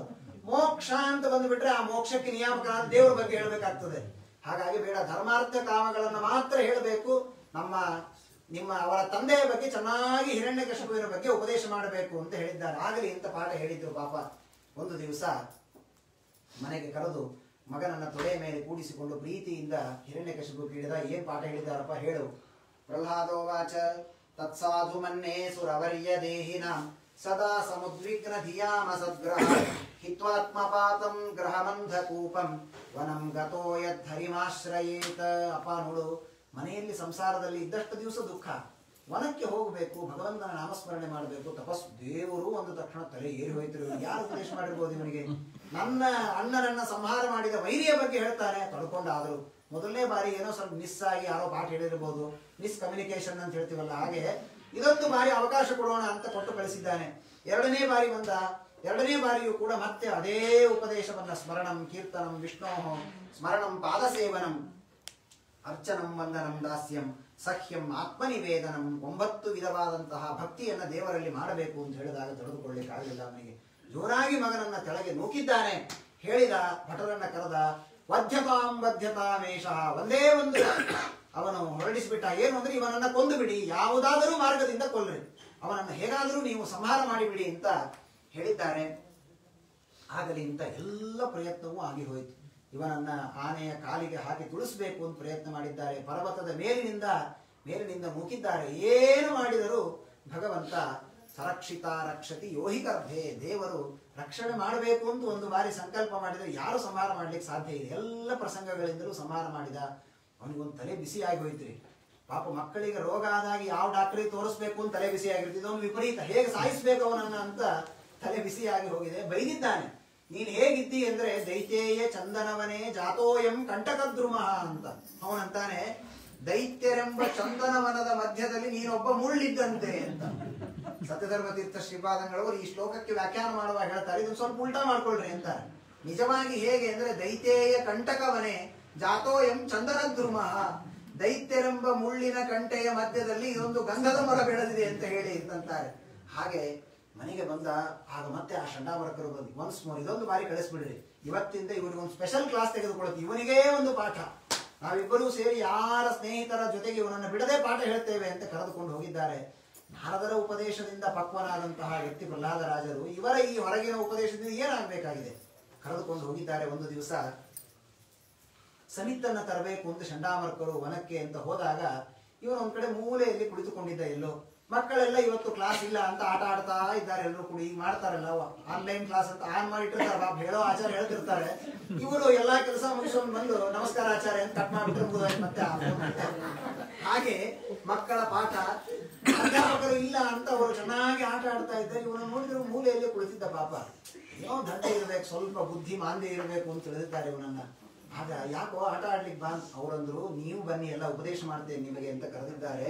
ಹಂತಾರ್ಭಕಾಮೇ ಶೃಣುತ ವಚೋ ವಸ್ಸರ್ವತೋ ಶಿವಂ ವಯಸ್ಯಾನ್ ಪಶ್ಯತಮೃತಾನ್ ಕ್ರೀಡಾಂಧಾಹ ಮಾ ಪ್ರಮಾದ್ಯಥ ತೋರಿಸಿದ್ದಾರೆ. ಅಲ್ಲೋ ಇನ್ನೊಂದು ವೈರಾಗಿ ಬಂದು 6 ವರ್ಷದ ಬಾಲಕ ಉಪದೇಶ ಮಾಡ್ತಾನೆ. ಹೊರಗೆ ತೋರಿಸಿದ ಯಾವುದೋ ಒಬ್ರು ಸತ್ತು ಹೋಗಿದ್ರು, ಅವರ ಶವವನ್ನು ತೆಗೆದುಕೊಂಡು ಹೋಗ್ತಾ ಇದ್ರು. ಪ್ರಹ್ಲಾದರಾಜರು ಹೇಳಿದ್ರು, ಯಾಕೆ ನನ್ನ ಮುಂದೆ ಹೋಗ್ತಾ ಇದೆ ಗೊತ್ತಾ, ಅದು ಅದೇ ಪರಿಸ್ಥಿತಿ ನಮಗೂ ಒಂದು ದಿವಸ ಬರುತ್ತೆ. ನಾವು ತಿಳಿತೇವೆ ಏನು ಒಳ್ಳೆ ವ್ಯವಸ್ಥೆ, ಯಾರಾದ್ರೂ ಹೋಗಿದ್ರೆ ಎಷ್ಟು ಕಾನ್ಫಿಡೆನ್ಸ್ ನಮಗೆ ಅಂದ್ರೆ ನಾವು ಸಾಯೋದೇ ಇಲ್ಲ ಅನ್ನೋ ಕಾನ್ಫಿಡೆನ್ಸ್ ಇರುತ್ತೆ ನಮಗೆ. ಏನೋ ಪಾಪ ಮಾಡಿದ್ದೆ ಬಿಡ್ರಿ ಹೋದ ಅಂತ, ಹಾಗಾದ್ರೆ ನಾವು ಹೋಗೋದೇ ಇಲ್ಲ ಹಾಗೆ ಇರ್ತೀವ? ಪ್ರಹ್ಲಾದರಾಜರಂತಾರೆ, ನಮಗೆ ವೈರಾಗ್ಯ ಬರಬೇಕಾದ್ರೆ ಸತ್ತ ವ್ಯಕ್ತಿಗಳನ್ನು ನೋಡಬೇಕಂತೆ. ವಯಸ್ಸಾನ್ ಪಶ್ಯತ ಮೃತಾನ್, ನಮ್ಮ 6-7 ವರ್ಷದ ಎಷ್ಟು ಮಕ್ಕಳು ಸತ್ತು ಹೋಗಿದ್ದಾರೆ ನೋಡಿ, ನಾಳೆ ಸಾಧನೆ ಮಾಡ್ತೇವೆ ಅಂದ್ರೆ ಸಾಧ್ಯ ಇದೆಯಾ? ನಮಗೆ ಆಯುಷ್ಯ ಇದ್ದಾಗಲೇ ನಾವು ಸಾಧನೆಯನ್ನು ಮಾಡಬೇಕಪ್ಪ. ಹೀಗಾಗಿ ನೀವೆಲ್ಲರೂ ಕೂಡ ಕೌಮಾರ ಆಚರೇತ್ ಪ್ರಾಜ್ಞ ಧರ್ಮಾನ್ ಭಾಗವತಾನಿಹ ದುರ್ಲಭಂ ಮಾನುಷಂ ಜನ್ಮ ತದಪಿ ಅಧ್ರುವಮರ್ಥದಂ. ಮಾನವ ಜನ್ಮ ಬರುವುದೇ ಕಷ್ಟ. ಅದರಲ್ಲಿಯೂ ಮಾನವ ಜನ್ಮ ಬಂದಾಗ ಎಷ್ಟು ಜನ ಹುಚ್ಚರಾಗಿ ಎಬಡರಾಗಿ ನಾನು ಏನು ಅಂತ ಗೊತ್ತಿರೋದಿಲ್ಲ, ನನ್ನ ಮೇಲೆ ಹಾಕಿಕೊಂಡ ವಸ್ತ್ರ ಯಾರಾದರೂ ಕಸದುಕೊಂಡು ಹೋದ್ರೆ ಅದನ್ನು ನಾನು ತಕ್ಕೋಬೇಕು ಅಂತ ಗೊತ್ತಾಗೋದಿಲ್ಲ. ಯಾಕೆ? ಬುದ್ಧಿಯೇ ಸರಿ ಇರೋದಿಲ್ಲ. ಹಾಗಾದ್ರೆ ದೇವರು ನನಗೆ ಎಲ್ಲವನ್ನೂ ಚೆನ್ನಾಗಿ ಇಟ್ಟ ಈ ಮಾನವ ಜನ್ಮದಲ್ಲಿ ಸಾಧನೆ ಮಾಡಿಕೊಳ್ಬೇಕಪ್ಪ, ನೀವೆಲ್ಲ ಸಾಧನೆ ಮಾಡಿ ಅಂತ ಅವರೆಲ್ಲರಿಗೂ ಕೂಡ ಉಪದೇಶವನ್ನು ಮಾಡಿದ್ದಾರೆ. ಅವರಂದ್ರು, ಅಲ್ವೋ ಇಷ್ಟು ಸಣ್ಣ ವಯಸ್ಸಿನಾಗ ಯಾಕೆ ಸಾಧನೆ, ಮುದುಕರಾದ ಮೇಲೆ ಸಾಧನೆ ಮಾಡಬಹುದಲ್ವಾ?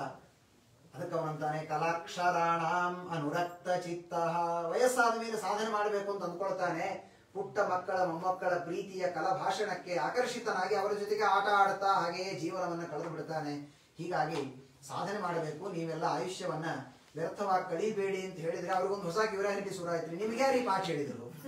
ನಾವು ನೀವು ಇಬ್ರು ಒಂದೇ ಅಧ್ಯಾಪಕರ ಹತ್ರ ಕಲಿತಾ ಇದ್ದೀವಿ, ಆದ್ರೆ ನಮ್ಮ ಆಚಾರ್ಯ ಹೊತ್ತು ಈ ಪಾಠ ಹೇಳಿಲ್ವಲ್ಲ ನಮಗೆ, ಯಾರು ಹೇಳಿದ್ದಾರೆ ನಿನಗೆ? ಆಗ ನಾರದರು ಹೇಳಿದರು, ಹಿಂದೆ ಒಂದು ದಿವಸ ನಮ್ಮಪ್ಪ ಅರಣ್ಯಕ್ಕೆ ಅಂತ ಹೋದಾಗ ತಪಸ್ಸು ಮಾಡುವುದಕ್ಕೆ ಇಂದ್ರದೇವರು ಬಂದ್ರು ನನ್ನ ತಾಯಿಯ ಸಂಹಾರ ಮಾಡಬೇಕು ಅಂತ. ಯಾಕೆ?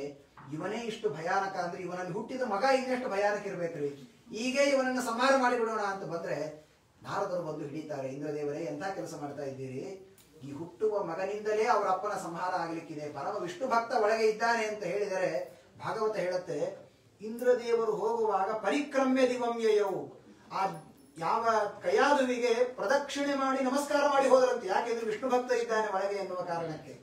ಆಗ ನಾರದರು ನನ್ನನ್ನು ಕರ್ಕೊಂಡು ಹೋದ್ರು, ನನ್ನ ತಾಯಿಯನ್ನು ನಾಳೆ ಹೀಗೆ ಯಾರಾದರೂ ಬಂದು ಸಂಹಾರ ಮಾಡಬಹುದು ಅಂತ ತಮ್ಮ ಲೋಕದಲ್ಲಿ ಇಟ್ಟುಕೊಂಡು ಪ್ರತಿನಿತ್ಯದಲ್ಲಿ ಅವಳಿಗೆ ತತ್ವಗಳ ಉಪದೇಶ ಮಾಡ್ತಾ ಇದ್ರು. ನನ್ನ ತಾಯಿ ಪಾಪ ಹೆಣ್ಣು, ಅದು ಗರ್ಭವತಿ, ಸುಸ್ತಾಗಿ ಮಲಗಿಕೊಳ್ತಾ ಇದ್ದು. ಒಳಗಿದ್ದ ನಾನು ಮಾತ್ರ ನಾರದರ ಉಪದೇಶವನ್ನೆಲ್ಲ ಕೇಳಿದ್ದೇನೆ, ಅದನ್ನು ನಿಮ್ಮ ಮುಂದೆ ನಾನು ಹೇಳಿದೆ ಅಂತ ಹೇಳಿದಾಗ ಆನಂದವಾಯಿತು. ಈ ಕಡೆ ಚಂಡಾಮರ್ಕರು ಬಂದು ನೋಡುತ್ತಾರೆ, ಇಡೀ ಆ ವಿದ್ಯಾಪೀಠವೇ ಹರೇ ರಾಮ ಹರೇ ಕೃಷ್ಣ ಎಲ್ಲವೂ ಅವರೊಂದು, ಅಯ್ಯೋ ಮಾರಾಯ, ಇವನೊಬ್ಬನ್ ರಿಪೇರಿ ಮಾಡೋದು ನಾವು ಎಲ್ಲರೂ ನೀವು ಸಂಹಾರ ಮಾಡಿಬಿಟ್ಟಲ್ಲ, ಹಾಳು ಮಾಡಿಬಿಟ್ಟನಲ್ಲ, ಏನ್ ಮಾಡಬೇಕು? ಓಡಿ ಹೋಗಿ ಹೇಳಿದ್ದಾರೆ, ನಿನ್ನ ಮಗ ಏನ್ ರಿಪೇರಿ ಆಗೋದಿಲ್ಲ, ಅಷ್ಟೇ ಅಲ್ಲ ಗುರುಕುಲದಲ್ಲಿದ್ದ ಎಲ್ಲ ವಿದ್ಯಾರ್ಥಿಗಳನ್ನ ತಲೆ ಕೆಡಿಸಿ ಬಿಟ್ಟಿದ್ದಾನೆ ಅಂತ.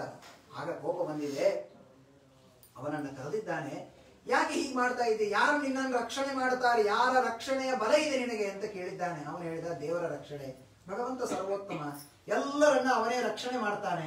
ಹಾಗಾದ್ರೆ ನಿನ್ನನ್ನು ಇಷ್ಟು ಕಷ್ಟದ ಪ್ರಸಂಗಗಳಲ್ಲಿ ರಕ್ಷಣೆ ಮಾಡ್ತಾನೆ, ಎಲ್ಲೆಲ್ಲಿದ್ದಾನೆ ದೇವರು? ಏನು ಅವನಲ್ಲಿರುವ ವಿಶ್ವಾಸ ನೋಡ್ರಿ. ಅವನು ಹೇಳಿದ, ಎಲ್ಲ ಕಡೆ ಇದ್ದಾನೆ, ಅನ್ನೋಡೇನು ತೃಣಕಾಷ್ಠ ಪರಿಪೂರ್ಣ ಗೋವಿಂದ ಅಂತ ನಾವು ಹಾಡಿನಲ್ಲಿ ಹೇಳ್ತೇವೆ. ಆದರೆ ನನ್ನ ಮನಸ್ಸಿನಲ್ಲಿ ದೃಢವಾಗಿ ನಂಬಿದ ಮಹಾನುಭಾವರು ಪ್ರಹ್ಲಾದರಾಜರು ಹೇಳಿದ್ದಾರೆ, ಎಲ್ಲ ಕಡೆ ಭಗವಂತ ತಾನು ವ್ಯಾಪ್ತನಾಗಿ ವಾಸವು ಯದಿ ಸರ್ವತ್ರ ಕಸ್ಮಾತ್ ಸ್ತಂಭೇನ ದೃಶ್ಯತೆ. ಹಾಗಾದ್ರೆ ಹಿರಣ್ಯಕಶಿಪು ಎಲ್ಲ ಕಡೆಯಿಂದ ದೇವರಿದ್ದಾನೆ ಅಂದ್ರೆ ಈ ಸ್ತಂಭದಲ್ಲಿ ಇದ್ದಾನ, ಅವಶ್ಯವಾಗಿ ಇದ್ದಾನೆ ಅಂತ ವಿಶ್ವಾಸದಿಂದ ಹಿರಣ್ಯಕಶಿಪುವಿಗೆ ಪ್ರಹ್ಲಾದರಾಜರು ಹೇಳಿದಾಗ, ಆಗಲಿ ಇಂತ ಖಡ್ಗಂ ಪ್ರಗೃಹ್ಯ ಉತ್ಪತಿತೋ ವರಾಸನ ಸ್ತಂಭಂ ತತಾಡ ಅತಿ ಬಲಸ್ವ ಮುಷ್ಟಿನ.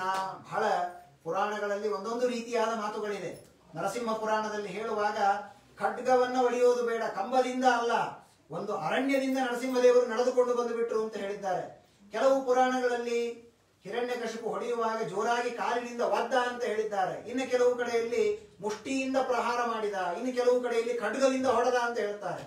ಸತಧರ್ಮ ತೀರ್ಥ ಶ್ರೀಪಾದಂಗಳಂತ ಎಲ್ಲವೂ ಸರಿ ಅಂತಾರೆ. ಯಾಕೆಂದ್ರೆ ಖಡ್ಗವನ್ನ ಕೈಯಲ್ಲಿ ಹಿಡಿದುಕೊಂಡು ಹೊಡೆದ, ಕೈಯಲ್ಲಿ ಖಡ್ಗವೂ ಇತ್ತು, ಕೈಯಿಂದನೂ ಹೊಡೆದ, ಎಲ್ಲವೂ ಸರಿಯಾಗತ್ತೆ ಅಂತ. ಹೀಗೆ ಜೋರಾಗಿ ಹೋಗಿದ್ದಾನೆ.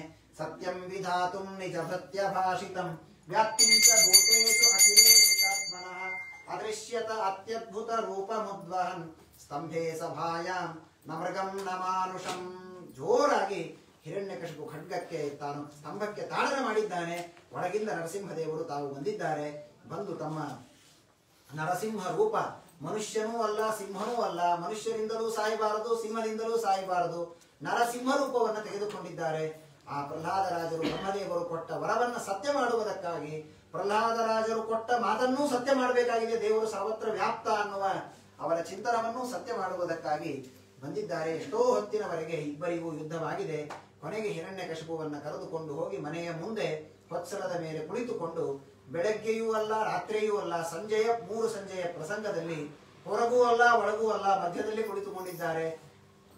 ಜೀವ ಇರುವ ವಸ್ತುವೂ ಅಲ್ವಾ, ಜೀವ ಇಲ್ಲದಿರುವ ವಸ್ತುವೂ ಅಲ್ಲ, ಉಗುರಿನಿಂದ ಅವನ ಹೊಟ್ಟೆಯನ್ನ ಬಗದು ಕರಳನ್ನ ಮಾಲೆ ಮಾಡಿ ಹಾಕಿಕೊಂಡಿದ್ದಾರೆ ನರಸಿಂಹದೇವರು. ದಾಸರಂತಾರೆ, ಯಾಕೆ ಕರಳನ್ನು ಬಗದ ಅಂದ್ರೆ ಇಂತಹ ಮುತ್ತುಗಳು ಇನ್ನೆಷ್ಟಿದೆ ಒಳಗೆ ಪ್ರಹ್ಲಾದನಂತಹ ಮುತ್ತುಗಳು ಅಂತ ಹುಡುಕಬೇಕಾಗಿತ್ತಂತೆ ನರಸಿಂಹದೇವರು. ಹೀಗಾಗಿ ಅವನ ಹೊಟ್ಟೆಯನ್ನ ಬಗದಿದ್ದಾರೆ ಅಂತ ಹೇಳ್ತಾರೆ. ಹಾಗೆ ಹಿರಣ್ಯಕಶಿಪುವಿನ ಸಂಹಾರವನ್ನು ನರಸಿಂಹದೇವರು ಮಾಡಿದರೆ ಬ್ರಹ್ಮಾದಿ ದೇವತೆಗಳು ಪ್ರಾರ್ಥನೆ ಮಾಡಿದ್ದಾರೆ.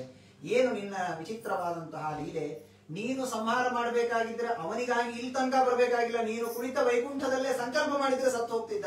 ಆದ್ರೆ ನಿನ್ನ ಭಕ್ತ ಪುಟ್ಟ ಪ್ರಹ್ಲಾದನಿಗೆ ಕೊಟ್ಟ ಮಾತನ್ನ ಸತ್ಯ ಮಾಡುವುದಕ್ಕೆ ಅವನಿಗಾಗಿ ಒಂದು ವಿಶೇಷ ರೂಪವನ್ನು ತೆಗೆದುಕೊಂಡು ಬಂದಿದ್ದೀಯಲ್ಲ, ನಿನ್ನ ಕಾರುಣ್ಯಕ್ಕೆ ನಮೋ ನಮಃ ಅಂತಂತಾರೆ ಬ್ರಹ್ಮದೇವರು. ನಮಸ್ಕಾರ ಮಾಡಿದ್ದಾರೆ. ಕೊನೆಗೆ ಪ್ರಹ್ಲಾದರಾಜರು ಅನೇಕ ಪ್ರಾರ್ಥನೆಗಳನ್ನ ಮಾಡಿ ನರಸಿಂಹದೇವರನ್ನ ಶಾಂತ ಮಾಡಿದ್ದಾರೆ. ಆ ಪ್ರಾರ್ಥನೆಗಳನ್ನ ಮತ್ತೆ ನಾಳೆ ತಿಳಿಯುವಂತಹ ಪ್ರಯತ್ನ ಮಾಡೋಣ ಅಂತ ಹೇಳ್ತಾ ಶ್ರೀಕೃಷ್ಣಾರ್ಪಣಮಸ್ತು. ಹರಿ ಓಂ.